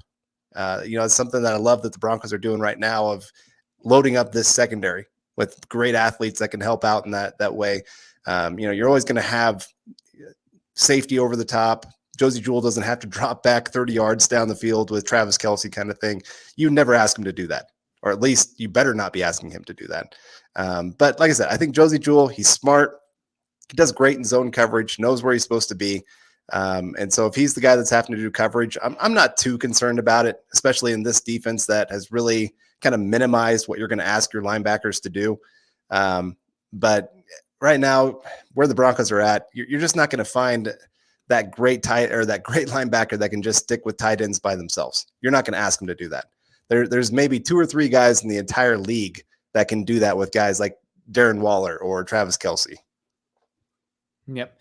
And Pro Football Focus, they'll be the first to admit that their coverage grades are probably their weakest of the analytics that they provide, because they're still kind of, even though the teams and a lot of these teams use GPS data and spatial data, Pro Football Focus is still kind of on the surface of getting in there with their coverage data. But Josey Jewell, 2 years ago, one of the top 10 coverage grade linebackers according to Pro Football Focus last year before his injury. Now, granted, it was a very small sample size, but I think he was the number 2 coverage graded linebacker in football. Now, granted, some of it is because of what he was being asked to do, much more dropping in zone, cleaning up when guys came into his area, but that's mostly what you want your linebackers to do in coverage when you protect them with defensive backs and safeties around them, especially in a 2-high safety shell. So would it be great if you had a Fred Warner or a Shaq Thompson, one of the better coverage linebackers in football? For sure. But I would rather find yourself a safety that can do that, because you are so good on the defensive front, covering up multiple gaps, so you can play lighter boxes and more defensive backs on the field in general. But yeah, 5-tool. If you can give me a 5-tool linebacker, hell yeah. Zone coverage, man coverage, blitzing, pursuit, and in the box ability, sign me up. But those guys are, that's harder to find than a quarterback. I'm sending you guys Josey Jewell jerseys tonight. Eric, do you want one? Let me know, because these guys, yeah, me neither. Paul coming in hot, fast, and furious. A huge, generous super chat. Thank you very much, Paul. That means a lot to us. We can debate draft pick choices all day long. Mm-hmm. No debate on how lucky we are having best coverage content and awesome people at Mile High Huddle. I thank you for the joy you bring to me talking Broncos football. Hashtag Carl's belated birthday fun. Thank you, Paul, for the kind words. And I think I speak for everybody on this channel and our staff that we are lucky to have you. Broncos country is what makes Mile High Huddle go. It's not us. As you guys know, this Denver media thing, we've all been different publications. We've all come and gone. Sometimes things go full circle. The one thing that never leaves is the support from Broncos country. Yeah, and I just want to say a huge shout out to Paul there.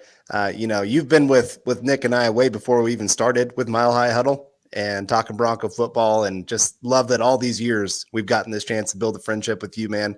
And appreciate all the support you've given us in this journey to get to where we are here today, getting the chance to talk with all of you and just cover this draft live like this. Like I said, it's just very humbling to see you guys all here, and especially Paul. Like I said, you've been with us for years, man, and you are the best. Yeah, shout out to Paul. Big fan of Paul. Hope you're doing well out there in Boulderland. So we just had he's in Boulder. Cool, man. That's awesome. Yep, out there in Boulderland. Paul's a great guy. And Eric Miller says, yeah, thanks, Paul. It's great. So, Luke, we got some day 3 picks, but round 5. Any thoughts on the other selection that the Broncos made there, round 5? Oh yeah, I'm trying to catch up a little bit because my head's kind of swimming. Montreal Washington. Let's talk about this kid, right? Because I kind of signed off right when he got selected, and this was the dark horse for me. If I'm going to be completely honest, I didn't really know who Montreal Washington was. Full transparency, but he seems like the gadget player that the NFL is modernizing their game after. I shudder to give Tyreek Hill comparisons when I just say I don't know who a prospect was. But when you look at his specs, right, he's small, he's fast, 5'10", 170 pounds. I heard Carl talk about him leading in the FCS with, I think, almost 2,000 all-purpose yards. You're going to see him in some gadget plays, I think, with Nathaniel Hackett. But look, returner has been a problem for the Denver Broncos for a long time. Initially, a couple years ago, we thought KJ Hamler would come in and fill that role. That's not the case, okay? KJ was trying to be a returner in college. It worked out a little bit. No, didn't really have a ton of touchdowns or anything like that, if memory serves. But his role is to be the slot receiver for Russell Wilson, which means after you get rid of Trinity Benson last year, things of that nature, you've got to find a returner. This screams special teams to me. George Paton said that unit has got to improve, and he meant it. Yeah, and we have the analysis here from NFL.com says the Broncos were dead last in the NFL last season with 16.2 yards per kick return. Washington is way too diminutive to offer any value as a true rotational wide receiver, but he projects as a return specialist with some dynamic make you miss speed and quickness. So could be a gadget player. Again, middle of the 5th round. Is that the best value for somebody who is the level of competition without being a truly crazy athlete? We can debate that, but if he was their guy, then you want to take your guy. Like if with the amount of day 3 picks that the Broncos had, if Stooks wanted him and said, I need this guy, then George Paton listens. That's the value of having all these day 3 selections is you can kind of, not pacify, but empower your coaches, give them a voice and a seat at the table. So if Stooks wanted this guy, then I don't hate the pick, but the onus then falls on Stooks. This pick working out and being a good selection is more about Stooks making it work than George Paton. George Paton signs off at the end, but the coach has got to get it right if he's their guy. Well, and it makes me go ahead, Carl. I was going to say, and this might be one of the most underrated aspects of it all. Jerry Jeudy no longer has to do those fake jet sweeps. You do them with Montreal, Washington. Yeah, there you go. Some gadget plays. And, Stooks talks about, to me, Stooks was talking about wanting violent guys and hitters and tacklers and stuff like that. This makes me wonder about George Paton. If George Paton has just had this guy kind of in the back of his mind for some time, Washington, I mean, I'm okay with the pick, I guess, because you got Russell Wilson and a whole buttload of receivers and everything else. So it doesn't bother me. Just seemed odd. If I'm going to be honest, it felt like an odd kind of head scratching pick because Nick, as you alluded to, a returner. I mean, okay, sure. You need to improve in that level, but man, there's so much speed already on this roster. It's a little scary to think what Washington can bring.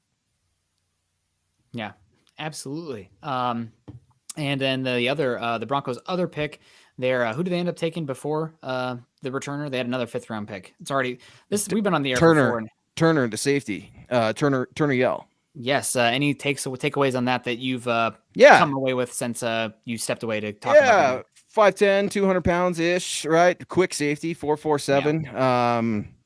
Yeah. Again, you're seeing the Big 12 and the Pac-12, Pac-10, whatever it is nowadays, being utilized by George Paton. He was a 3-star recruit coming out of high school, could have played at Nebraska, Utah, stuff like that. Second Oklahoma player, right? Kind of odd with Nick Bonito being here, but maybe a potential K-Jack replacement down the line, I think is something I put in my piece at milehighhuddle.com. I'm not saying that he's going to be a lights-out safety by any means, but he operates well in space. That's one thing, going back to my notes just a little bit, saying, I like him in shell, I like him in space, I like him in zone. Man-to-man, I mean, that's going to be tough, right, for any safety. But I think that false step, he can recover a little bit. And I like his promise, but a surprise pick, if I'm going to be honest. Yeah, absolutely. So, Eric, we should probably start to catch up here on some of the picks that have started to come off the board here. Do you have any ones that are sticking out right now as far as ones that are interesting to you? Amari Barno is an interesting one going to Carolina. Speed rusher that can play off ball. I mean, very, very Josh Allen, right? That's the one edge there. Very similar in style with that. I mean, not much power, has to get stronger, but he's got good versatility. And by no means is he on the same level. Very much a poor man's version of that. Jalen Naylor, a wide receiver out of Michigan State, going to Minnesota is an interesting one. I thought he had one of the better gauntlet drills at the combine. Just was really clean, really smooth throughout that. And then Malcolm Rodriguez, this was a guy that I was actually really surprised was still on the board this late. There was a lot of top 100 talk from there. I know that there was some people who thought he would go even in the top 75, like just a lot of versatility. I believe Lance Zierlein was one of those guys that was really high on him. And then Vidarian Lowe, a tackle and developmental tackle option I liked out of Illinois, going to Minnesota as they continue to bolster their offensive line. A few other guys that went that are interesting, but those are the ones that stand out for me. Yeah, absolutely. And you touched on Naylor. I mean, I watch a lot of Big Ten football guys. Just full disclosure. And Jalen Naylor was always a thorn in the side for Michigan State, even though they had some erratic quarterback play. So Jalen Naylor making plays on the boundary. I think he ran a 4.47 40 as well, or 4.5 40.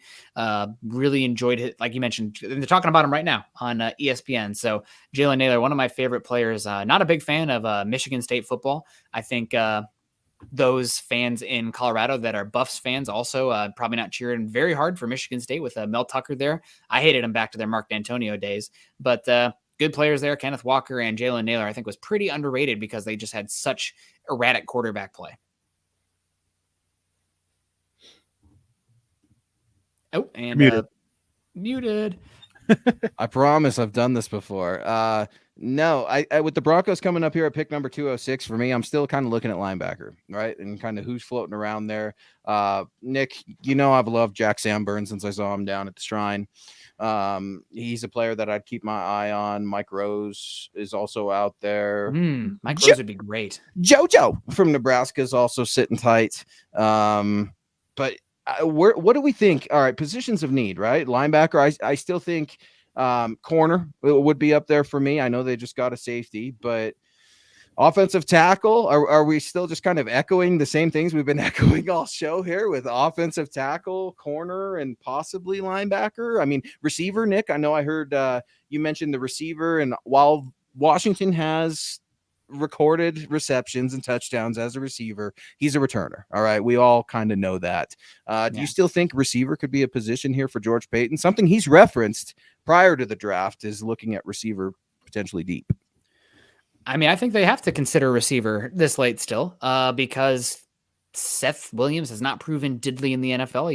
He's made some good tapes climbing the ladder at Auburn, but not really dynamic in any sort of way, not really a separator, and not much special teams ability. And Tyree Cleveland fell to 7th round.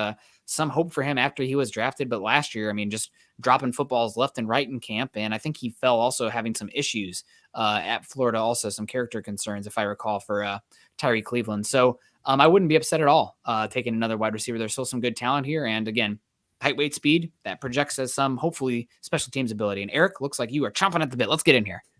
No, I was just going to say is looking at the history with the Minnesota Vikings that George Paton had, there were the top 2 drafted positions, defensive backs. They drafted like almost 30 during his time in Minnesota. Wow. And then the second most, wide receiver. All but 3 or 4 drafts during his time in Minnesota, they drafted at least one receiver, and there was 18 receivers total drafted during his time. So I would definitely expect a receiver at some point in this draft, and I think this is a good spot. I think that this is where you're hitting the what's the musical term towards the end.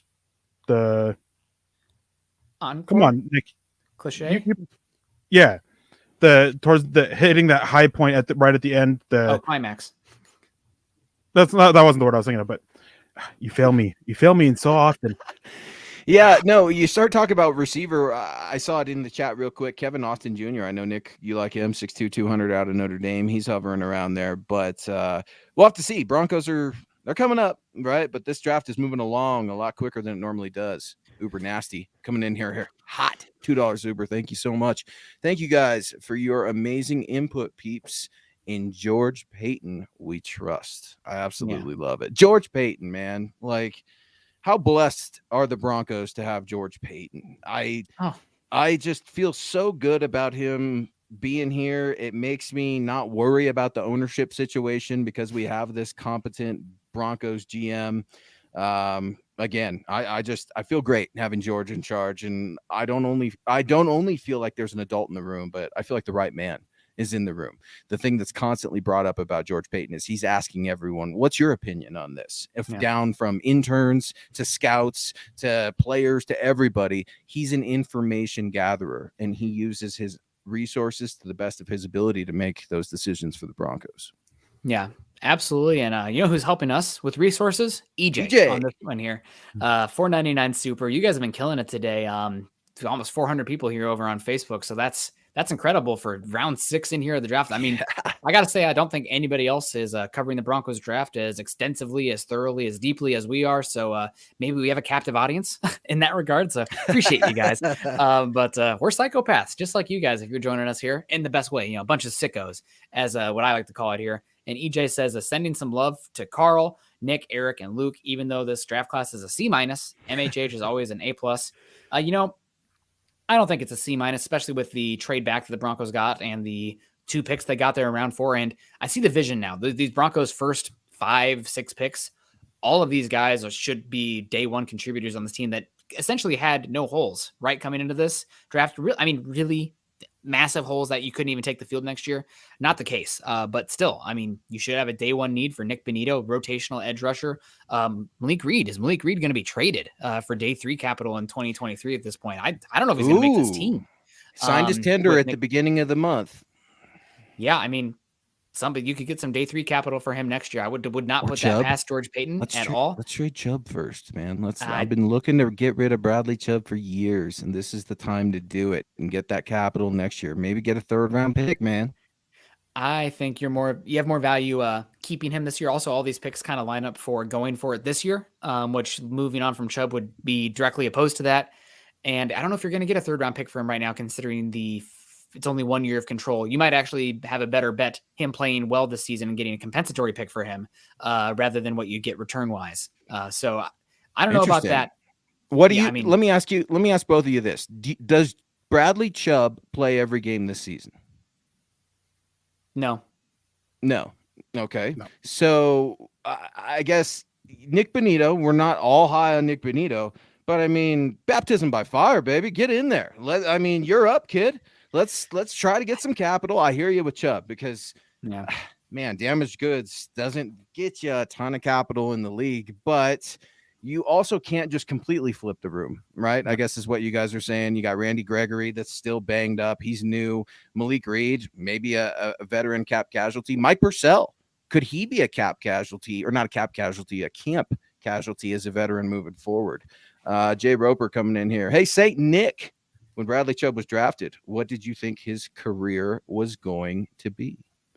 I thought he could be a alpha pass rusher on a team. Top 5 pick. I thought he was more closer to a Pro Bowl, potentially being a perennial Pro Bowl type than being a all pro. I thought comparing him to Von Miller as far as his draft profile and ability was a big stretch compared to what his athleticism and bend was, especially because he was a late 1st round pick that rose into a top 5 pick as a senior. Not that, what do the fantasy nerds call it? Breakout age. Didn't have crazy breakout age for Bradley Chubb. Was still good, but not incredible. But I thought he could be, one of the top 20, potentially one of the top 10 edge rushers specifically in the league if he could stay healthy. His rookie season was very good. He was pretty good 2 years ago as well, but that availability is quite concerning. That's the biggest thing for him. He's got to stay on the field. So I think he's a good player, but he's got to stay healthy first and foremost. He's Jag, just another guy for me. Ooh, that's Malik Reed. Yeah, but Malik Reed, you don't have anything invested in. Bradley Chubb, you're waiting on that ROI. Malik Reed, man, you just kind of, okay, we could cash this out whenever and break even for an undrafted guy. I hear you. But Jonathan Cooper, man, I do like Jonathan Cooper. I've got tons of love for Jonathan Cooper. I'm wondering if he's a little pissed off right now about a couple edge rushers coming in and seeing if that lights his fire a little bit. I think he's got some promise, but he needs to develop as well. Just because I like these guys doesn't mean they're going to come out and be barn beaters by any means. Yeah. These guys got to put in the work. And I think that's something that Broncos country is going to see this year. With respect to this comment, I was going to reach out to Quentin Nelson and get that going. Be like, Quentin, do you feel like you should have been number 1 on Twitter or something like that? Because that guy is a beast. But Sparkland saying, in retrospect, Quentin Nelson should have been the pick. Our regime at the time would not have been able to develop Josh Allen the same way the Bills did. Oh, and here we go with the Josh Allen. Let's just get Drew Lock in here while we're at it. Teddy Bridgewater, let's have it out right now. I hear you sparking. Quentin Nelson, man. Who doesn't like Quentin Nelson? The guy is just an absolute freak of nature and a truly generational player. Yeah, no, he's a great player. If we had hindsight and you're not wanting to take Josh Allen or Lamar Jackson, I'd probably still take Josh Allen and say, who knows what happens, but roll the dice on the freak athletes guy. That's, really a learning moment there for me in the draft process and quarterbacks in general, with Josh Allen doing what he did and Lamar Jackson. But if we're doing true hindsight here, the move would have been trading down and taking arguably the best cornerback in football in Jair Alexander and picking up a future 1st round pick, right? Derwin James. Derwin James hasn't been as healthy, so probably go if we're doing true hindsight, Jair Alexander trade back and getting a future first, because Jair is incredible, and I think he's about to get some serious money coming up here from the Packers. Yeah, hindsight's 2020. It's always hard to say, but Jeremy Shawn coming in here with a little bit of his say, saying it's perfect, especially with Casa Bonita having a resurgence with the South Park guys buying it. It's Casa Bonito all over Broncos social media right now, and yeah, it's just kind of odd. I think it's an odd feeling for Broncos country right now. They're not sure how to feel, right? Because it's odd. You land a Super Bowl winning quarterback, a 9-time Pro Bowler in Russell Wilson, after I swore and everyone swore Aaron Rodgers was probably coming. It didn't happen, but somehow you were okay. You were better than okay. Well, the draft rolls around now, and George Paton's went into a whole bunch of different directions. I didn't necessarily think he would go, but I'm okay with it. I mean, like, you've got to have a little bit of faith in the organization. Yeah. It's nice that he gets that nice money that's going to probably come from being the endorsements for Casa Bonita. I mean, it's a perfect setup for him. Easy money. But yeah, I'm glad that's back open for the or for Denver, or for Colorado, I guess. But we got Brandon coming in here with the $5 super, saying punter Matt Ariza still available and worth taking in this part of the draft if he is available. He is not available. He went here in the top of the 6th to, was it the Bills? Yep. The Bills. So he is no longer available. Is the Colorado State punter still available? I was just wondering that.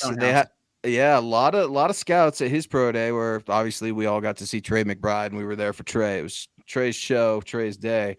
But yeah, the punter from CSU is definitely getting some looks out there. That's always kind of interesting. Full disclosure, I don't scout punters or kickers or any of that. So if you guys have any tips or anything on who's the best punter ever, I guess I'm all ears.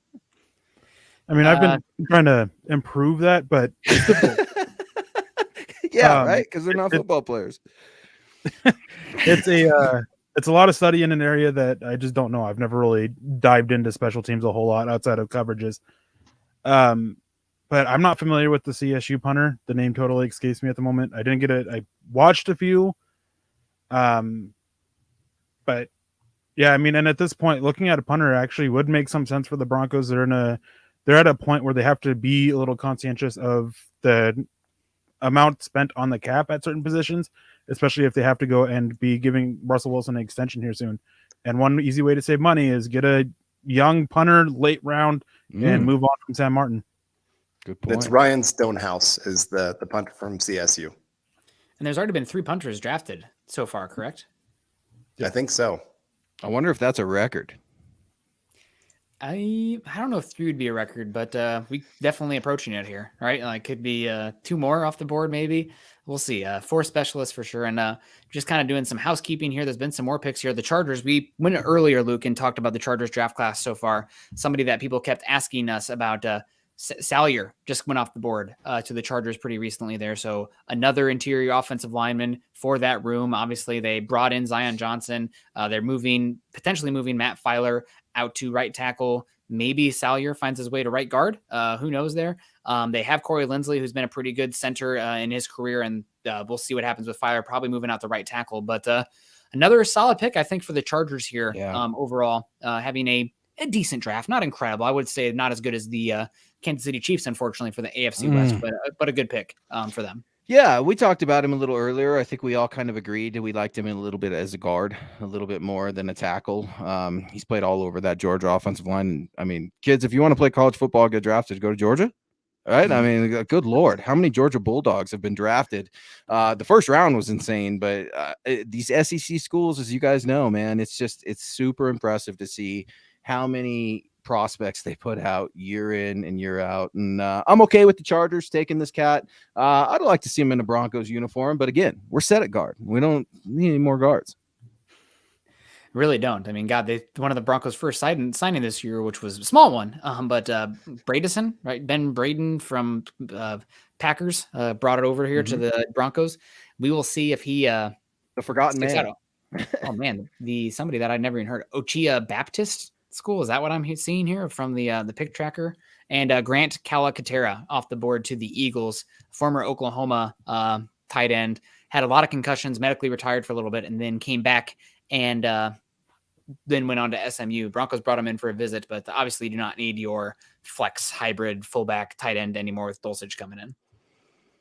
Yeah, it's an evolving NFL, right? Where you're always looking for the new trends. 12 Bulldogs drafted. Eric confirms, man. 12 players in 6 rounds so far. Holy cow. That is absolutely insane. Kirby Smart, right? That guy, holy cow. What a program. The Georgia Bulldogs, you've just got to be so impressed with the SEC in general. But when you look at the Broncos and their draft picks, I mean, they're staying relatively close to home when you look at it. I mean, George Payton's got those roots out there at UCLA. The scouting staff has been all over it, but it's tough to figure out what direction they're going in at this point. If I'm being honest, I feel like I'm literally throwing darts at the board here and just seeing if they're going to pick. I haven't been anywhere close to a guy that I think Payton would land. We were close there round 4, but after that, name out of a hat. And real quick, going back on that, with 12 Bulldogs drafted, the crazy thing is they still have a chance for 3 more. There's still a corner with Darion Kendrick, though there's a lot of character stuff there. Had some issues at Clemson. There's a tight end that John Fitzpatrick that was mentioned, valued to be centered around his toughness and consistency as a run blocker. Definitely that can get him drafted. And then there's also 13, because I forgot that Zamir White was drafted. Mm-hmm. So 13 Georgia Bulldogs with a chance for 2 more. Insanity. All right. Well, the Broncos are going to be on the clock here soon, boys. Panthers pick is in at 199, so 6 away. Just going over ESPN's top big board, going to list some names that stick out to me. JoJo Doman's still available. I didn't like him when people were telling me, "Oh, Broncos take him in, early round 4." No, thank you. But round 6 here, talk about an athlete. Maybe he's somebody that could bring in there. I don't know exactly where he would play in the scheme for the Broncos, but again, this late, even if he just becomes a special teams contributor, that's value. Rasheed Walker falling this low. I know that he's had some inconsistent tape, but he's an offensive tackle that a lot of people thought would go probably in the first 150 picks, and now we're at 200, so he may be a value. You have Bo Melton still available, the interesting player. Maybe they want to double up at cornerback. Tariq Castro-Fields and Josh Jobe is still available, as is Kayleon Barnes. Wide receiver Kevin Austin and Bo Melton. Maybe they want to bring in another guy. And some names that stick out here for me. I know the Broncos have been using a lot of their picks so far to be more day one contributors, but a player that had an injury history but was a really highly rated recruit with some tools. Christopher Allen from Alabama. You already took a edge rusher that's going to be day one ready here. Christopher Allen could easily be a stash and draft kind of guy where you're going to maybe moving on from you might be moving on from Malik Reed here soon. You might be moving on from Bradley Chubb, getting an edge rusher with the recruiting pedigree that Christopher Allen has would intrigue me as long as he passes the medicals. Yeah, Todd Ostendorf coming in here real quick saying Montreal, Washington is really small. That is true, but guess what, Todd? He's also really fast. Just had an article just dropped 11 seconds ago on myhighhuddle.com trying to give you guys just a little bit more info on this cat out of Samford, not Stanford. Punt returner, kick returner that the Broncos are definitely going to try to utilize in Dwayne Stukes' system. But he's tiny. Yeah, he's itty bitty. He's like what, 5'10, 175, 180, something like that. KJ Hamler's right around that size, maybe not 5'10. There's no way KJ Hamler's 5'10, man. I've been next to KJ, and I'm at 6 foot. Nick, I know you're what, 6'3? I'm 6'1.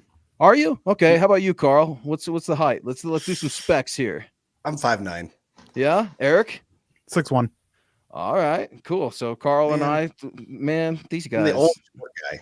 Sit up a little tall. Get us a box so we can sit on our pedestal a little bit. But no, Flying Dragon Films is coming in here with a huge, generous super. We really appreciate it, Flying Dragon Films. Thank you very much. Saying I am just showing the Mile High Huddle family some love for all of your hard work. Thank you. You guys help keep the lights on. You help keep us able to do what we love to do, and that's bring you guys draft coverage, talk Broncos, figure out the quickest and best way to get another Lombardi trophy here in Mile High City. Yeah, thank you so much, Flying Dragons. That's awesome, especially this late in the draft. All you guys still tuning in. We've got over 400 eyes on this right now live. That is just crazy. Broncos country, man, the most knowledgeable fan base in all of the NFL. And we no longer have to bicker about which quarterback won the day in training camp. So long are the days of Tim Tebow, long gone are the days of Drew Lock and Teddy Bridgewater and all that mess. It's a new era here in Denver, and we're about to find out relatively soon who the Broncos are going to go with. Now, I still would prefer a linebacker eventually, but there's not a ton of linebackers that I could foresee being drafted here. You might be able to get an undrafted linebacker from right down the road, and CU Boulder's Nate Landman as maybe an undrafted guy. I projected him as a late guy, maybe round 7, but man, I could easily pick 3 or 4 linebackers ahead of the Buff right now. The one that I mocked to the Broncos at this exact pick that's coming up here is still available in Mike Rose. Maybe they already bring in Awuzurike from Iowa State, and Mike Rose, not the most crazy sideline to sideline athlete at Iowa State, but had like 33, 34-inch arms, really good playing in the box, breaking down in space, gets his hands on a lot of ball carriers, can cover up multiple gaps coming downhill, and I think a decent player, dropping in short zones and using that length to cover up areas. So maybe Mike Rose is an option here as well. And he started since his freshman year and was just a tackling machine for that Cyclone defense. So there's a linebacker for you, Luke, if you're interested. I think he's I like him. Available. Yeah, I like him. I like Jack Sanborn too. Then you look at just real quick, because I didn't know, is the Sewell kid from Utah Penny Sewell's brother? Yeah. Okay. Yeah. Just checking. I thought so when you see him and you watch and everything. Speaking of Sewell, Luke, I know you'll be excited. Next year, there's a Sewell that'll probably be a top 10 pick, top 20 pick.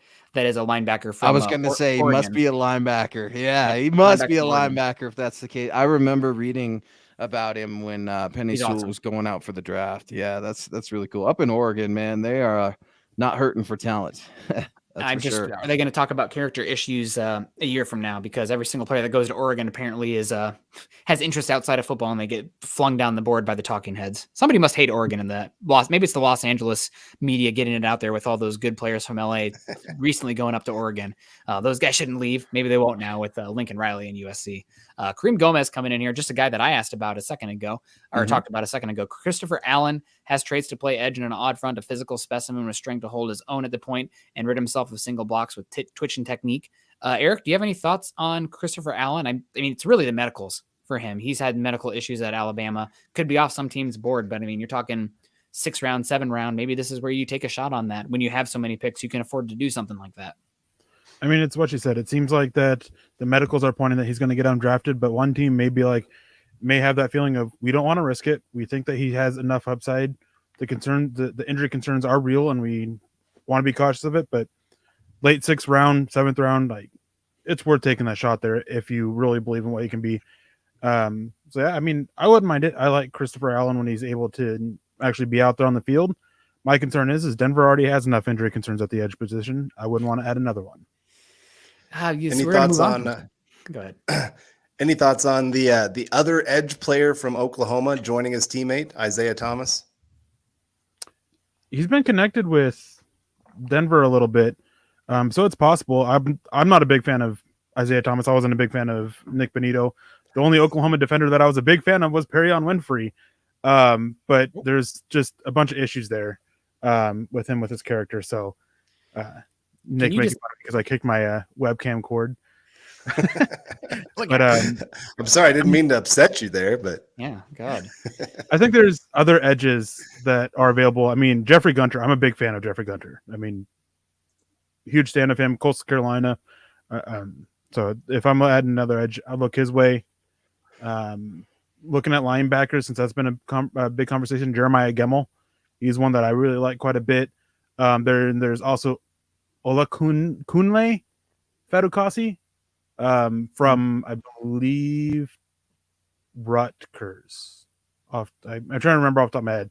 On my board, I don't have the school, so I can't remember, but I like him too, and I think that he would be a good developmental option for a little bit later. Absolutely, yeah. Any thoughts on Mike Rose? Well, we got. Go ahead, Carl. I was going to say, we have Anthony coming in here with the $5 super saying Castro Fields to continue to help special teams and depth, maybe. He's a solid tackler and good athlete. Thanks for the show today, guys. Any thoughts on Castro Fields? I think he's been okay there for them. I think the real value at the cornerback position will be there next year, where they have Porter. I think it's Joey Porter's kid actually is the cornerback that's coming out next year. That's a cornerback for Penn State. He's probably going to be a top 2 round, top 3 round pick. But I mean, you talk about some length here. You talk about somebody that can bring some special teams ability and solidify the room. I do wonder if he has enough versatility inside, outside, and reaction speed, twitch, and looseness in his hips to be a off coverage corner, which the Rams have used more off coverage over the last 2 seasons than any team in the NFL. So we'll see if that plays out. But if that's the case for the Broncos defense, who knows what Ejiro Evero is going to go and do this season. But curious. And go ahead, Eric. So real quick, since talking about Nick Bonitto, he's sitting down for an interview with Mike Kliss, and there's a picture of him. And I think that Mike Kliss has thicker thighs than Nick Bonitto does. Oh, my God. Kliss is my guy, man. Kliss puts tons of squat time into those thighs, dude. No, gotta look good for camera. Yeah, dude, for sure. Well, and you got to make sure that fake Mike Kliss account can't, match those legs or anything like that. That's always tripping me up. Zebulon coming in here real quick, saying he's missed a few things since round 1. Was at a concert, had a blast last night, and was wondering if we could do a quick rundown. So I'm gonna kick this over to Eric real quick and see if we could just kind of take it down the list. We know the Broncos didn't have round 1 pick in the aftermath of getting Russell Wilson, but they did have a round 2 pick, and they did wait till pick number 64 where they officially started the draft. Yeah, I mean, Nick Bonitto was the first one, and I mean, maybe we start calling him Thin Thighs or Nick Burrito. I mean, I know Casa Bonita is the big one there. Then they went and got Greg Dulcich after trading down a little bit. Traded out of pick 96 completely, getting pick 179 in a future 3rd round pick for next year. Damari Mathis, Ini Uwuzurike is a guy that I really like. I mean, big fan of Mathis as well. Then they follow that up with, I can't remember the exact order here, Delarian Turner-Yell, Montrell Washington, and Luke Wattenberg. 100%. Yep. So we really liked round 4 for the Broncos there, both those picks there. And talking about Nick Bonitto's thighs being thinner than Mike Kliss's, that's the first thing I think that's on Dane Brugler's. It's either Lance Zierlein's or Dane Brugler's scouting report on Nick Bonitto is extremely thin legs, which is a concern for somebody that you want to hold up at the point of attack as an edge rusher. I mean, when Ejiro Evero says, "Hey, thanks for coming here. Get ready to try to defend the run." That's well, and that's what we were saying too. You guys are exactly right. George Payton's like, "Get ready to get your ass in the weight room," is what he tells him on the phone, and then he tells us at the press conference last night he needs to get in the weight room. So I don't need any more bench press from Nick Bonitto. I need you to hit that squat rack, baby. Leg day, baby. It matters. Yeah, I mean it's a little bit concerning when that's what you're saying out of the gate when you're talking to him on the phone. But talk about a dynamic player. I know that it was Chris Sims said he could be utilized as a maybe never going to be a full-time starter given his limitations against the run, but could be used maybe as a Micah Parsons matchup pass rusher over any of the gaps as a stand-up player. So that would be a lot of fun for him. But if he's going to become a full-time starter, he's definitely going to have to add mass to his base so he can add more speed to power off his rush, more different pass rush moves that aren't just, the finesse speed rush moves, and be better at the point of attack just in general. So we'll see. But I mean, he does have great bend. He does have great explosion. And I do love the versatility. He's pretty much like, I've said this before. I think it was on one of the shows. I don't know how many Pokemon psychopaths are out there, but if Malik Reed is Magikarp, then Nick Bonitto is Gyarados. It's like he's so much better in every way than Malik Reed. And Malik Reed has had a lot of sack production here in Denver. A lot of it cleanup sacks, but cleanup sacks are still sacks, and somebody's got to clean up if the opportunity's there. So could be a good pick for the Broncos still. And that's just the reality is those are the type of edge rushers that you're going to get anyway at pick 64, right? The good ones are going to be gobbled up in the top 40, top 20 most of the time. So the guys down there at 64 are going to have some warts. And Bonitto has some warts, but he also has some very good pass rushing traits. Broncos are on the... Yep. So, all right, real quick for the pick, what position are they going here in the 6th round? I think I'm going to have them go with a wide receiver. I'm going to say Kevin Austin again, Kevin Austin Jr. I'm going to go offensive tackle. Eric, what about you, Eric? Kellen Diesch. I think that they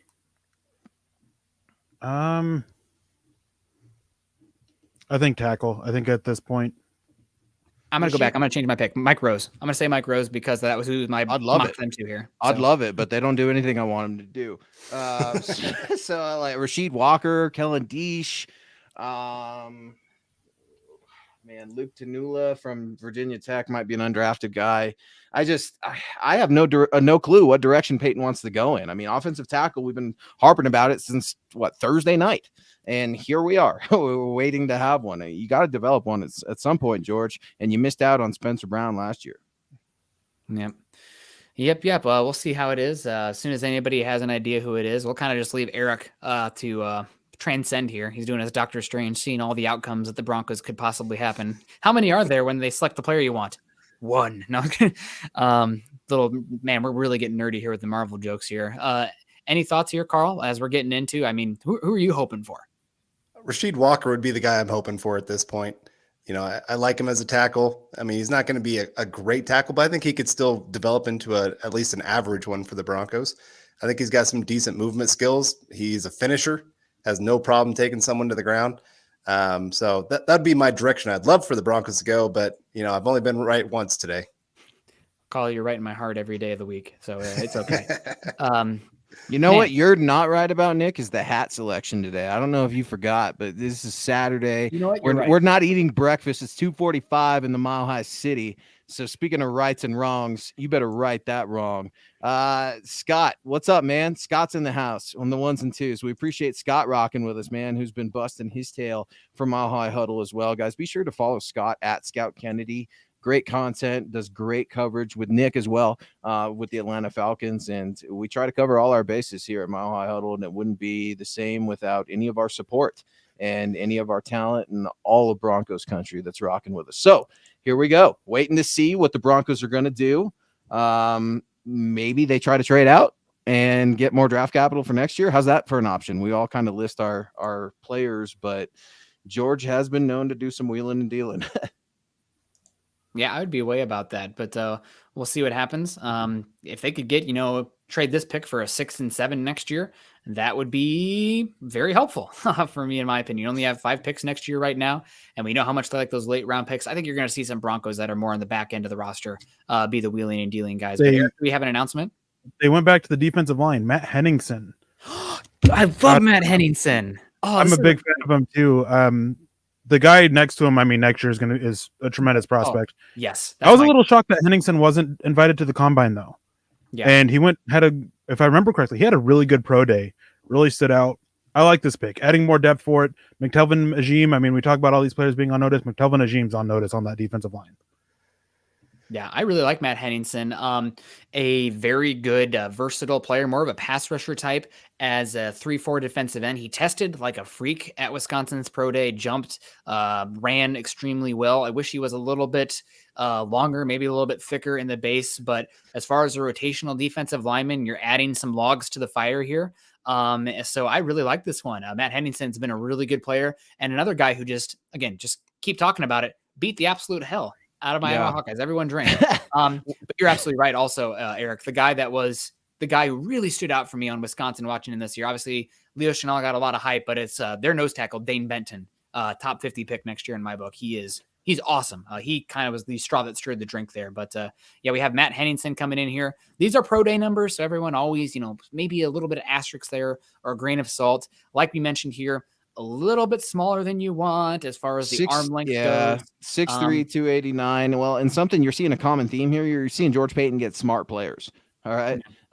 This cat was a finalist for the William V. Campbell Trophy, which is known for the best academic player pretty much in all of college sports. And this cat was a finalist for it. He also has his degree in electrical engineering, 4.0 grade average. He's everything you want in a defensive prospect, especially grabbing him late. Yeah. That's really happy about Matt Henningsen. Eric's completely right.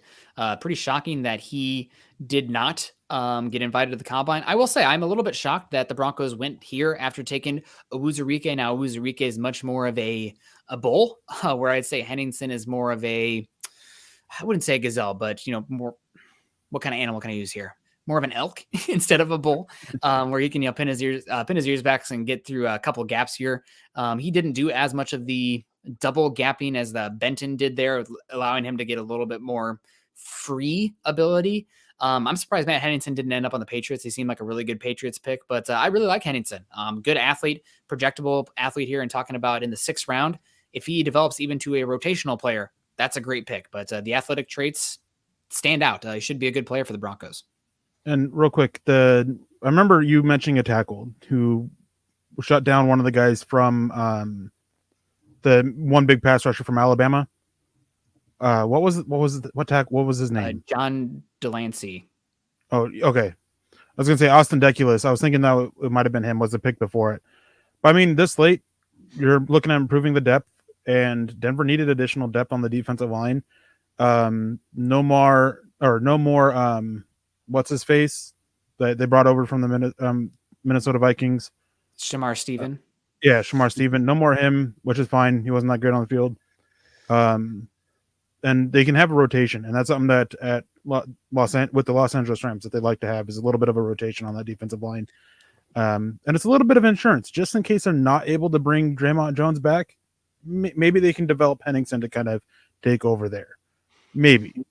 Yeah. And Lance, I want to kick it to you. Henningsen was at the Shrine Bowl. You got eyes on him in person. So I'm curious, did he stand out at all? And you definitely hit on it. A very smart player, 4.0 in electrical engineering at Wisconsin, and already graduated with his master's degree from Wisconsin. So smart player as well. But Shrine Bowl, you were there in Vegas covering it for Mile High Huddle. Did Henningsen stand out to you at all? Luke jumped out to write. Of course. Every time I'm about to write up these guys, like, look, you were there in person.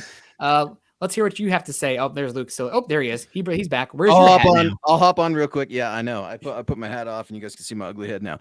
No, I thought he was an interesting player. He's a high effort player. Did really good in the pit. Got to see him down in the Shrine.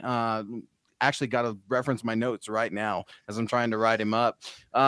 You're getting a gem of a guy. George Payton talks about how important personality and being in the locker room is. That's what this young man's going to bring. He's direct competition. Eric said it. Without Stephen Weatherly, and you're losing some of these guys. Draymond Jones, it's time to get going, man, for the whole season. I need that production the whole season. And this is a good defensive line pick that's a developmental guy in waiting. I don't expect him to be a starter this year or anything like that, but you damn sure better be expecting him to play on special teams. You damn sure better be able to see him in the preseason. You're going to see him scrap with guys in the pit at training camp this year, something that he definitely did at the Shrine in Las Vegas. And I can't wait to see him, man. I'm super excited. I'm going to go write him up. You guys stay tuned to MHH. You've got Eric, Nick, and Carl with Rapid Reaction coming up next. Hey, Carl, what are you thinking? Yeah, I like the guy. I mean, at this point in the draft, like I said, you're getting guys that you hope can be rotational players and maybe develop into something for you. And you're right, Draymond Jones, if he has a huge breakout year, I mean, he could ask for the moon, and you'd have to about give it to him because interior defense linemen are making some pretty good money these days. And I love Draymond Jones, but if you got a guy that can fill in and not have to pay huge money, might have to see him go and just get that 3rd round comp pick. But because I mean, Draymond Jones, he was about this size when he came out of college too. Yeah. And you had to kind of build him up. And so I like having that idea of giving guys a couple years. Baltimore, one of the best teams at saying, hey, we're going to take a guy that we know will be starting in 2 years. And then we're going to let him walk after those 2 years that they start for us. And then we're going to take that 3rd round comp and turn them into something great for us. And they're just so good about developing guys that way, looking 2 years in advance. And to me, this is kind of one of those picks of a guy that you hope a couple years, let's see what we can do with him. Yeah, absolutely. And Eric, you got any more for us here on Matt Henningsen? Eric, you there? No? Okay. Oh, he's frozen. Good afternoon, football priest from Chad Beach here. And Broncos country. I hope the other priests are having fun in Vegas at the draft. It sounds like they definitely did have some fun. So those of you who are able to go and meet and join that meet and greet there, hope you guys had a good time as well. Franklin Peterson with the $10 donation says, wonderful job by the MHH staff this weekend. The way this draft is going, maybe we should take a chance on Bobby Boucher, a linebacker from Louisiana Cougars. I see Scott laughing at me, so apparently I butchered the name. He says, this is Waterboy. Adam oh, okay. It's been a long time since I've seen that movie, so sorry for that. And then there's some question about Uwazurike and his position. He's a defensive tackle. Pro Football Focus lists him as an edge largely because of the way Iowa State used him. So yeah, he's definitely an interior defensive lineman.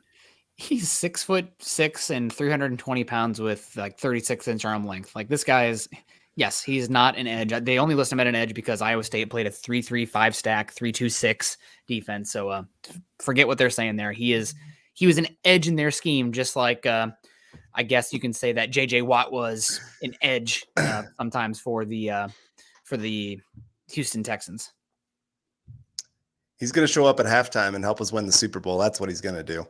Bobby Boucher for us. But Franklin, really appreciate that comment, and nice to get a little humor here at this point after we've been on for over 5 hours at this point. Ooh, man. Yeah, my voice is starting to feel it. Isn't that the movie with the eye pokes? Yep. Captain Insano shows no mercy. Yeah, exactly. Okay. That's the one. So I also doing some more research here on Matt Henningsen. He did make Bruce Feldman's freaks list this season as well. So good to get an athletic freak in the trenches. And this is what Bruce Feldman had to say about Matt Henningsen. He said, not only are you getting a 6'3", 290 pounders test numbers dazzling, not only are the 6'3", 290 pounders test numbers dazzling, he's phenomenal in the classroom as well. Henningsen is a grad student in electrical engineering and had a 4.0 as an undergrad.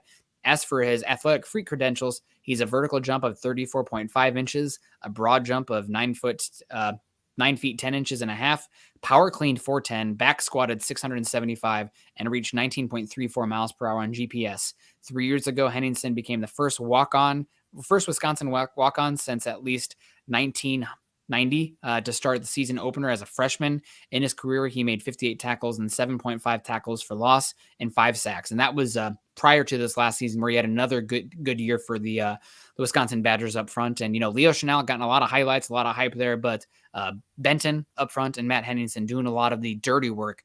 So those Wisconsin linebackers, Jack Sanborn, Leo Chenal could clean up front. So I love that pick. I'm really excited about it. At this late in the draft, do I care that they already took a Uwazurike? No, it's so hard to find good players in general. If he ends up being a rotational player and you got him in the 6th round, that's awesome. It could be any position. Almost any position. We're talking long snapper, punter, kicker. I don't want to back up here, but for a position like a defensive line where you want to continually add talent, developmental talent to that roster to keep it strong, makes a heck of a lot of sense. Yeah, and something that you said on there is that you just said I want to touch on is this late finding value. I mean, a lot of people, they're always looking for those stars, even at this point. But at this point, it's just positive return of your investment. Maybe Matt Henningsen shows a little bit, and they can flip him for a 5th round pick. It gives them depth, and it's just you just gotta get positive investment. Sometimes just because that 7th round pick only plays in 6 games, if he helps you win some, at that point, it's pretty much a positive return on your investment. Yep. It's and this is something in general. I don't remember who I heard this from. A lot of obviously good football minds out there. Could have been, I want to credit Ben Fennell with it, who does a lot of good work covering the Eagles and the Packers, saying that the trench players in general, the trench positions in general, you never want it to be a point where it's such a weakness that you have to spend 1st round, 2nd round capital to correct it, because at that point, it's already too late. Instead, in the trenches specifically, you want to think about it like a good fire. And I'm sure, I don't know if you guys are pyros at all. Me being the outdoorsman, I like to see if I can create a fire when it's allowed and not a wildfire season out here in the Pacific Northwest. But a good fire, you don't just build one and then let it go out and then build it again. You want to continually stoke the fire, add logs to the fire to keep it blazing, to keep it going. And that's what you're doing here, investing in the trenches here, the defensive line, interior defensive linemen specifically with these 2 picks here. So even if these guys just become rotational year 1 or even practice squad, maybe year 1 for Henningsen this late, you are adding logs to the fire to keep that fire blazing, to keep it young, to keep a good rotation, to keep good talent and depth there. And you need to continually do that in the trenches. I know some people roll their eyes at that. What about offensive tackle, Nick? Yes. What about offensive tackle, Nick? But for the defensive tackles here, I think that's a good strategy here to get good players here that you can continually stoke the fire, add to it, and get some athletes there and a smart guy as well. Wouldn't be completely shocked if Matt Henningsen, 10 years from now, 15 years from now, we're talking about one of the coaches. Right. And I mean, the Broncos have done this. Draymond Jones, his rookie year, he was a rotational player. Got in on a few snaps, kind of got in more because of injuries than because of them actually wanting him to play.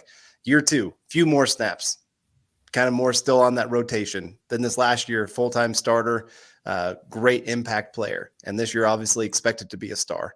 McTelvin Ajim didn't play really his rookie year. Next year, got a few more snaps. This year, we're expecting hopefully a little bit more for the Broncos. And yes, Flying Dragon, you're right. In case anybody forgot, we did get Russell Wilson. You know, that's the first round pick right there. Yeah. Always keep that in mind when we're looking at this draft, that that's part of what helped to get him. So as much as we might be questioning some of these picks, we do not question the Broncos going and trading for him. That was a great move by them. But so yeah, I love this pick. I love that it, like I said, gives them a couple years where they can develop this guy and see if he turns into something and keeps a position on the cheaper end. So I'm a big fan of this pick. High effort guy, like I said, brings a lot of athleticism, brings intelligence to the interior as well, and hard worker. Like I said, he's the first walk-on to start as a freshman, right? Since 1990. Yep. You know, that's huge. A guy that can work that hard to walk on and become a starter just shows he was underrated coming out of high school. He's underrated coming out of college now. And I think he's going to be somebody that we're talking to that was great value for the Broncos moving forward. Yeah. Really excited to see what he can do here. Probably developmental, probably more of a penetration role early in his career compared to what you're going to get with a Ruzarike. But that's okay. Getting some value, getting some depth there. I don't mind it at all. So continuing here, the draft is going, just some bookkeeping here, I guess. Rolling through this, I'm going to roll through the 6th round so far, since we are rolling through the 6th round here. Matt Areza going first.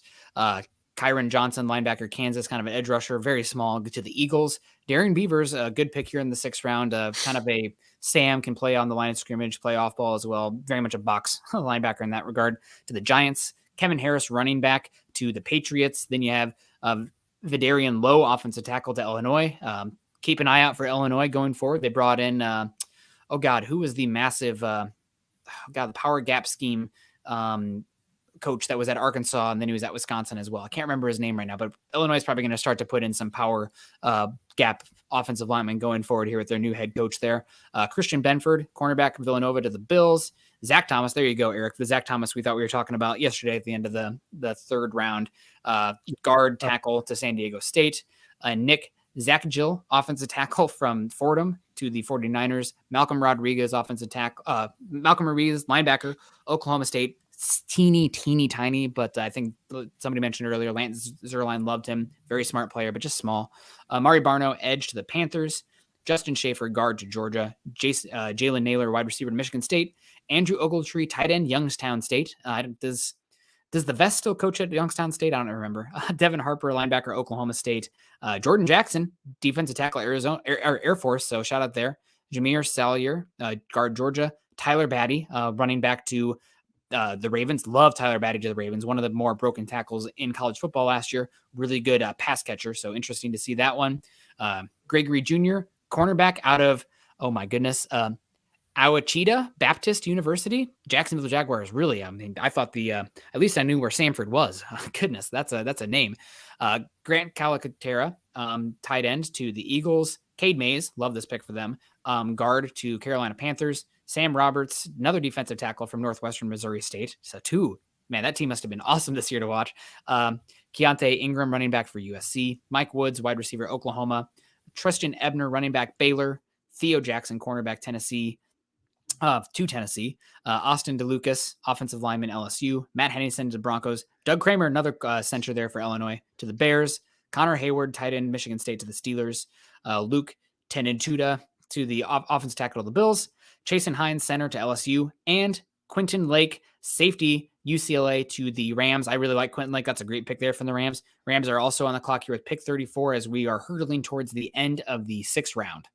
Any names there stick out to you, Eric? I mean, Hayward going to Pittsburgh. It's just kind of funny because his brother, Cameron Hayward, on the Steelers, the defensive lineman, this morning was just asked how he would feel if the Steelers drafted his brother, and he said all hell would break loose. Well, I guess all hell is breaking loose there in Pittsburgh. Okay. Oh, man. Okay, so we are not to the 7th round yet, and we'll see if the Broncos do pick that. But, Scott, I know that there was some super chats probably that we missed while we were going, so this is the reality of only having one computer screen in front of me and producing and hosting. Tina Fairchild, Tina, I hope you're still here, but if not, shout out to you anyway. Hoping you're feeling the good vibes sending out there. This is the second walk-on we took this draft. I love that kid. They have a lot of passion. Who was the other walk-on the Broncos took? Eric or Carl? Do you have any idea? Oh, I'm trying to remember. Shoot. Okay, well, I'll think on that here in just a second. But and Ouachita University or Baptist University, that's in Arkansas, by the way. okay. Well, good for them. That could have been a Canadian school, for all I know on that one. But I like the directional schools because they tell me exactly where they are for those small ones. Northwestern Missouri State, easy. That's a good one to know. And Greg Dulcich is the other walk-on. Oh, yes. Yep. Of course. Thank you so much, Tina. And yeah, the tight end. Good call. He had offers from Columbia, so pretty smart kid, but wanted to play Power 5 football, walked on to UCLA, and he's added about, 40, 50 pounds since walking on. So he's probably got to add a little bit more weight to that base, talking about that earlier. Both picks, time to hit the leg day, strength and conditioning programs. And Power 5, I guess I'm used to the strength and conditioning program at Iowa, packing all the weight they possibly can on these guys and testing like freaks versus some of these other Power 5 schools that got to figure out what they're doing with the nutrition and the weight in the weight room. But Phil McLaughlin coming in here with the support. Thank you so much, Phil. We appreciate you. Phil came in yesterday. Man, Phil always coming in. We really do appreciate Phil. And Darion Kendrick off the board here to the Rams. Back-to-back defensive back picks here. The Rams make a living. Everybody's like, oh, the Rams say F them picks. The Rams say F them top 100 picks. But they always make more picks than anybody day 3, almost every single year. So interesting here to see what happens. Carl, it's just you and I now. How are things going? How are you feeling? I'm feeling good. I know we've kind of been a little bit down on some of these picks, but each of them makes sense in the like you said earlier, they can have day 1 impact. That's a big thing. But Bonito, he's going to have a pass rush opportunity with the Broncos. He's going to be a rotational player, but he's still going to be on the field quite a bit. Dulcich, again, he offers that seam ability that actually works well with Russell Wilson, and also gives you some options if Albert Okwuegbunam has not always been healthy. So having a guy that can still come onto the field, be a receiving option for you. Damari Mathis, we've talked about him quite a bit of how much we all love him, and just adding depth to that secondary. Aruzarike. There we go. Okay. But offering that interior guy for you that you guys have talked about, 4-eye, 5-eye, can take up some blocks for you, can get into the backfield and long, strong, big, offers a lot for you. Delarian Turner-Yell, again, a guy that's going to help on special teams from day 1, adds to the rotation for that secondary. Montrell Washington, for a 5th round pick, usually 5th round picks struggle to get onto the field. He's going to be your day 1 returner, kickoff and punt, and offers a pretty good setup for that. Luke Wattenberg offers depth to the offensive line on all the interior offensive line positions, and is going to cause some competition for Lloyd Cushenberry.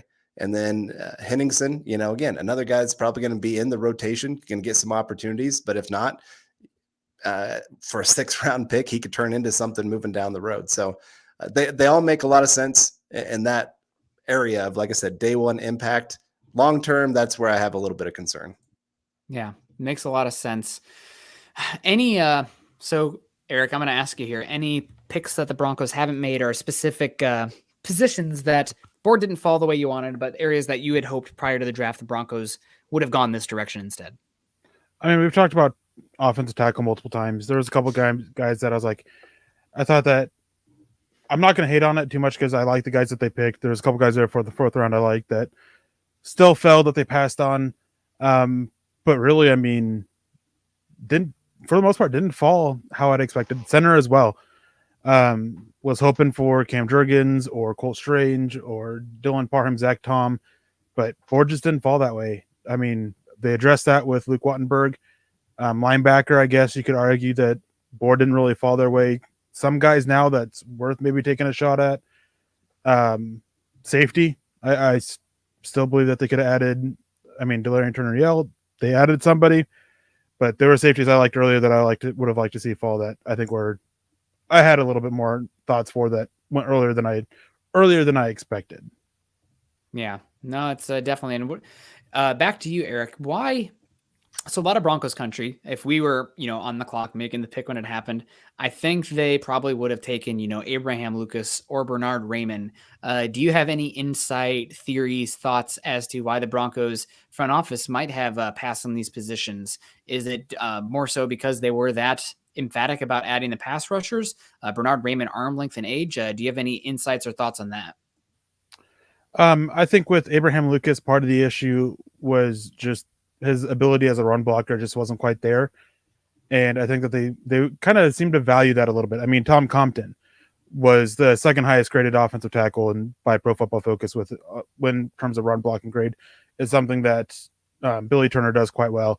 So they seem to have a value there for that. I think they liked him. He just went before they wanted him. And then who was the other player? Calvin Anderson? Oh, yeah. It's Bernard Raymond. I think it was age and arm length.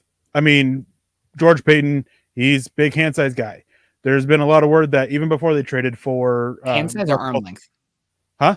You talking to hand size or arm length for Both. the offensive tackle? Oh, you're talking hand size for. Yeah, he's a big measurement guy. There's rumors that he didn't have Kenny Pickett on his board because of his hand size. It seems that there's a similar situation of like 33 and a half or so for arm length for tackles. And that is a sticking point for Peyton. Okay. Well, there you go. And once Peyton stated that we had some thoughts about the arm length, and if you go back and look at the Vikings historically, they have been pretty arm length centric with the tackles that have stuck there. They did take Ezra Cleveland, but guess what? Ezra immediately moved to guard once he went to the Vikings. So there's that one. And that definitely made it seem like a possibility that the likes of Bernard Raymond maybe wasn't going to be on the Broncos board, considering the arm length thresholds that seem to be were in place for the Vikings. And also we mentioned it earlier, the pre-draft press conference where George Payton said, yeah, there's some good tackles in the first round or early second round that'll go this year. That to me says that's a blinking red light. Like, we don't value these guys after a certain point that they're worth drafting. Maybe, in hindsight, I would love them to get instead of taking the returner they took, Braxton Jones there at that pick, just to get another guy in that room. But who knows?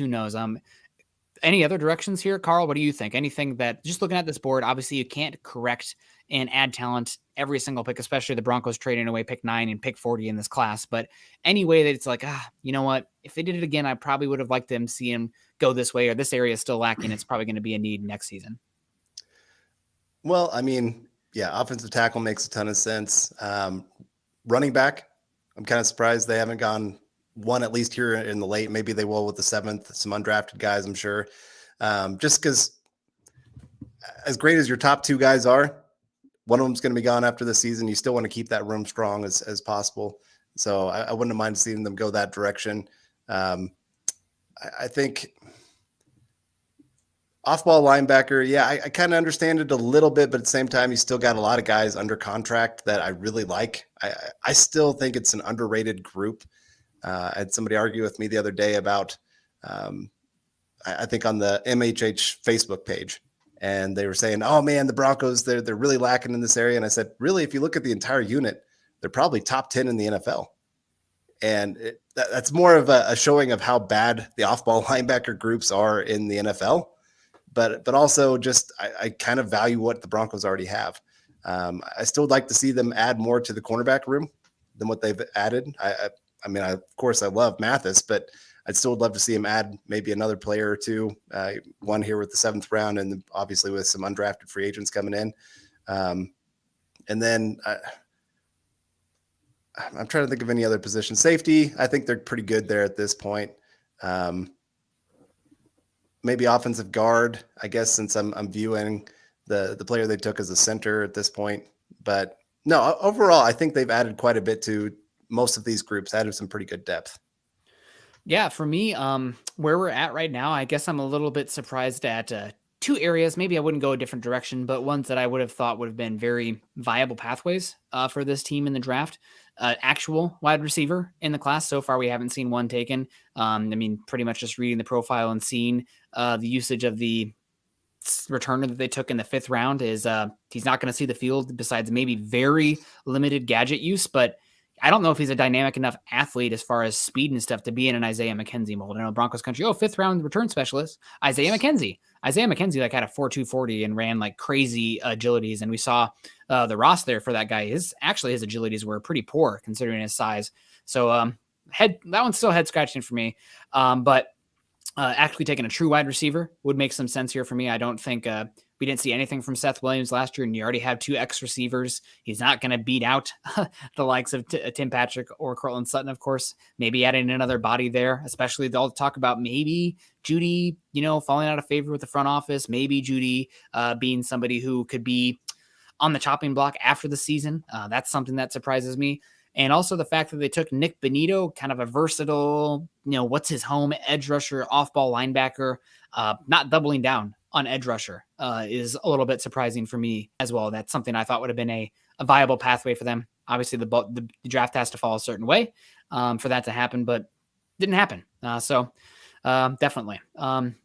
Guys, I need to go use the restroom again. I'll be back. It's been 5 hours and 30 minutes. You guys holding strong? You good for me to go use? I'll be back, right? Okay, don't do anything fun without me. Don't talk smack.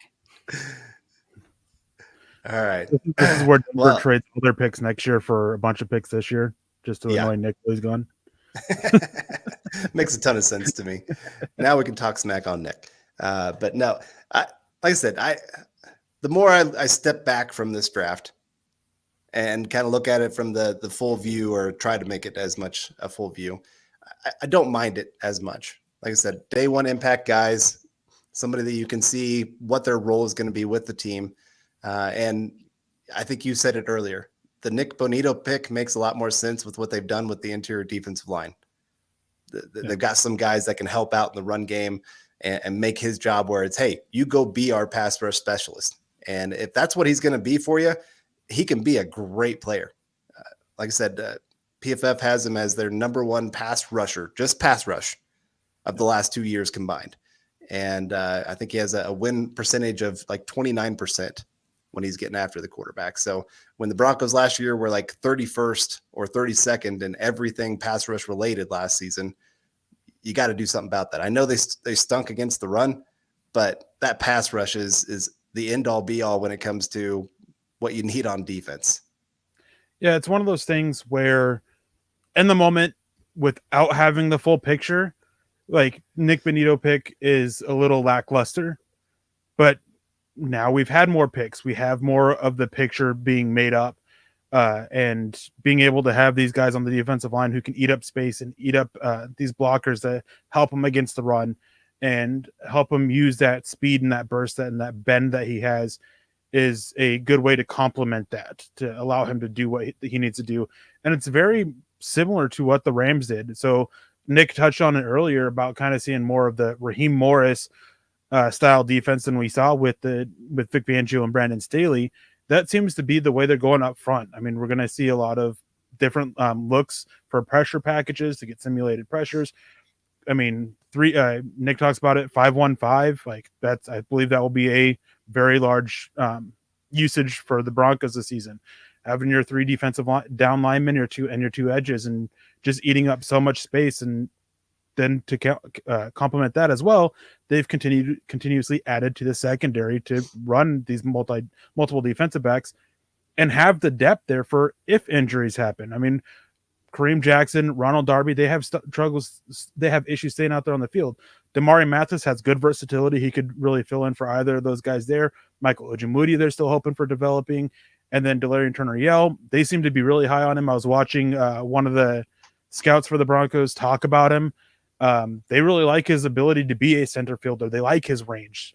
And he fits with this role that Evero has coached up at for multiple years there in Los Angeles Rams. So we have this whole picture, and it's nice to see that more so than last year, this is very much a George Payton turning to the coaching staff and be like, we're going to go get you the guys that you want.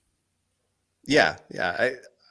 That's great to see some of that development. Like I said, from year one, where I think year one, it was him saying, these are the guys I really like. I'm just going to go get who I want. And nothing wrong with that, because obviously the players have turned out to be really great players for the Broncos.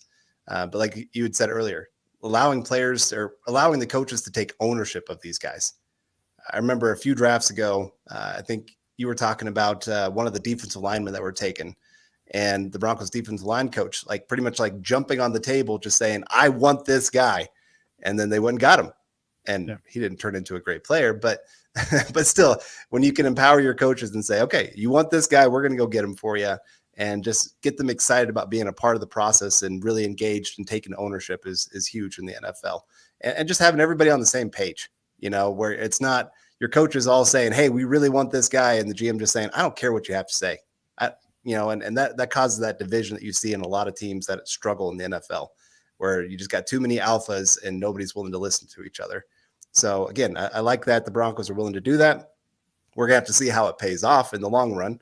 But I also like, again, we talked about earlier, of this improves the floor of the team in the sense of special teams. The back end of your roster, those last 10 to 15 players that make your roster, are all special teams guys. And you need them to be able to do something. And the last few years, Broncos have been one of the worst special teams units. You can blame it on the coaching staff, but it's also been a player problem. You see very undisciplined players. You see guys who are struggling to know what their assignments are. And so right now, the Broncos have really empowered all of special teams to go be really good this season. Yeah, and I know that there was a lot of people, and we talked about it on here multiple times, about going and acquiring more added capital, draft capital for next year. They got that 3rd round pick in that trade down from 96, and that was it. They used and they packaged their picks to move up a little bit. No additional picks for next year, and I think that there might be some disappointment for that, especially with the fact that they don't have a chance for compensatory picks for next year. But they still have set it up to where they can still go get those picks.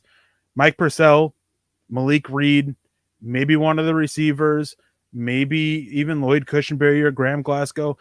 They've opened it up to where in training camp, once you see these guys get out there on the field, they can sit there and be like, all right, well, we don't really think this guy's going to make it on our team. Let's go try to flip him for a pick. Let's see if there's a team out there that's going to give it. And if they don't, then we'll be fine keeping him, but we want that pick. Another one too, I mean, with Matt Henningsen and Uzurike, is maybe McTelvin Najim's on his way out. I mean, he never seemed to really get out of the doghouse under Vic Fangio, and we know there's an issue with Vic Fangio wanting to play younger players. Old coaching staff, and they seem to have taken those steps to kind of replace them too. Yeah. Yep, that's for sure. So, all right. Getting ready to hit the 7th round here. I think there's only like 4 picks left or 3 picks left here in the 6th round. When you're looking at undrafted guys, I know we still got the 7th round to go, but how many of those do you think are going to be on this 90-man roster for the Broncos?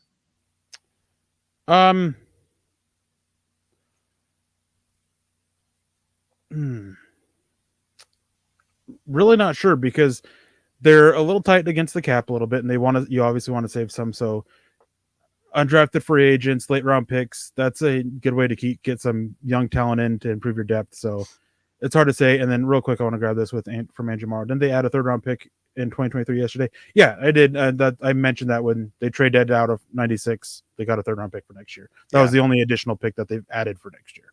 And I've seen a few people push back against that of, shouldn't you get like a 2nd round pick for a 3rd round pick, since, you're supposed to devalue them by a round? Well, the Broncos were at the very back end of round 3. And right now, at worst, the pick will be pick 96 in 2023. Yeah, pick 96 in 2023. And that's if Indy wins the Super Bowl. I don't think any of us are expecting Indy to win the Super Bowl. I mean, things can get crazy. They do have Matt Ryan. He is a good quarterback. They've done some nice moves this offseason. I do like their coaching staff, all of that. But in the AFC especially, man, that's going to be rough to try to see them go and do that. So yeah, at worst, you're getting the same pick you've got right now. Yeah, it was one of the 10 final picks of the 3rd round. Yep. And it's not going to be any lower next year. It can't be, because it literally was a 32nd pick of the 3rd round. So yeah, I mean, adding it to it, they, in a way, they moved up and they just gave up a pick this year to do it and got that 176. So really, I like the trade. I believe I saw somebody say that the value of the third round pick based off of evaluation somewhere has future picks, and looking at the trades this year, basically that pick of the third round next year was basically valued as like the 77th or 78th overall pick this year. There you go. And we added a 5th round pick on top of it for this year. So you didn't even lose your number of picks this season. You just lost a little bit of value and trading back in that way. But like I said, you added more for next year. That's going to be huge for the Broncos and what they can do. So it'll be interesting to see what else they do to add more to that draft capital, because I don't think George Paton is done by any means. He's not going to be satisfied with just 5 picks in 2023. But getting back to 2022 here, I guess which of the moves so far is the most head scratching for you, and which one is the one that makes you just go, okay, this makes the most sense for the Broncos. I can't believe they got this guy. Well, I mean, either of those 4th round picks, those are the ones that make the most sense. Those are guys that I pegged a couple months ago as good options for the Broncos, fitting a very targeted, specific need that they needed. The versatility in the secondary, the versatility on the defensive line, both things that the Rams have used over the years while Evero was there. And the one that has the most perplexing is Montreal, Washington. Going and getting part of this is my issue with just getting specialized returners. I absolutely hate it. I don't see upside for him to contribute on offense. And somebody posted in the chat, and I listened to, saw a couple tweets about it. He wasn't expecting to go drafted. He was like, he had, his agent had a bunch of teams that are like, if you go undrafted, we want you there. Yeah. So that just adds to my perplexion of it a little bit. But it could be a case of, hey, they didn't want to risk losing him as an undrafted free agent, but then you have other picks to do it. So it just adds to it. Let me ask you this then. This is kind of just general draft and which has been crazier, seeing 3 punters drafted in this one and a kicker, or that of how the quarterbacks have played out, where you saw the one in the first round, none in the second round, one in the third round, just how they've played out so far.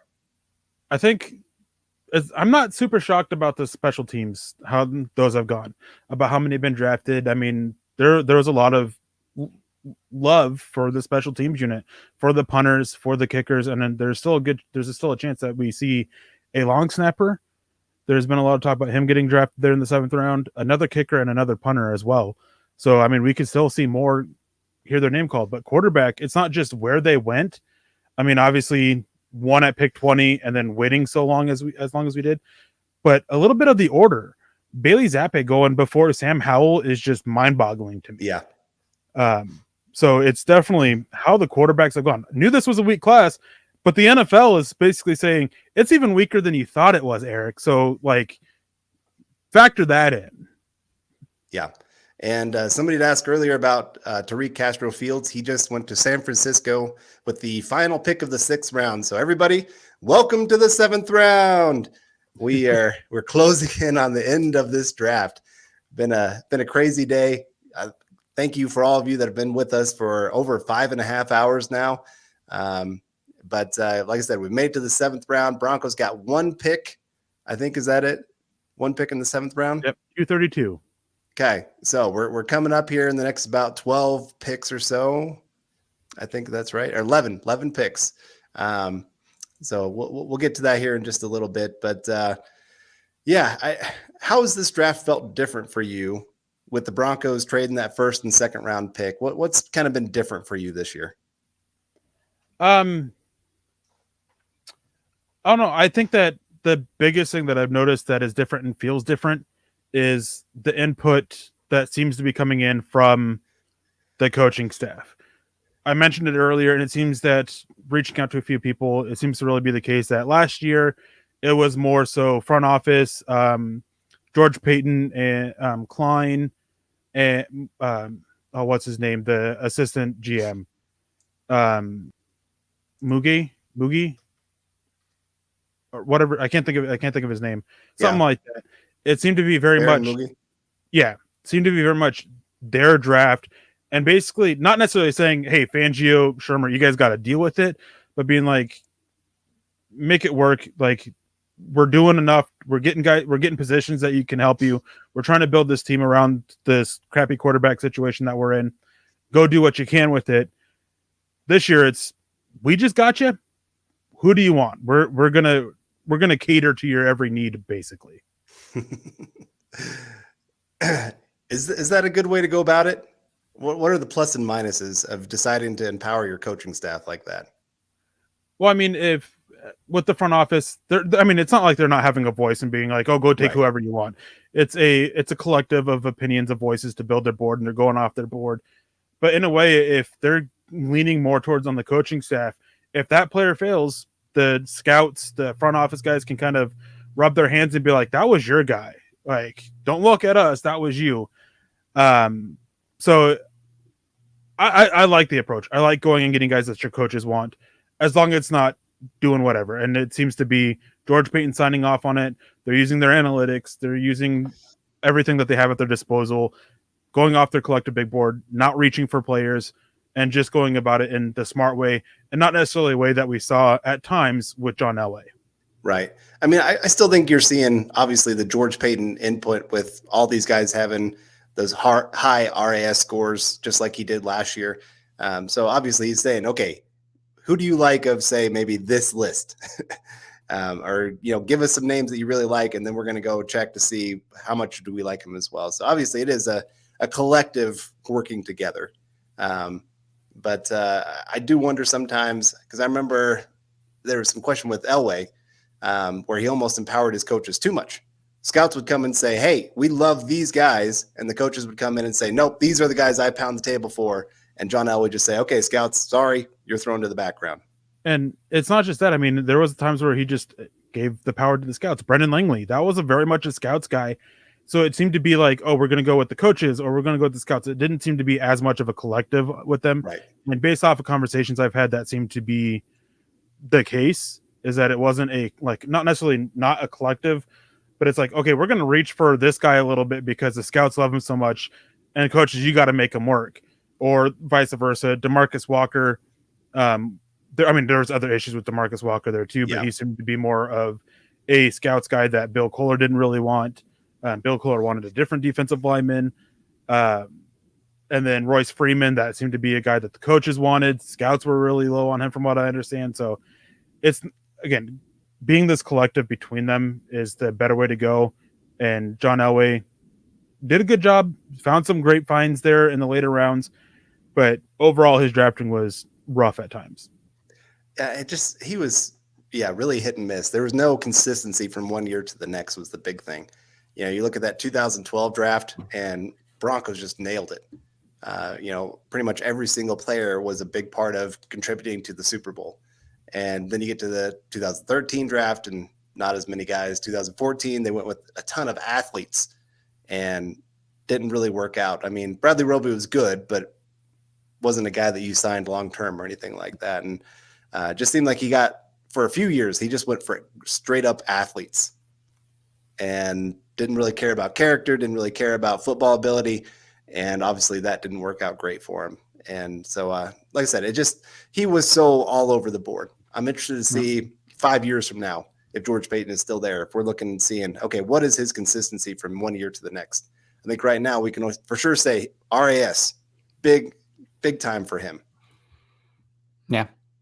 Speaking of RAS in the Broncos, Isaiah Thomas off the board there to the Cleveland Browns, somebody that the Broncos brought in a little bit more of a bull style edge rusher, stronger at the point of attack, bigger body, and off the board. So another Oklahoma Sooner who says the Big 12 doesn't play defense.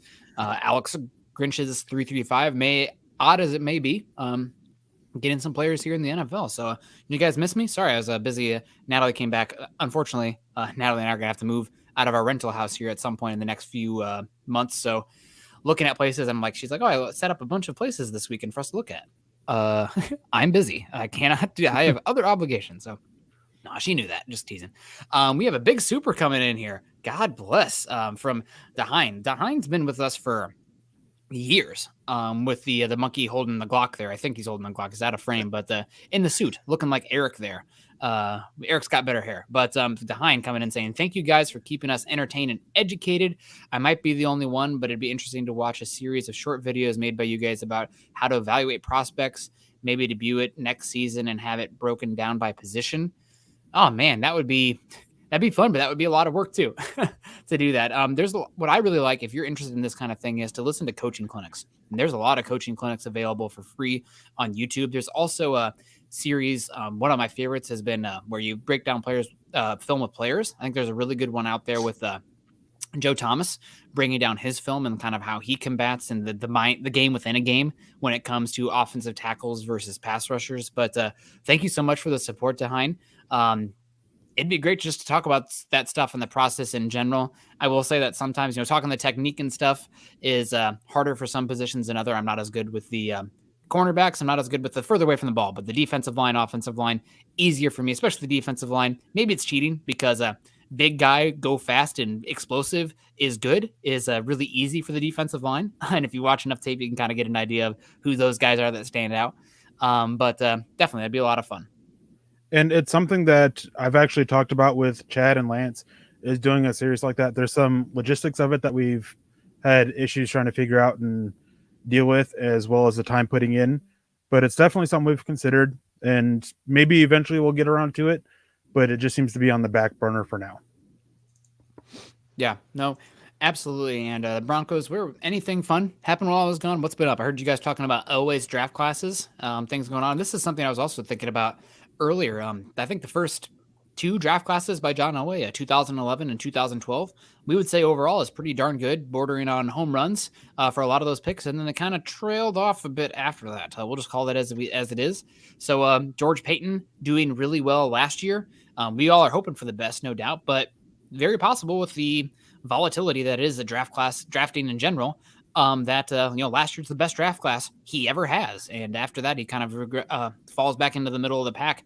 Hopefully not further than that, but just because he had one good draft class after 1 year does not mean that it's going to be continuous every single year forever, where the Broncos have the number one draft class. It's just way too many other good evaluators out there, and the draft in general is pretty volatile. And I do wonder a little bit, how would we look at John Elway's drafts without Peyton Manning being there? Obviously Von Miller is just Von Miller. Like he's going to be great no matter who the quarterback is, that kind of thing. But some of the other picks, would they still be top tier players for the Broncos like they were? I don't know. Well, obviously we can't answer that question. And now we'll see with Russell Wilson. At least the first draft for George Payton, we got to see, hey, these guys are good no matter who the quarterback is. Now we get to see some of these other ones step up and what they can be now with a great quarterback. And on that note too, not just Peyton Manning, but how would we view Bradley Roby without Aqib Talib and Chris, bring in Aqib Talib? I mean, they did a lot and to help cover up some of the issues there. I mean, defensive line was an issue even after getting Sylvester Williams, who was fine there for a while. Running back continued to be an issue. Ronnie Hillman was all right, but never really became the guy. Monte Ball, a lot of issues there. Brendan Langley, so they ended up, we kind of talked about a little bit earlier about how you build your team for the draft and you get free agency to fill out, and you're turned to free agency because you missed on draft picks. And we saw that a lot in the Elway years. Mm-hmm. Yep. It's, again, hard to draft. And the further you are from the first overall pick, the harder it is to get home run selections. And just is what it is. So hopefully you have some good picks coming in here with the Broncos on these last few this last selection. The real question is, are the Broncos going to tease us all the way to this and then not make a selection? That would be a bit of a bummer. Oh, God, we're waiting so long for this last pick, and they traded out for 2023 sevens. Who knows? No, it'd be hilarious if they traded down for 262 on a 6th or 7th round pick next year. I would not put it past George Payton. Okay. Yeah, no. So the Broncos are picking up here. How soon? We're a few 4 picks into the first. 4 picks away. Oh, wow. So we're coming up to it. That's amazing. Are we planning on staying around for the rest of the 7th round? Or are we going to call it after the Broncos pick? What are you guys thinking? Super chats are honestly going to have to dictate that for me. I mean, normally we stay until the end.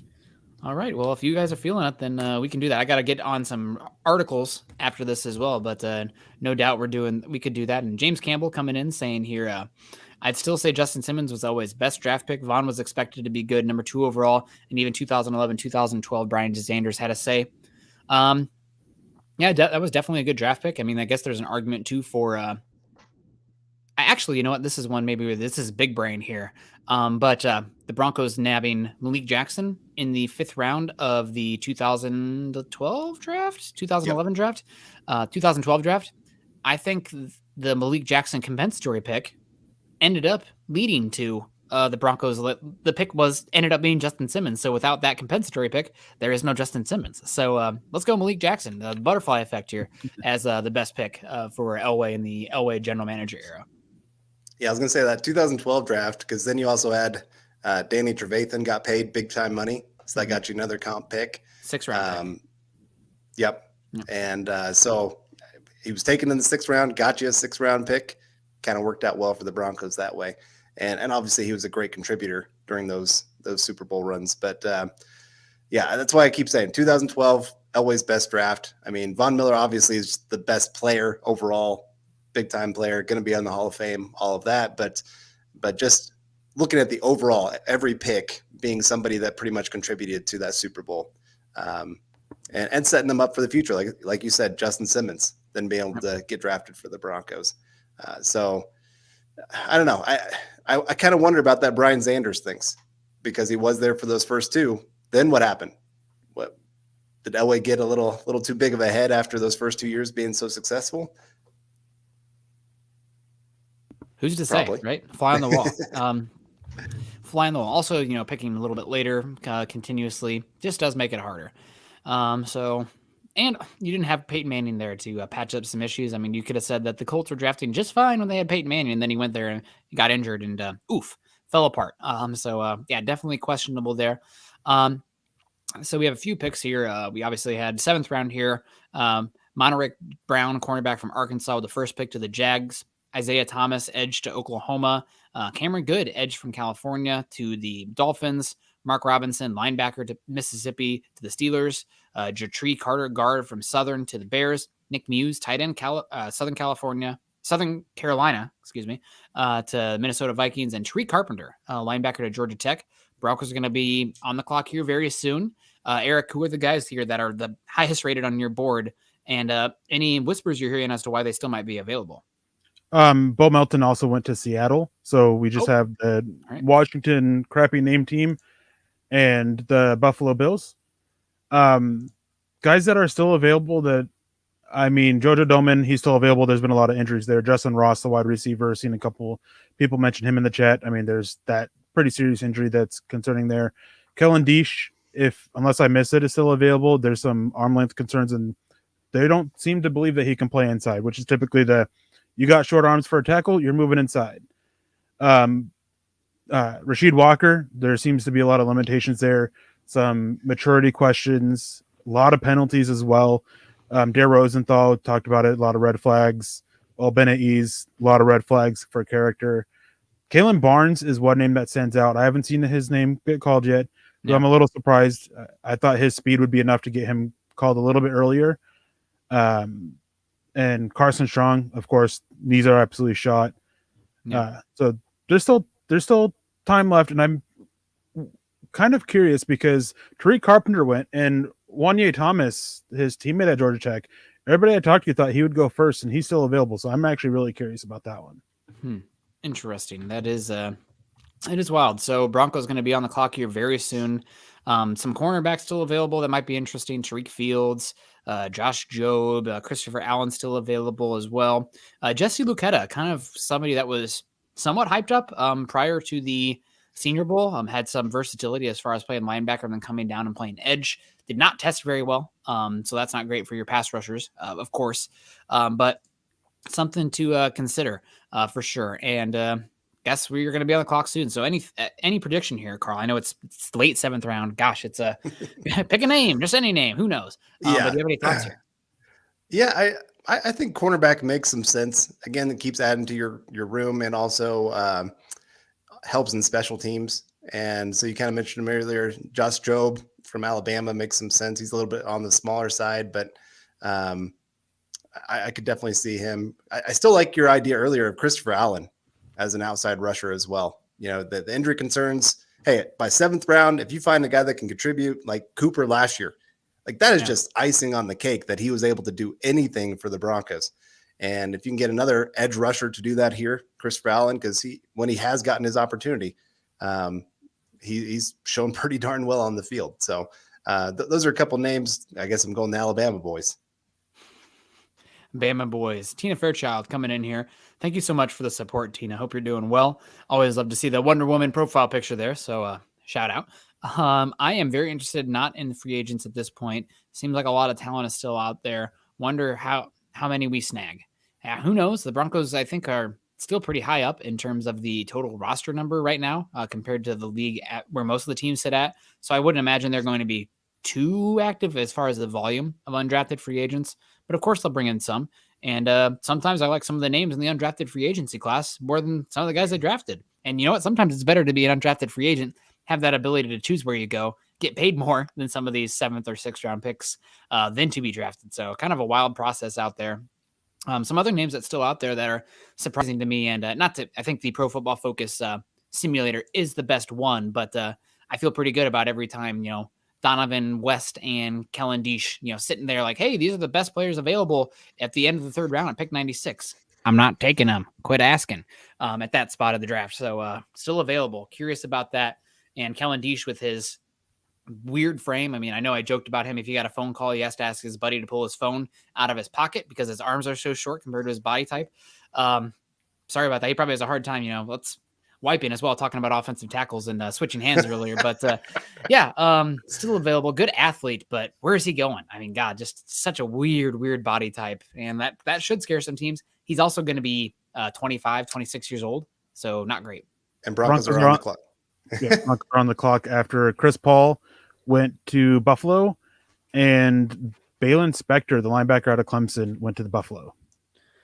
Oh, man. Well, number of different ways that could go here. I think my favorite would be Mike Rose. Just get another lengthy linebacker option that can get in that room and potentially be a starter there for super cheap. But I don't know.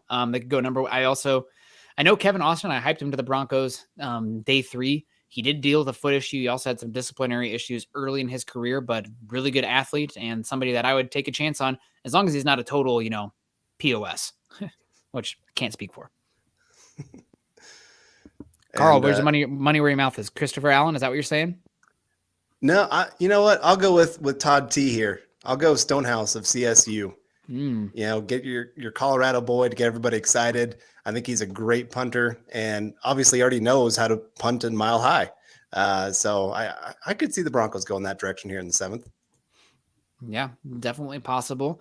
Who knows?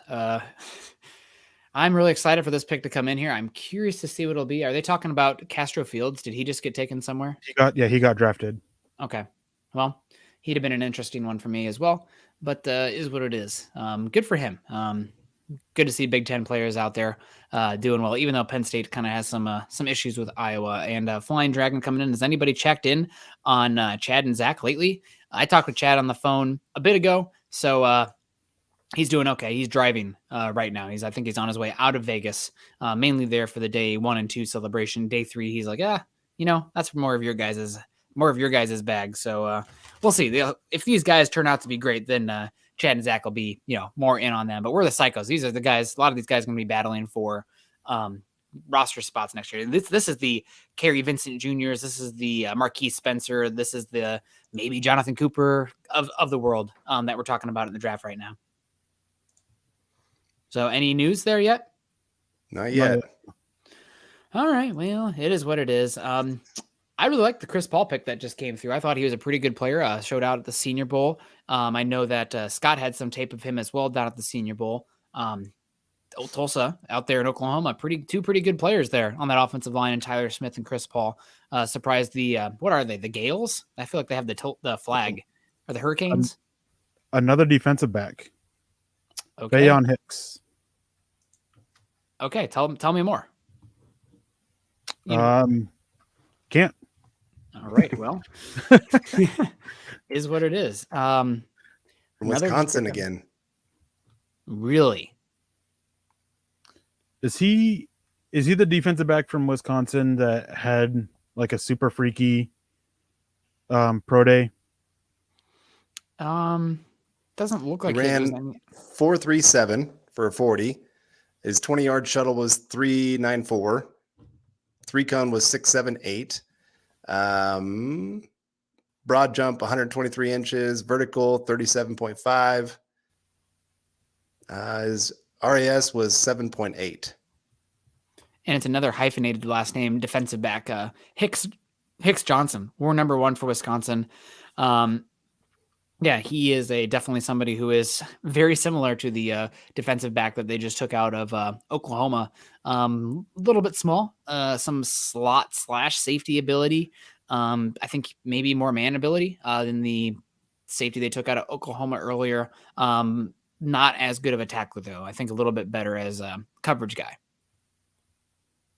So a little bit surprised. He got drafted here this late, but again, athlete in the back end and another defensive back. You are definitely, these really seem like Peyton and Ejiro Evero really met each other here, and loving the swinging hard on defensive backs with versatility on the back end. 3 of them today. Mathis off the board, obviously, for the Broncos, probably my favorite pick of the whole draft for the Broncos. And really good job, I think, overall. And that's probably going to put a bow on it unless the Broncos make a move to trade up, but that would be pretty silly. Yeah, you'd either have to be trading players or, I mean, really that's the only way you could do it because you're not giving up 2023 capital at this point. Yeah, I find it interesting with George Payton coming obviously from the Vikings, and the Vikings very much valued secondary. I mean, they used huge draft capital to add to their secondary. It didn't always work out for them.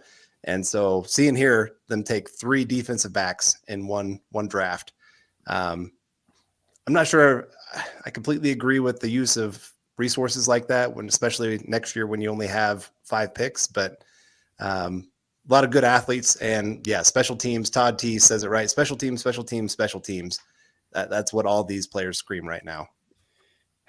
Yeah, and another pick that's, again, screams the Broncos are very much drafting about this year, which makes me a little bit nervous because that's not really a win from now on strategy, but almost every single one of these picks project as guys who could be day one contributors for the Broncos. The only one that I think might get pushed down the board a bit is Matt Henningsen, just because, you have that many bodies up there in the defensive line right now. But I could see Wattenberg, pushing Lloyd Cushenberry this year. I could see Montrell Washington, obviously a very niche role, but one that is the returner there.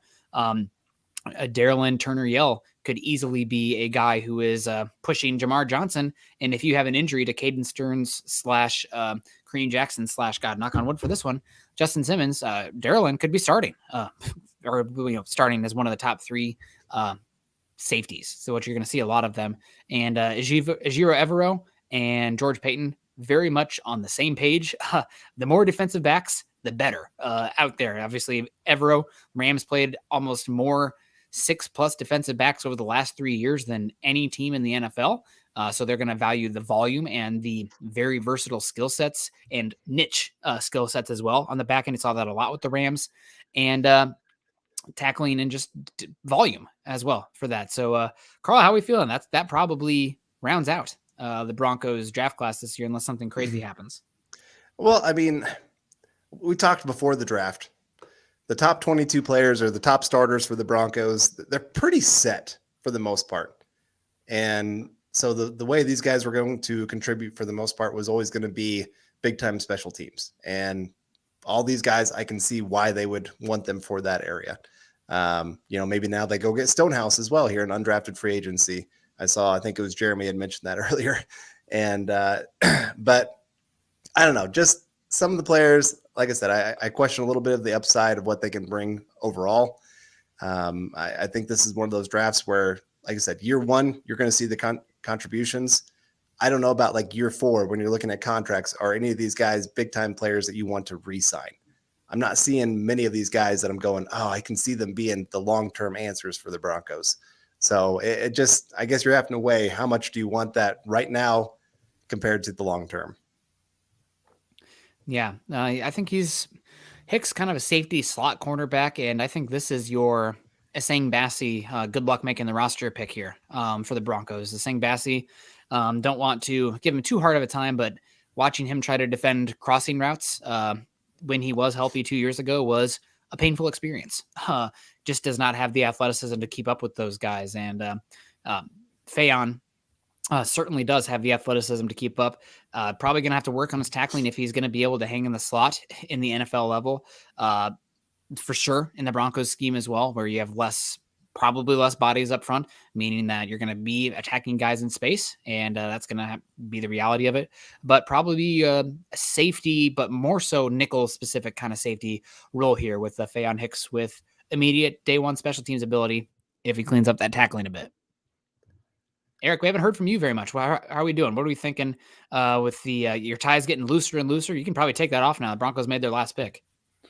Well, I was going to make the joke a while ago about the start of the 6th round that now every $100 one button gets undone. But no, definitely near that point. Ties gotten looser. I mean, I'm a little fat in the neck, so I couldn't do up the top button. No, I mean, it's an interesting draft. Obviously curious to see how it pans out. I like what they did, and I like how complimentary what they did is. I mean, bolstering your defensive line to help out your edge, and making a lot of guys that have these, I guess, rich-ish contracts. Malik Reed, Mike Purcell, maybe even McTelvin Najim. They're a little bit on notice. Asang Bassi, as you've mentioned as well, they're a little bit on notice, and maybe those. I mean, outside of the 3rd round pick that they got from 96, they didn't get any additional capital for 2023. Well, maybe come training camp, getting close to the season, maybe they're flipping these guys that these guys are replacing and getting some additional picks that way.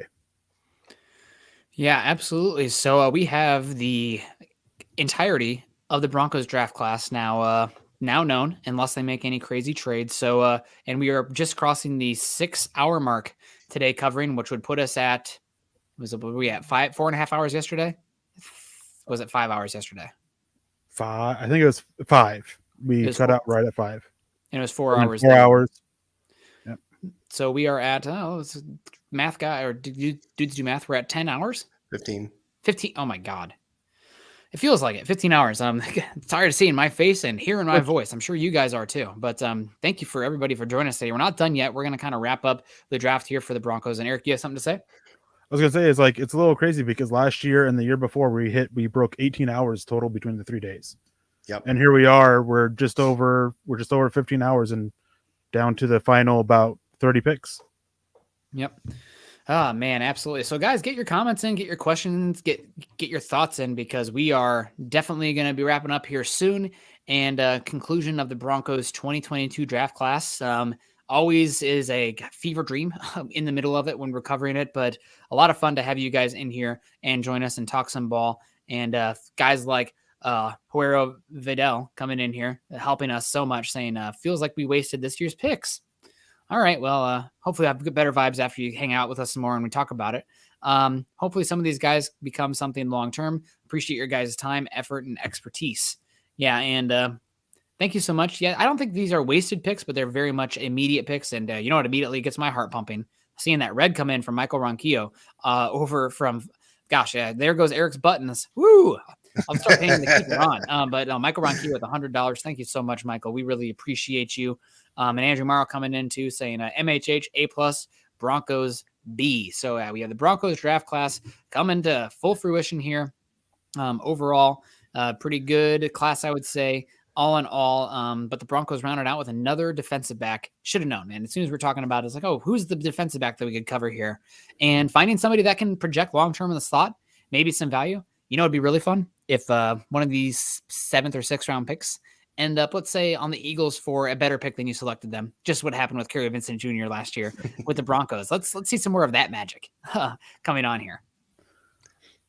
Yeah, that was one of the sweet moves of last offseason. That was kind of, nobody really talked about it a whole lot, but to be able to flip a player without even having them take a snap for you and get a round earlier than what you took them, great work by George Payton there. This draft, I mean, if I'm giving a grade, I don't this early and with these picks, it's hard to give a grade, but overall, just of how they went about it. I guess I'd give about a B minus. It's positions, like I said, that can contribute in many different ways. Most of these guys can play either on defense or on special teams. You know, that they're going to be able to help in that way. Getting a wide receiver that can be multiple in what you can do on offense and also being a returner, you know, so it makes a lot of sense of getting versatile guys, something that the Broncos have been lacking here for a while. So I do like it that way. Like I said, I like a lot of the picks. They make sense. It's just not my top players when they were picked. Eric, who are some guys that are still available here that now your eyes are, open, seeing what's available, shocking to you still available, and maybe starts to think about some undrafted free agents for the Broncos? I mean, I think the one that stands out the most that I haven't heard really a reason why is Kalen Barnes. I mean, Justin Ross, medical, Doman, medicals. Mike Rose is a little surprising. I thought he would have gone with his size. Marquise Hayes is another one, an interior offensive lineman out of Oklahoma. Pretty powerful guy. But Kellen Deesh, Jay Rosenthal, Obanaiz, all guys that just have these major character concerns. Jeremiah Gemmel, he's another linebacker that I thought would go a little bit earlier. Kevin Austin Jr., there was a lot of concerns about him because he just doesn't have that much experience. But outside of that, I mean, for the most part, everybody here that I can see, at least I have some understanding as to why they fell. All right. And I'm a little bit surprised to see Mike Rose and Kevin Austin still available, but who knows? And the Kevin Austin stuff, foot injury and the issues early on in his career. We'll see. And there goes Chase Lucas, another cornerback off the board there from Arizona State to Detroit. Wrapping it up here. Not many more picks left.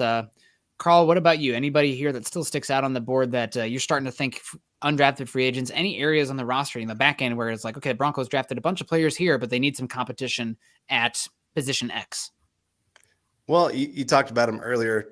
Christopher Allen makes a ton of sense just to keep adding to that edge group. Maybe you can push Malik Reed out this year, or maybe you can trade him, whatever you want to do. I would say, maybe Donovan West to push for that center position as well. Just keep adding to that interior group and see if maybe he can win a job. Rasheed Walker, I know Eric talked a little bit earlier about some character concerns with him, but he's still a decent tackle. I think a guy that can add some depth to any team out there. Makes a ton of sense for the Broncos. Jeffrey Gunter. I know Eric is really high on that guy, and yet here he is still on the board. Could be that edge guy that can actually help in the run game. That's something that the Broncos haven't taken with any of their edge guys so far. So I could see him being a really nice option for the Broncos. Yeah, definitely. That would be great. And Packers taking Jonathan Ford there, Tariq Carpenter, another linebacker.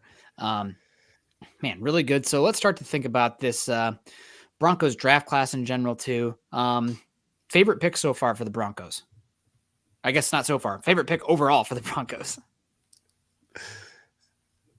Well, I mean, I'll start. Obviously, Let's Mathis. get to Hind first. Oh, okay. Yep. So D-line / edge was a weakness going into the draft. Did they do enough this weekend to address it? What do you think, Carl? No, I still think there's maybe at least one more edge player that you need to add to this group. I think all of us can agree. Malik Reed, I don't even like him as a fourth edge guy because he's so limited in his game. He's not a great pass rusher. He's terrible against the run. He just kind of does a lot of cleanup sacks and adds those kind of stats that make everybody go, oh, this guy's good. No, he's not. He just kind of cleans up a lot of things that others help push his direction. Teams, salivate when he's on the field. They go, oh yeah, that's the guy we're going after. So if you can add another edge player that can push him off your roster, the Broncos really didn't even want to sign him to a restricted free agent contract. They waited to the last minute. They were kind of hoping they could find something else, and it just didn't quite work out. So I think they signed him more out of necessity than actual want. And so if you can go find a guy like I said earlier of Gunter there, I think he makes a ton of sense for the Broncos, or even in free agency. There's still some great edge players out there in free agency. that might be a position you attack. D-line, I think they actually did enough for the interior defensive line, adding 2 guys to that group that I think are going to be both short-term and long-term projections for the Broncos. I think that's where they maybe did some of their best work, if anything, in this draft. I agree. What do you think, Eric? I actually agree. I'm 100% with that. I mean, defensive line, I think they did enough. Edge rusher, still think they need to add more.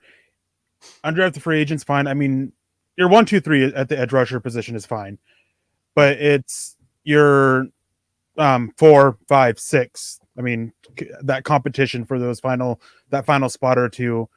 Malik Reed, I mean, didn't seem like they really wanted him back. Jonathan Cooper is fine. I still want to see a little bit more, and maybe he can develop into a fine 4th. He's getting a little overhyped in my opinion based off, that Terrence Steele game with Dallas.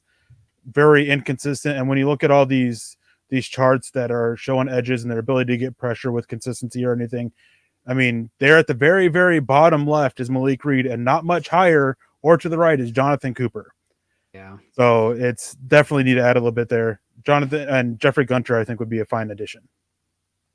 Yeah, no, absolutely. And pulling it up here in a second. Been trying to write it out with the character limit and whatnot. But here, let me pull this up real quick.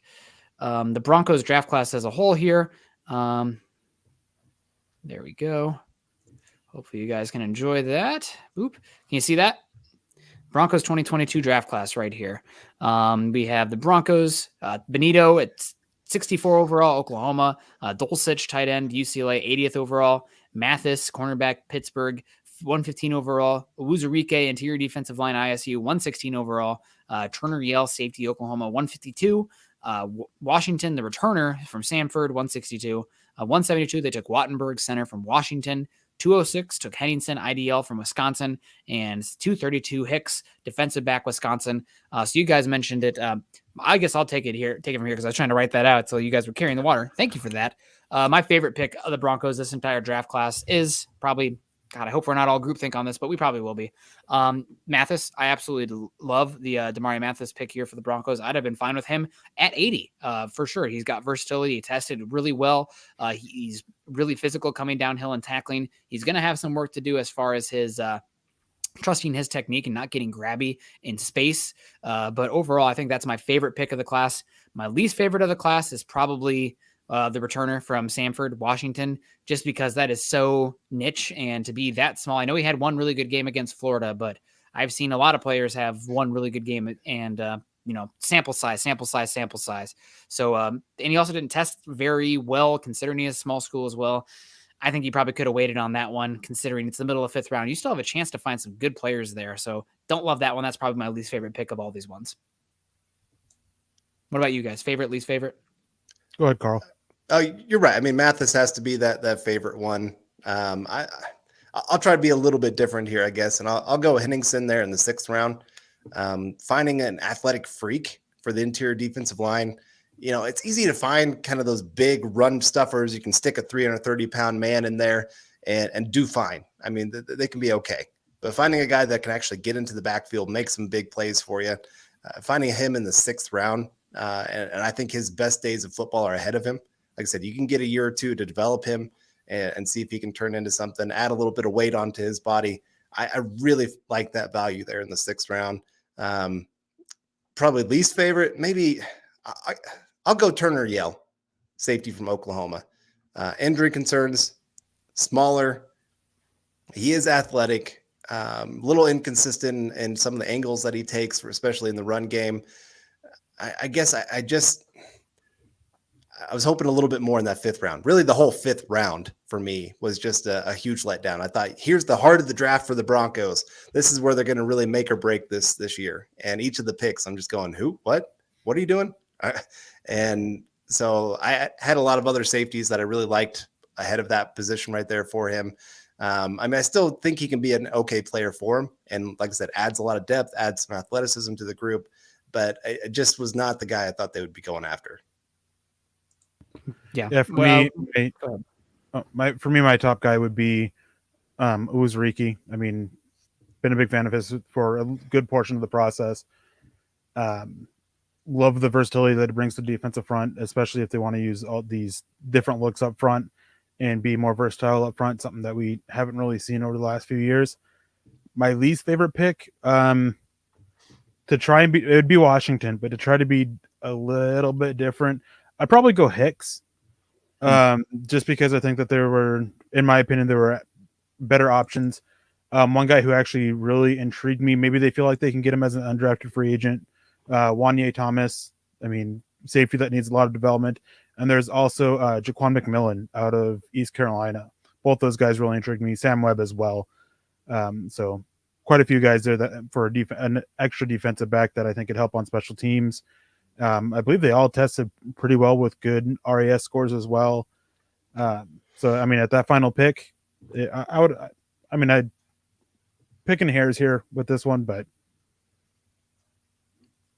Yeah, though, I mean, pretty much they did have overall pretty good RAS scores from the lot. The only one that had bad RAS scores is the one that's supposed to be your returner. So again, that one really making me scratch my head. I don't know, but we'll see how it plays out overall. Guys, I guess we have to go around now. Grade for this draft class from the Broncos. What are you guys thinking? We have the Broncos pretty good. I probably would put them.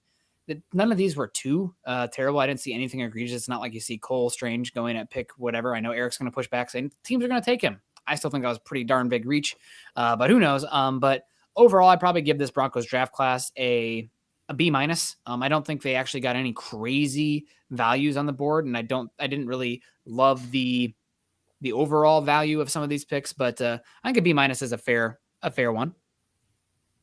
What player were you saying I was going to give you pushback on? Strange. Saying like there wasn't nothing like egregious where they took him that is like shocking to me. Yeah, I mean, I get it, and it was just one of those things that it was at the time it was, but hearing that there were teams after him that were looking his way. Tyquan Thornton is probably the biggest reach for me.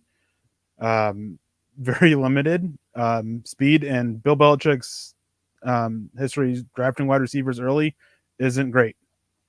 So, well, they also took Bailey Zapp. Yeah, that's another one that huge reach for them. So, man, talk about a team possibly taking a huge step back. I mean, they go from Tom Brady, Super Bowl, made the playoffs this last year. I don't think they make the playoffs this year, especially after this draft. But yeah, for my grade for the Broncos, I guess I'll go C plus just to be a little different than Nick. I think B minus is probably about right. But C plus, just because, like I said, I don't know how much better they are as a team after this draft. I like some of the players that again, they're going to be contributors. I just don't see anybody that makes me jump up and say, oh my goodness, this guy, he's going to make the difference this year of the Broncos either winning or losing the Super Bowl. Yeah, and Hank Webb saying 115, 206, 116 good, 152, 172 okay. Everything else is forgettable. Man, hopefully the first two picks there in Benito and Dulcich are not forgettable. And the more I think about Dulcich, the more I like it. Was pretty much against the, turn around, catch the ball, fall down, non-yak ability, tight end options. But Dulcich's tape, I mean, the explosiveness from the tight end position, I think is going to be a nice thing to utilize. He's going to have to, him and Benito both, man, oatmeal, peanut butter, weight room, routine. I mean, these got steroids. I'm not advocating for steroids, guys. Don't lean into that. But both of them need to add a lot of mass and power to hang and be difference makers at all their rookie season, and especially over their career. But Dulcich is where I like Dulcich's, I guess, desire to block, but like it's pretty ugly sometimes on tape. His ability to make contact and sustain blocks in the run game and the pass game. I mean, it's, sometimes it's what are those doors that you go through like in the Wild West movies where it's just kind of like they flip open, walking into the saloon. That's sometimes what Dulcich's blocking looks like. And that's why you're drafting him here. You're drafting him here for the versatility in the passing game. You're drafting him for, he can be an H-back, he can play F, and the vertical ability from the tight end as well, but going to have to work on his blocking for sure. And there's Luke. How you doing, Luke? We're discussing the Broncos pick. I'm trying to figure out if they're done or not, man. I mean, 7 articles today. They've kept me busy. Yeah, let's react a little bit. I was listening to you guys kind of talk about your favorite picks, your not so favorite picks, some of the grades that you would give. I'm going to give the boring answer. It's way too early for me to grade just because I need to go back and watch some film of these cats. A lot of these guys I didn't really even consider. But just one of the players that I just absolutely love is that Cyclone, right? I just absolutely love that kid from Iowa State in the interior defensive line. He can play on the edge. Help me out with his name, Nick. I know you want to say it. Awuzurike. Boom. There we are. That guy. I just versatility, blue collar grit. I think he's going to be a tone setter for the future in Denver. I don't necessarily know what his production is going to look like in year one, but it's just a really exciting time for Denver right now with the defensive line, the edge rushers. Nick Bonito, I just got done watching his press conference, rewatching it a little bit and trying to figure out and get to know him a little bit. That's the biggest thing that makes us, I think, a little nervous sometimes as fans, is that we don't know these guys. Yep. And when you don't know the coaching staff, you're getting used to a new quarterback, and now you've got a whole new crop of rookies. Of course, there's going to be a little bit of apprehension, but I think Broncos country should be pretty excited for this new crop of Broncos. Yeah, and just real quick here, thank you so much for John Houston. Would you guys take Carson Strong as an undrafted free agent? No. The knee is concerning. I'll just say that. Did our guy from Brown get picked? No. EJ Perry? Yeah. No. Okay, more interested in EJ Perry there. And did Elway's secret take over? We'll see how these guys. No, I saw Nick's Twitter. I saw you tweeting, Nick. Like, dude, yeah, may see who's really running the show. No, that's an interesting conversation. It really is, because you have to wonder to what degree does John Elway have his voice in the room? I mean, he's John Elway, for crying out loud. Like, George Payton is in control, in my opinion. But John Elway has a seat at the table because George respects John. He chose George, and I think there's a special relationship there, but I think it's low-hanging fruit to just be like, it's just Elway.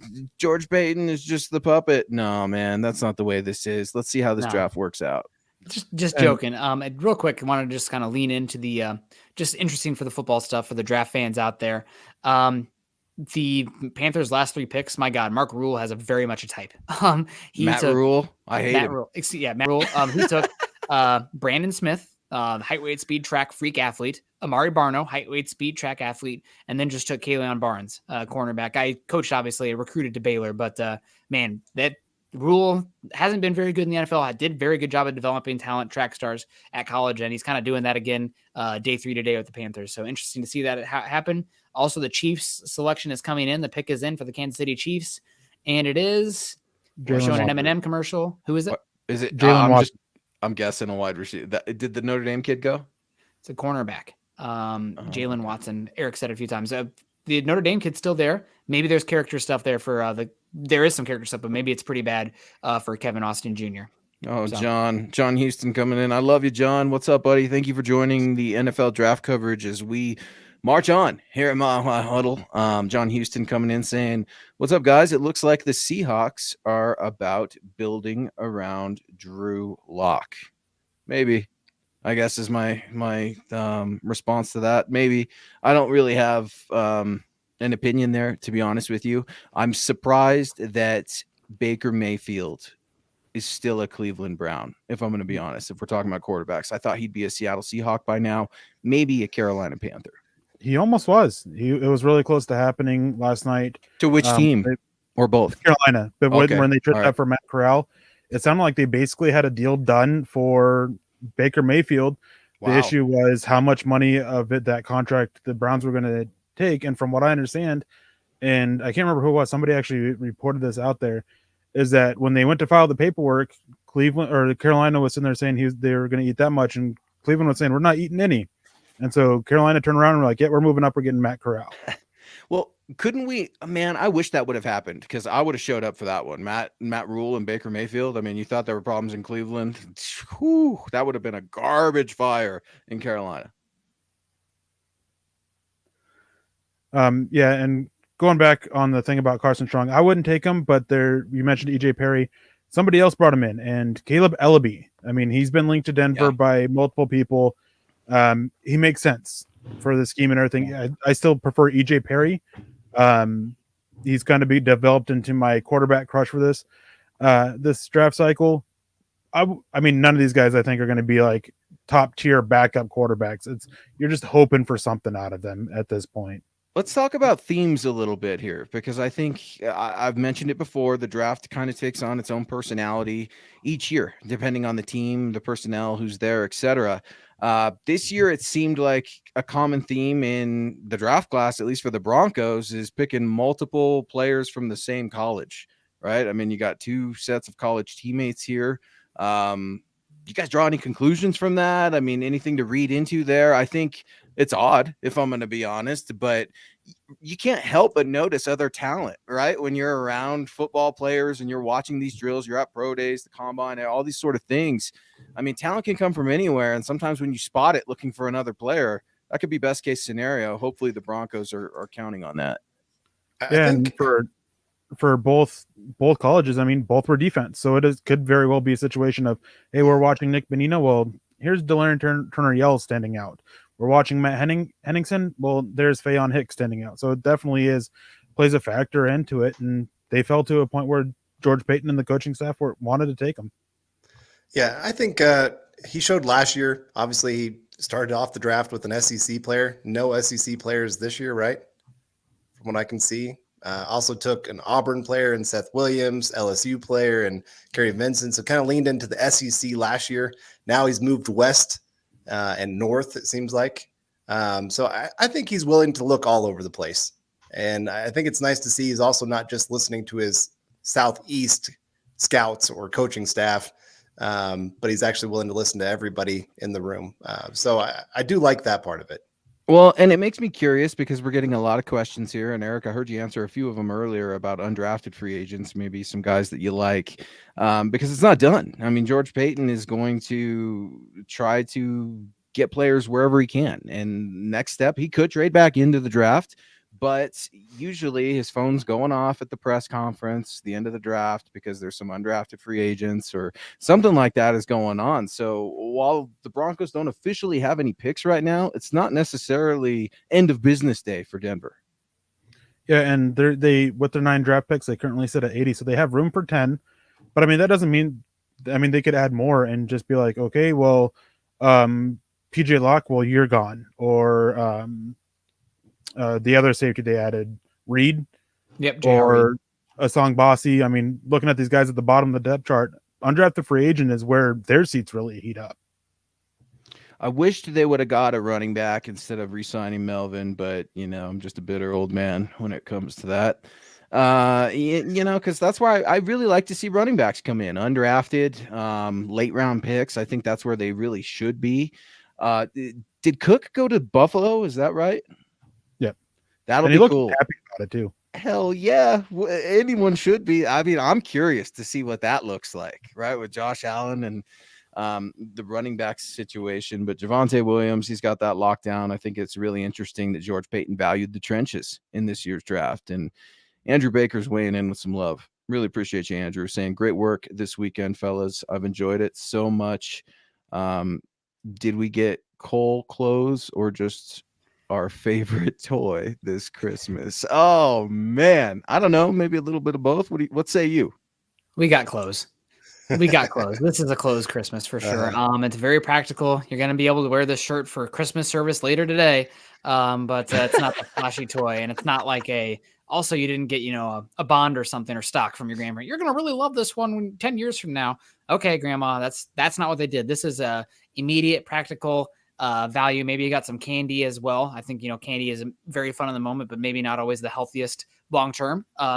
Very much immediate impact for a lot of these Bronco players, and really rounds out that this team, I think, is going for it immediately. And I guess I get it going for it right now. The windows in the NFL are very short, and Russell Wilson's never going to be, his contract's going to balloon after this, right? He's going to become a big, I wouldn't say, I guess a burden on the salary cap, so to speak. So going for it right now with the draft picks makes a lot of sense, but do have questions about the long term as well. Do you think Damari Mathis is going to be good enough to become a true starting cornerback next year when odds are Ronald Darby probably moves on? I don't know. I like him as depth, but starting, I have questions there. Right tackle, all 3 of your starters are gone next year. Another year the Broncos haven't taken a tackle in the draft. Haven't done so since 2017 officially, unless you want to say Dalton Reiser in 2019, but they never drafted him to play tackle. So I don't know. And edge rusher, The big issue that I have with Nick Bonitto is I don't know if he's ever going to be a starter. I think he only ever might be a designated pass rusher because he's going to get whipped at the point of attack right now with his body type and his ability to hold up the edge on first and second down in the rundowns. So immediately, yes, this helps the roster with a lot of, rotational guys in the back end that can push and, supplant and give you versatility and depth. But as far as long-term starters, I don't know.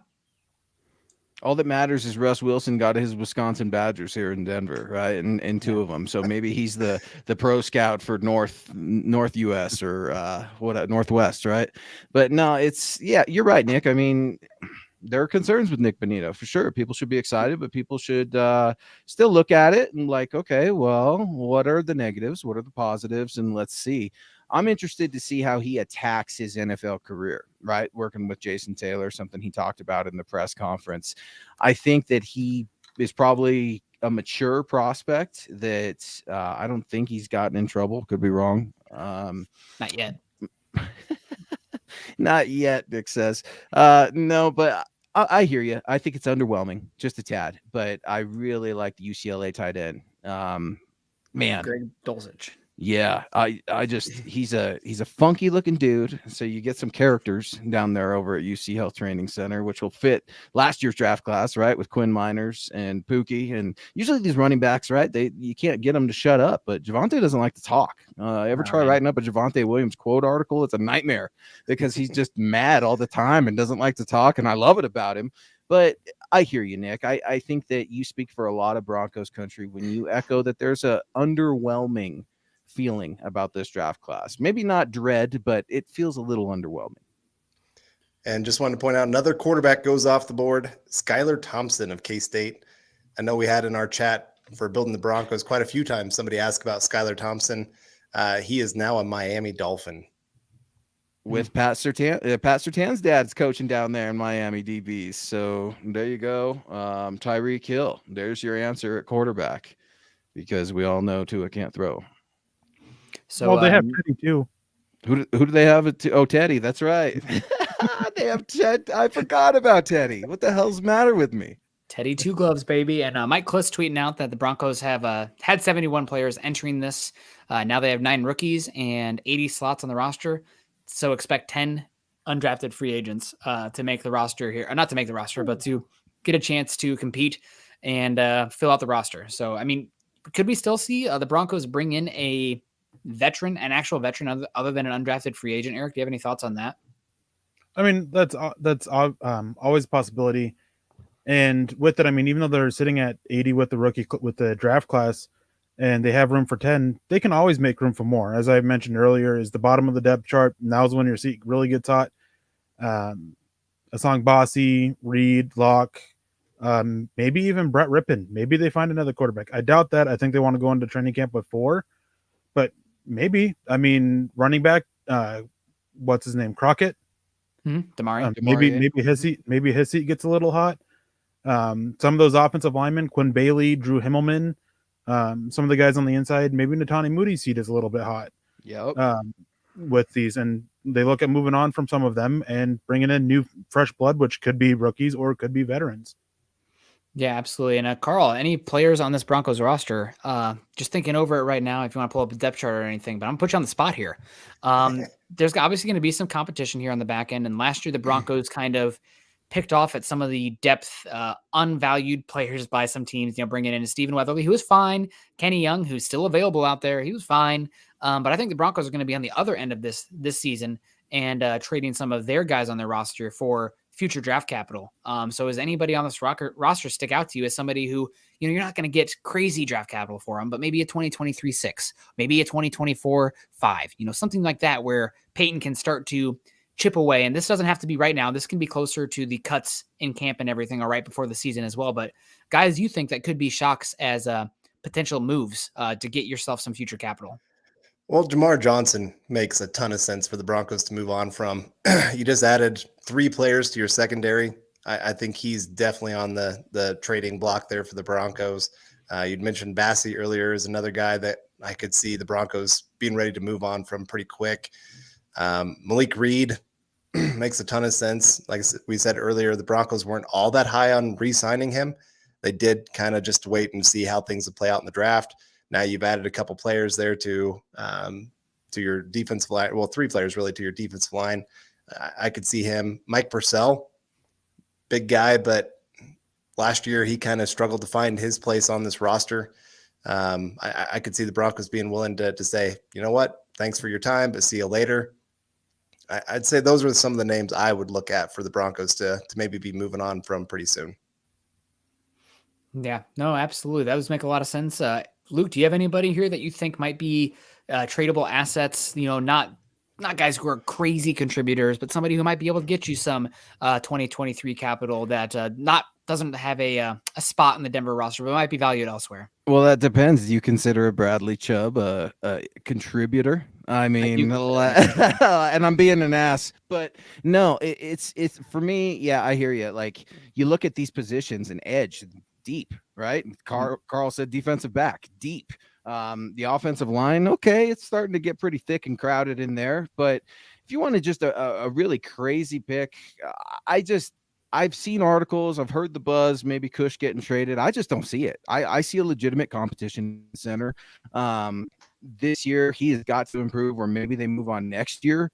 But yeah. I'd like to see him really try to move on from Bradley Chubb. I really would. I'd like him to get another start somewhere else. It's nothing personal. It's just, man, I think he's at his highest value probably within the first few games of this season if he's healthy, and then you probably got to try to trade him before the trade deadline. I'm just so afraid of him getting hurt, not even lasting through training camp, to be honest with you. It's not his fault, but it is what it is when it comes to Chubb and the injuries. Yeah, and for me, you could see some guys on the back end of the roster. You know, how much value is actually Jamar Johnson, who didn't do much last year, going to get on the open market? You know, Nothing. Maybe it's something where you're trading Jamar Johnson plus a 2023 7 for a team 6th round pick. So it's like very, very back end, but you're still getting that much more value. You know, just barely for somebody. Instead of outright waiving them, you're moving up the draft board and getting better draft capital, better picks. So Eric, over to you. Any thoughts on this? How this roster's shaking up? Anybody who wake up call with how the draft played out, not only, you know, potentially traded, but also maybe even roster cut? I mean, a couple guys that I didn't hear anybody mention that could possibly be looking at: Kendall Hinton, Tyree Cleveland, maybe even Seth Williams. Yeah. Ease out the depth there a little bit at wide receiver, and especially with the additions at tight end that they've made. So that's something to keep a look at. Maybe it's they restructured Graham Glasgow. Maybe they look at moving him. If Lloyd Cushenberry and Luke Wattenberg are holding it down at center, maybe Graham Glasgow goes, because they made it clear Quinn Miners is your right guard. Dalton Reisner, I don't expect any changes at left guard either. So that's an option. But I mean, guys that potentially cut, not making it. Trey Quinn, he's more of a punt returner than anything. Well, they just drafted Montreal Washington. But it's going to be hard. One name that somebody mentioned it in chat that stood out too, that considering, is Dwayne Stukes really hyped up Aaron Patrick a little bit at edge. And maybe we're underselling him being a contributor there as that number 4, number 5 guy, possibly. And moving on from, again, Malik Reed. I like that you hit on Kendall Hinton, Eric, because that's something that escapes me. And look, we all love Kendall Hinton, right? He's Pro Football Hall of Fame place, whatever. Good story, good guy. I was impressed. I thought it would be a joke, really. I did, when they said he was going to be a wide receiver, and not at all. He's honed into his craft, and Russell Wilson's been praising him at the press conferences. So he's like just a tarnished penny, man. You can't get rid of him. And at a certain point, you got to wonder, okay, when is the novelty of the story going to weigh off? Because it's holding up a roster spot. Kind of like Brett Rippon, right? The same thing. Everybody loves Brett Rippon, and we can't wait till he's the next Super Bowl winning head coach of some team. But roster spot. So these are really tough decisions, and George Payton can't just keep rolling into the same season over and over with familiar faces that we've grown to love just because they have a cool story. And a few more guys here that just coming out of the Broncos roster that's maybe not a spot here anymore. I'm curious what happens with McTelvin Agim. I know that he's rushed the passer pretty darn well, but is he a scheme fit? You just took 2 guys who don't really profile as nose tackles. And obviously McTelvin Agim coming into the draft looked like a starter, but former 3rd-round pick, 2 years of control left, hasn't done much in Denver yet because he hasn't been able to hold up at the point of attack in the run game. Maybe you can get a 6th-round pick for him. Maybe you can get a 5th-round pick for him, with that obvious pass rush ability. Maybe the Broncos value it more. Who knows? After they take Nick Bonito, maybe they don't really care so much about the lack of gap integrity in the run game so much. And another name that sticks out for me here, I thought he was probably going to be gone to begin with. Who knows now? But now you talk about DJ Jones, looks like very much going to play the nose tackle. Why are we keeping Mike Purcell? Injured, decently expensive, not crazy expensive, but you can save some capital there. He's older, has not been the same since his injury either. I don't know if he's versatile enough to play across multiple gaps. Again, and even if you're saving, what is it, like $1 million? That's $1 million. That's a couple of undrafted free agents you can keep there. I know he's a local kid. Woohoo. But if you're not playing, then whatever. And he's a good guy too, but it's just, this is business and this is about winning football games. Another one here, and I don't want to tweet this because his mom comments on all the tweets and likes all the tweets that you say anything about him. Andrew Beck. Yeah, probably very much on the way out. I think Greg Dulcich is probably your H-back move piece there. You could also use some Albert Okwuegbunam on there, but I think you're going to see. So I really like Dulcich's ability in line up in the backfield as kind of a fullback tight end hybrid, as much as he was detached from the line of scrimmage as an F tight end. You could teach him how to block for sure, and he's got the willingness, but damn it, I don't need him doing it. Like, I already got Albert, like, sure, he can do it, but I think they love having Andrew Beck to support that edge. I'm with you. I would probably move on from Andrew Beck. Kind of a stale role, if you will, not a stale player. I really like the player, but with this new tight end, man, I don't know that they're comfortable throwing a rookie in there raw with some of the pass rushing elite in the AFC West. Well, the one that tight end I think to not forget about to potentially push Andrew Beck off the roster, Eric Tomlinson. He's been that before, and he's good at that role, and he's the best blocking tight end on this roster. So, I mean, there you go. I mean, you can put him back there, and you're still keeping Dulcich and Okwuegbunam as these kind of those tight ends off the line and not taken away from what it is. And Tomlinson, I think he just offers up more overall on special teams as a blocker, even as a receiver, than Andrew Beck. And Eric Tomlinson's not much of a receiver. That's a good point. And let's just talk about Albert O. Can we throw Albert O out there? I mean, he's a question mark, I think, right now. People are looking to him and expecting a really hopeful 2022 season, but nothing's penciled in, nothing in ink or anything like that for Albert O. What are the expectations for Albert O now that Noah Fant's playing in Seattle?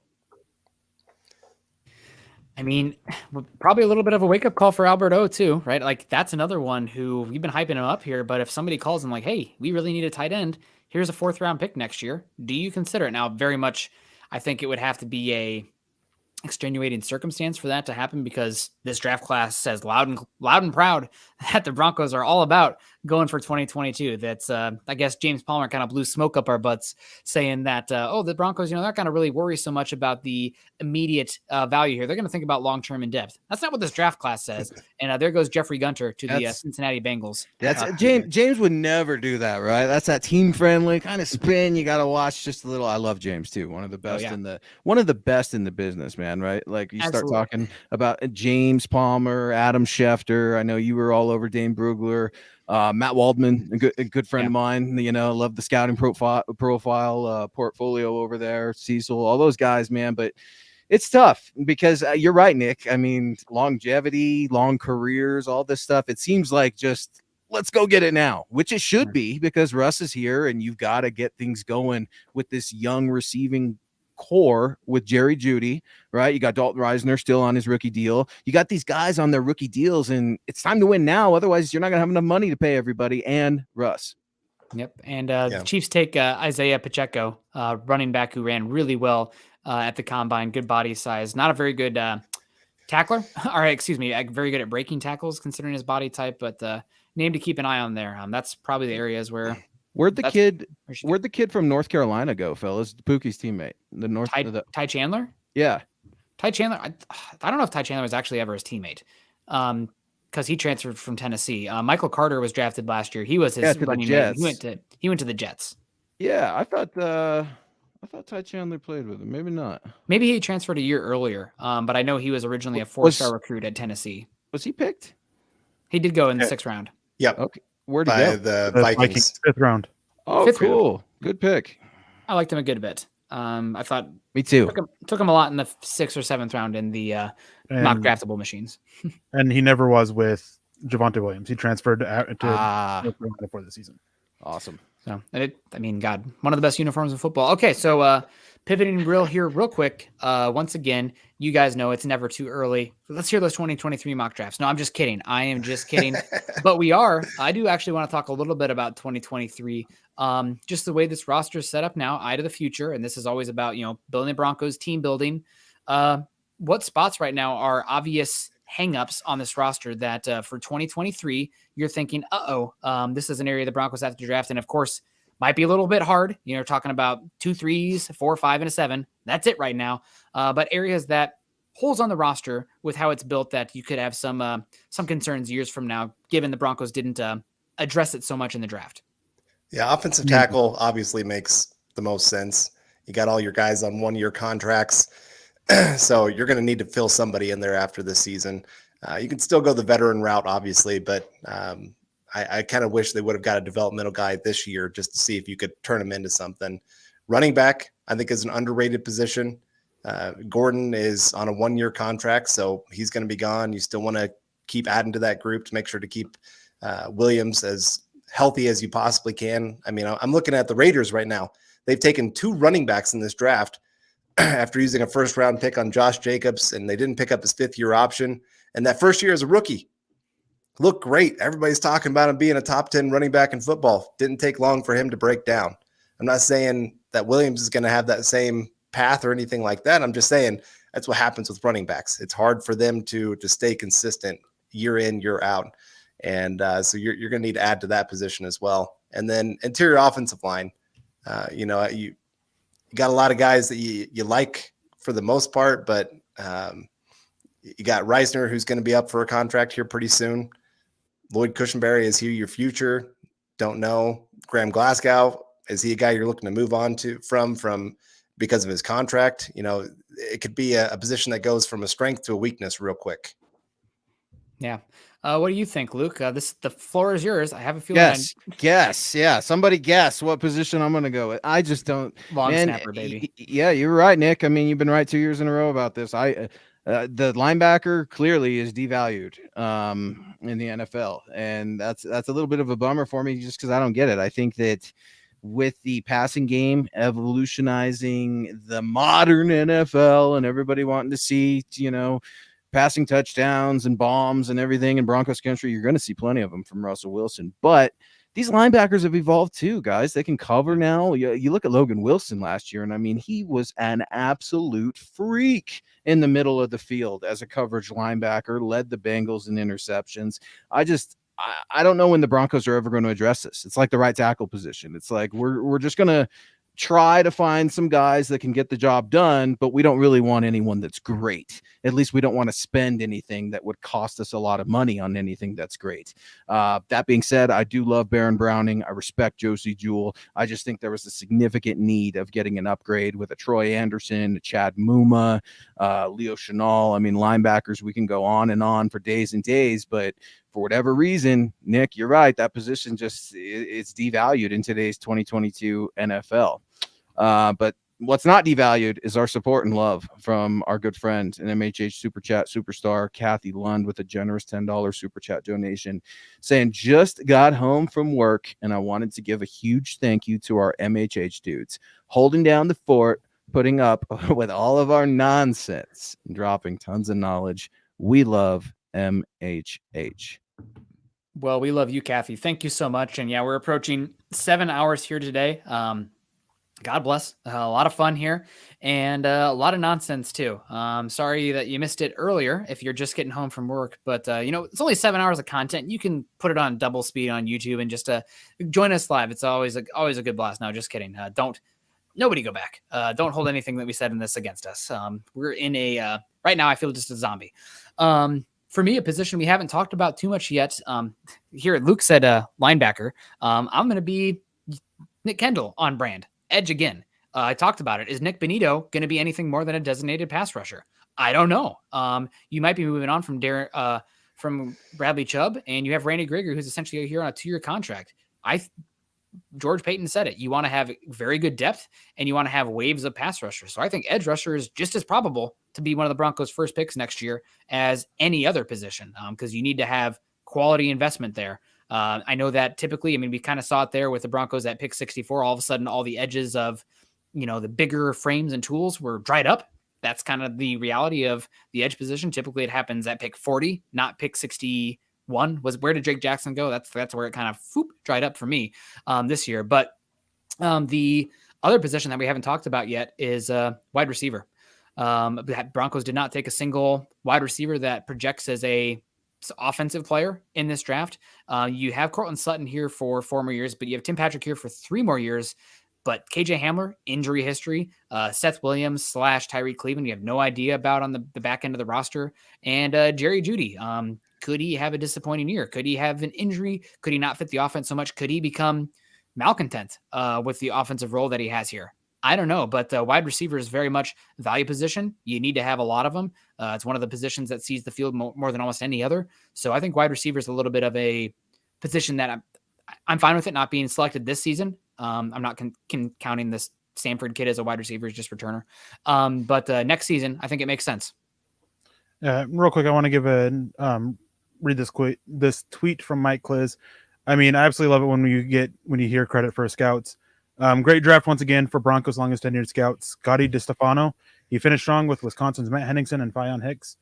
Again, I absolutely love it when you hear credit for going to the scouts. I mean, the job they do is tremendous for how little they really get paid, which is why I would never want to be an NFL scout. And I've mentioned that before.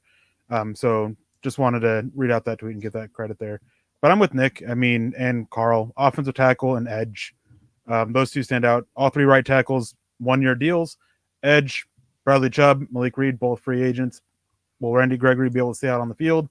Will Nick Benito develop? And it's probably both of those are probably position of importance, number 2 and number 3. And also we had another punter taken in this draft. So wow.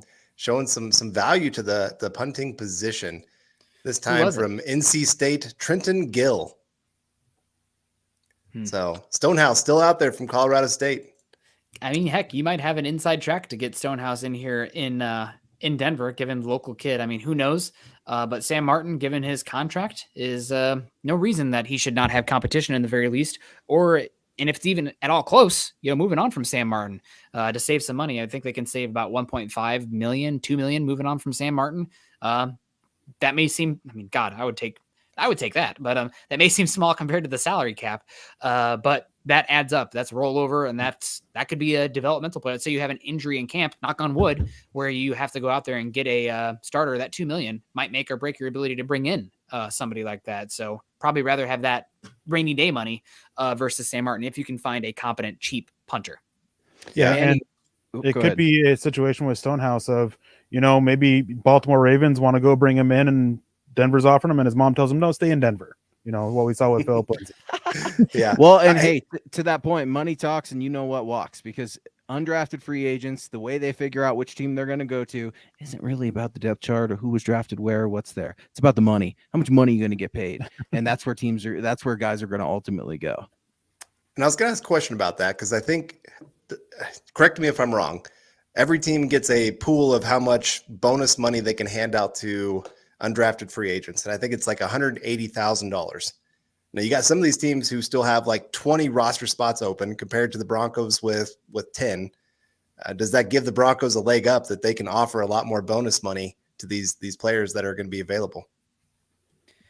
Sure. Maybe. George Payton has always had cash in hand, and John Elway made sure of that. And that's something Nick brought up earlier that John Elway doesn't get a lot of credit for, and he should.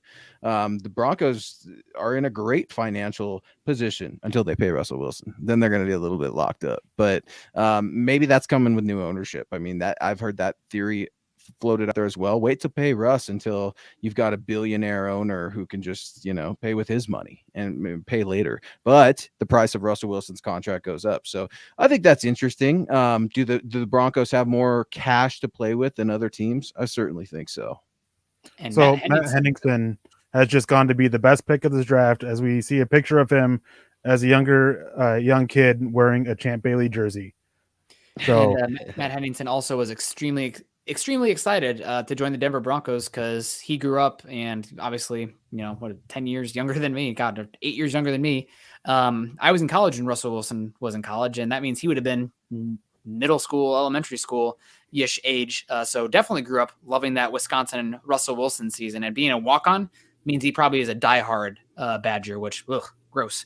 That's just envy coming through my pores because they are exactly who I want the Hawkeyes to be as far as winning the Big Ten West every other year.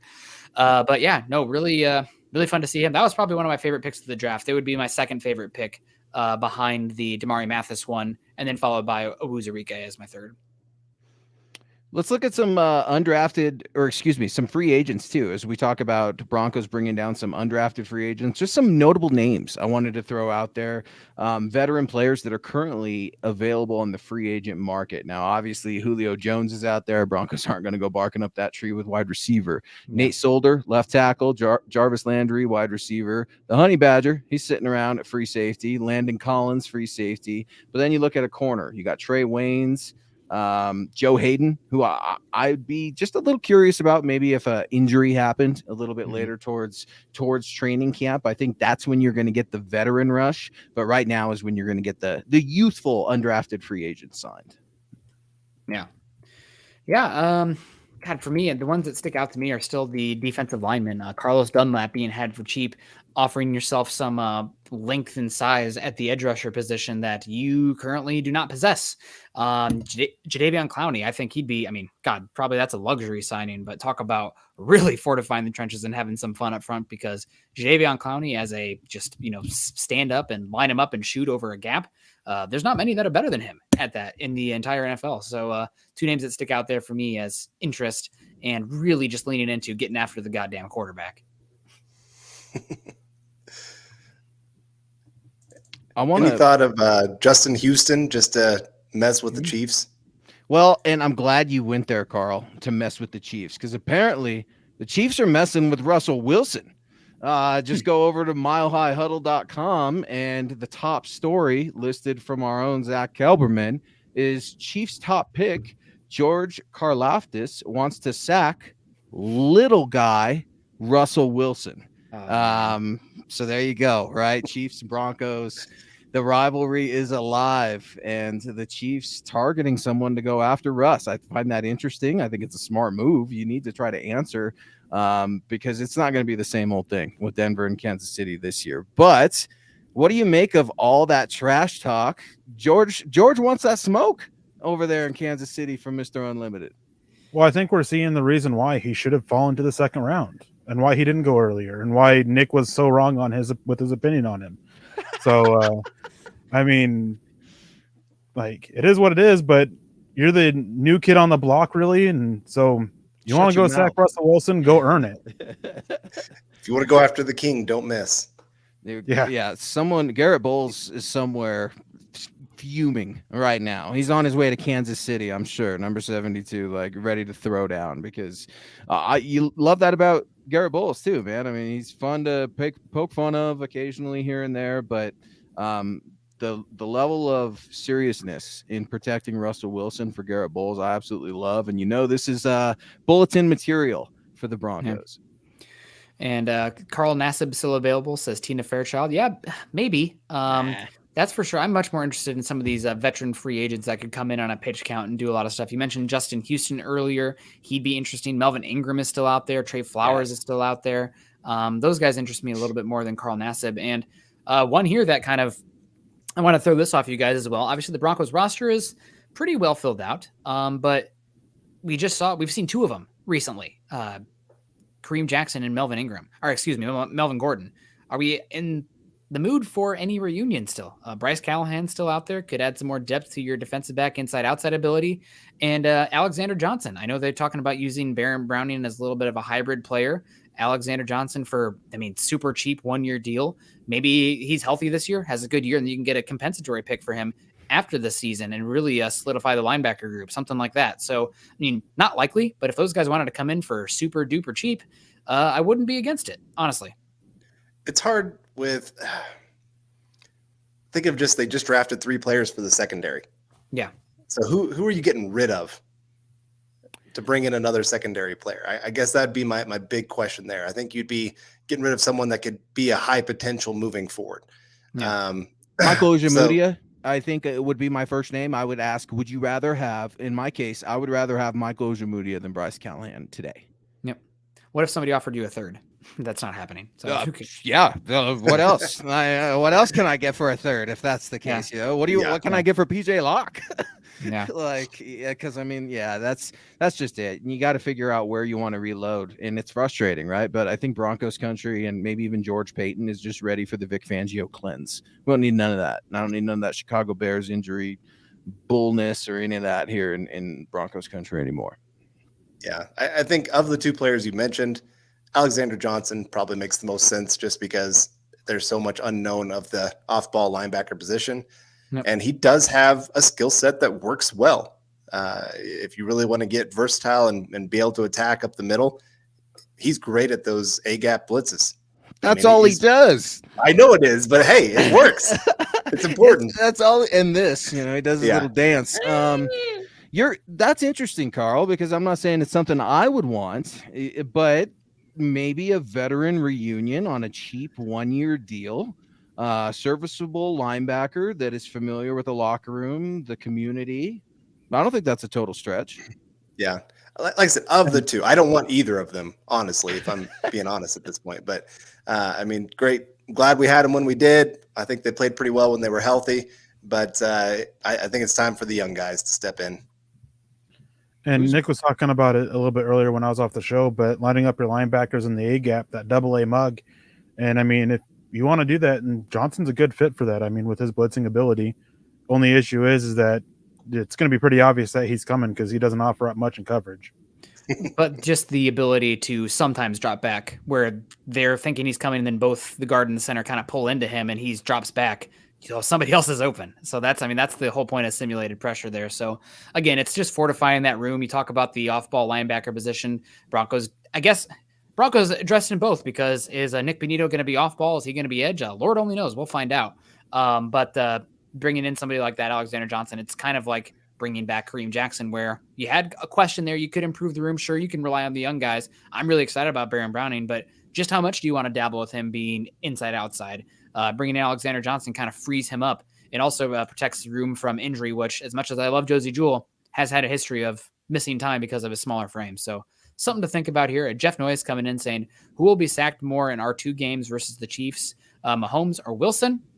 It's going to be Wilson, and that's more because of Wilson than anything else. Wilson is greedy in the pocket, and which is okay because he's looking to create big plays, and he does it without turning the ball over. But he's also a quarterback that is sacked at a pretty high rate, and a lot of the sacks are because of Russell Wilson holding onto the ball, trying to buy time, trying to find explosive pass plays deep. So it'll probably be Wilson. Also, the Chiefs have a better offensive line than the Broncos do. And I think, if I remember right, Patrick Mahomes was one of the least sacked quarterbacks last year. He gets rid of the ball so quick. Yeah, I think he was only sacked 28 times last year compared to like Joe Burrow at 51. Well, and just look at the physical aspect with the whole regards to the whole little guy thing, right? I think it's a little bit.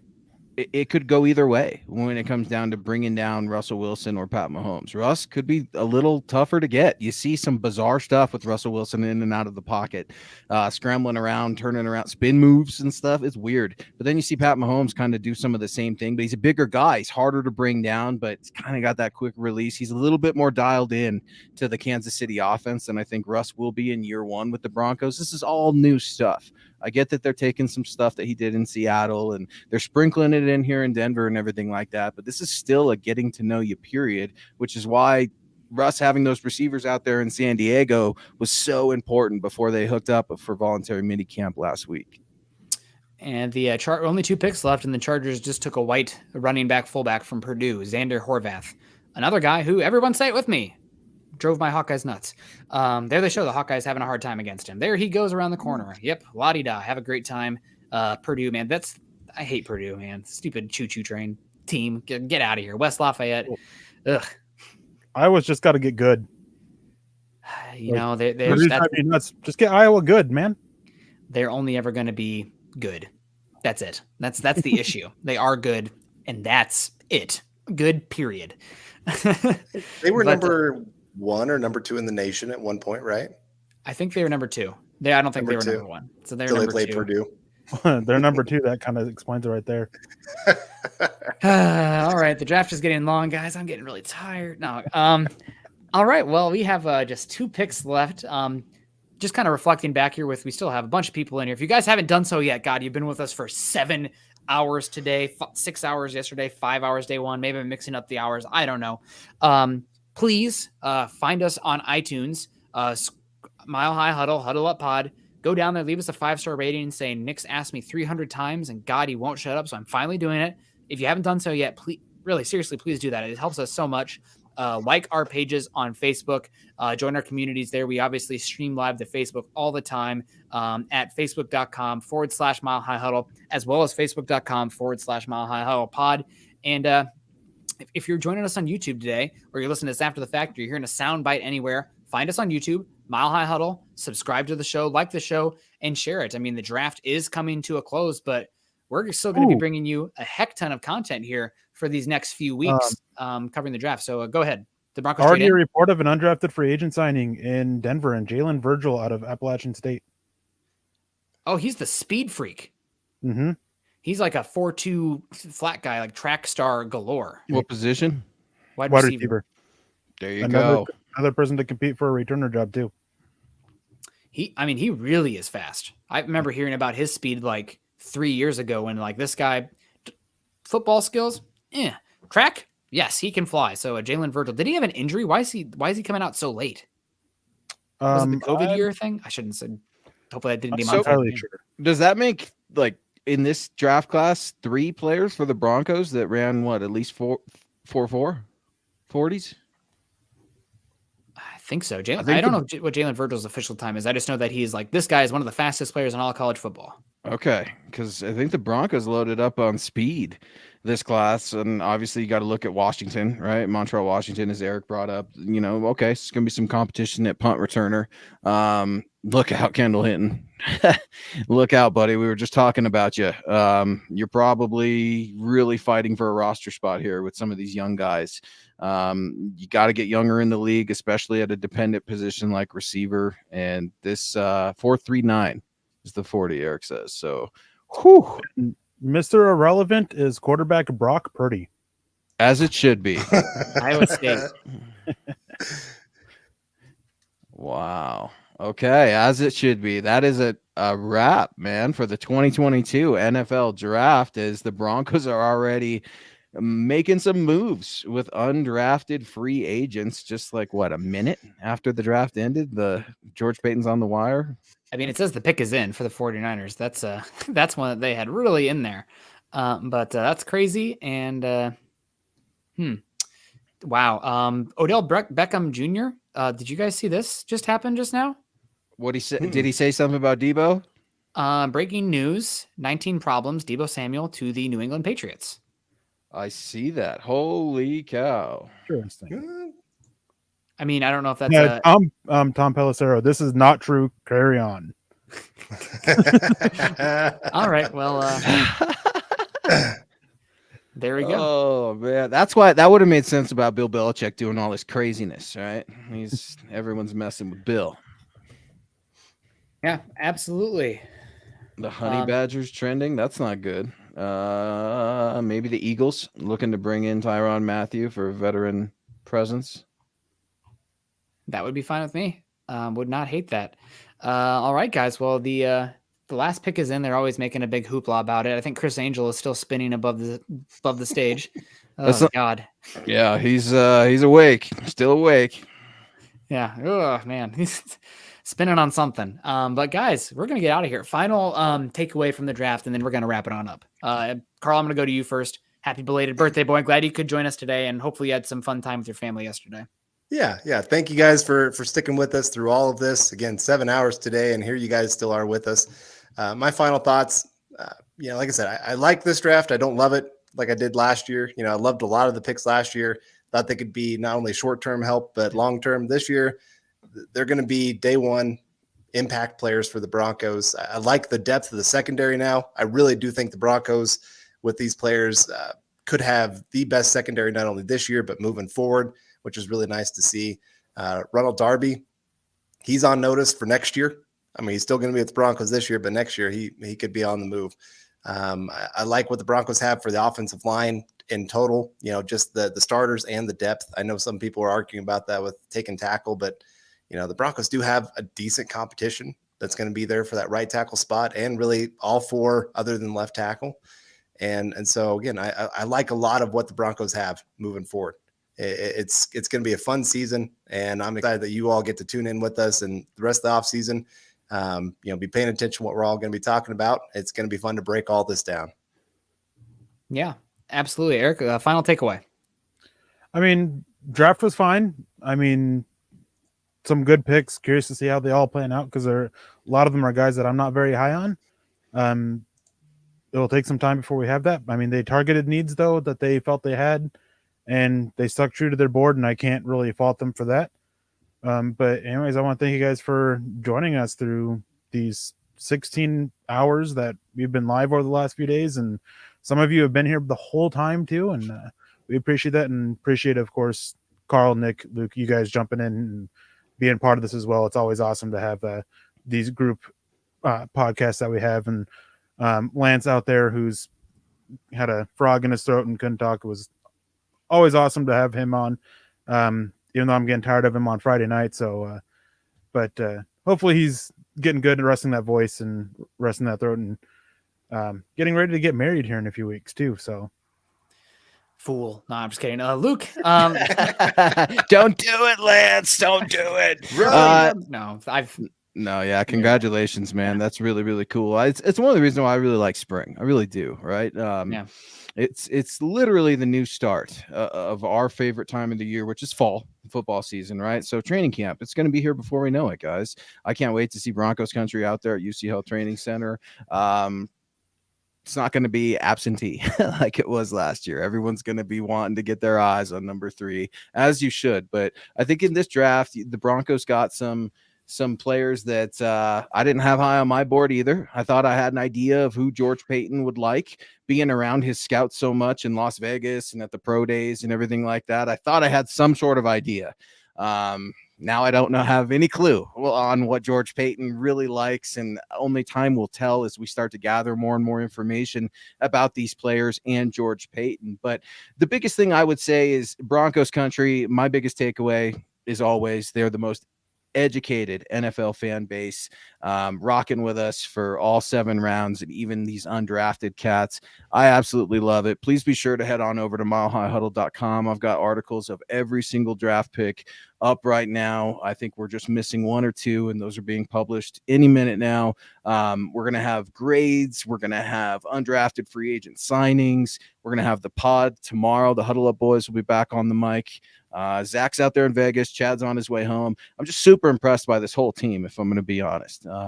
We're covering multiple states, time zones. We're flooding this market with content, with material, with resources. And it's just super dope to be with a team that loves what I love, and a fan base that loves the Broncos as much as we all do.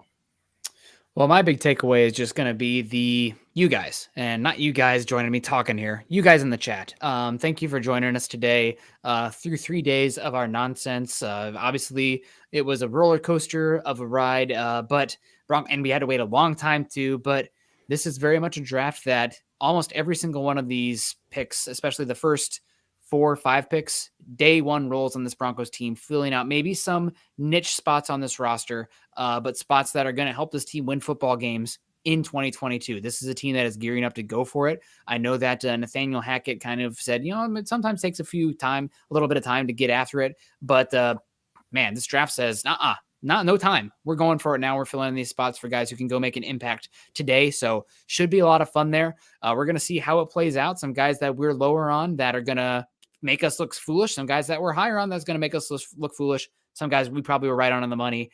Either way, though, pulling for all of these guys now. They're Broncos now. What we thought about them before the draft, prove us wrong or prove us right. Either way, pulling for them. So a lot of fun. And I don't know if this one is true. We have a couple announcements here. I saw that Gaddafi Wright is coming to the Broncos, and then also here Christopher Allen, the edge rusher that we were talking about a few rounds ago. There you to go. the Denver Broncos as well. So like that one a lot. I got to message my guy Kevin, who said, I love Christopher Allen. We got to draft him. So we'll talk with him as well. And guys, thank you so much for joining us. Make sure you're following us on Twitter. Thank you guys for riding with us today. Goodness gracious, we're at 7.5 hours. I got one last thing for you guys, because I know what I'm gonna do. What are we doing the second we sign off? Because I got a victory cigar that needs to be smoked. I got a bottle that I need to pop, and I am going to enjoy my evening with my lovely family. I got a plate of food waiting for me. That's what are we eating? What are we eating? I got a little chicken Alfredo that my wife made me for my birthday, and got the leftovers. Hopefully the kids haven't eaten it all. That'll work. I think I might cry if they've eaten it all. I'm gonna call them right now. Go ahead and eat some. I'm gonna go walk the dog. He didn't get a walk this morning because we were live at 9 a.m. and I was up until 1 or something writing those articles last night. So tired and woke up. Also had to get an application in for new rentals because we're gonna have to be moving to a new place here pretty soon because they're gonna tear down this house and build a new multi-million-dollar home in Seattle because Seattle market. I guess you guys in Denver know what I'm talking about, but gonna walk the dog. Haven't had a chance to do that today. Get 2 articles in for Chad and wake up early for a hike tomorrow. Eric, what are your plans? I'm going to go spend time with my little one and my wife when she gets home from work, and then sleep and then sleep some more. Yeah, well, and guys, stay tuned. Twitter, the mothership, at Mile High Huddle. We've got guys working overnight, literally, while we're sleeping. We've got folks in Europe that are always, our guy Keith, right? Keith puts out so much work while we're all in bed. Just stay tuned to milehighhuddle.com. We're going to have up to the minute draft, post-draft coverage in terms of undrafted free agents as they come in. We're just getting started and the draft is finished. It's hard to believe it's done, but I appreciate you guys. And what should we end this with? I'll end it with a let's ride on my end. I don't know if you guys want a corny Russ Wilson thing. I think I messed up last time because I was distracted and everyone did the Mile High salute but me. So I would really like to make up for that miss on our mock draft roundtable. We can do a let's ride too, but I'd really need to make up for the spacing, not saluting with you guys. I look like a damn fool, and I do that well enough on my own. So I need to make it up. Okay. All right. Well, are we ready to go? We're going to go on 3. Ready? 1, 2, 3. Boom. Yeah, there it is. NFL Draft 2022 is in the books. He's Eric Trickle, Nick Kendall, and our guy, the birthday boy, belated Carl, is in the house. Guys, always get at us on Twitter. Appreciate you guys so much. Go Broncos. Go Broncos.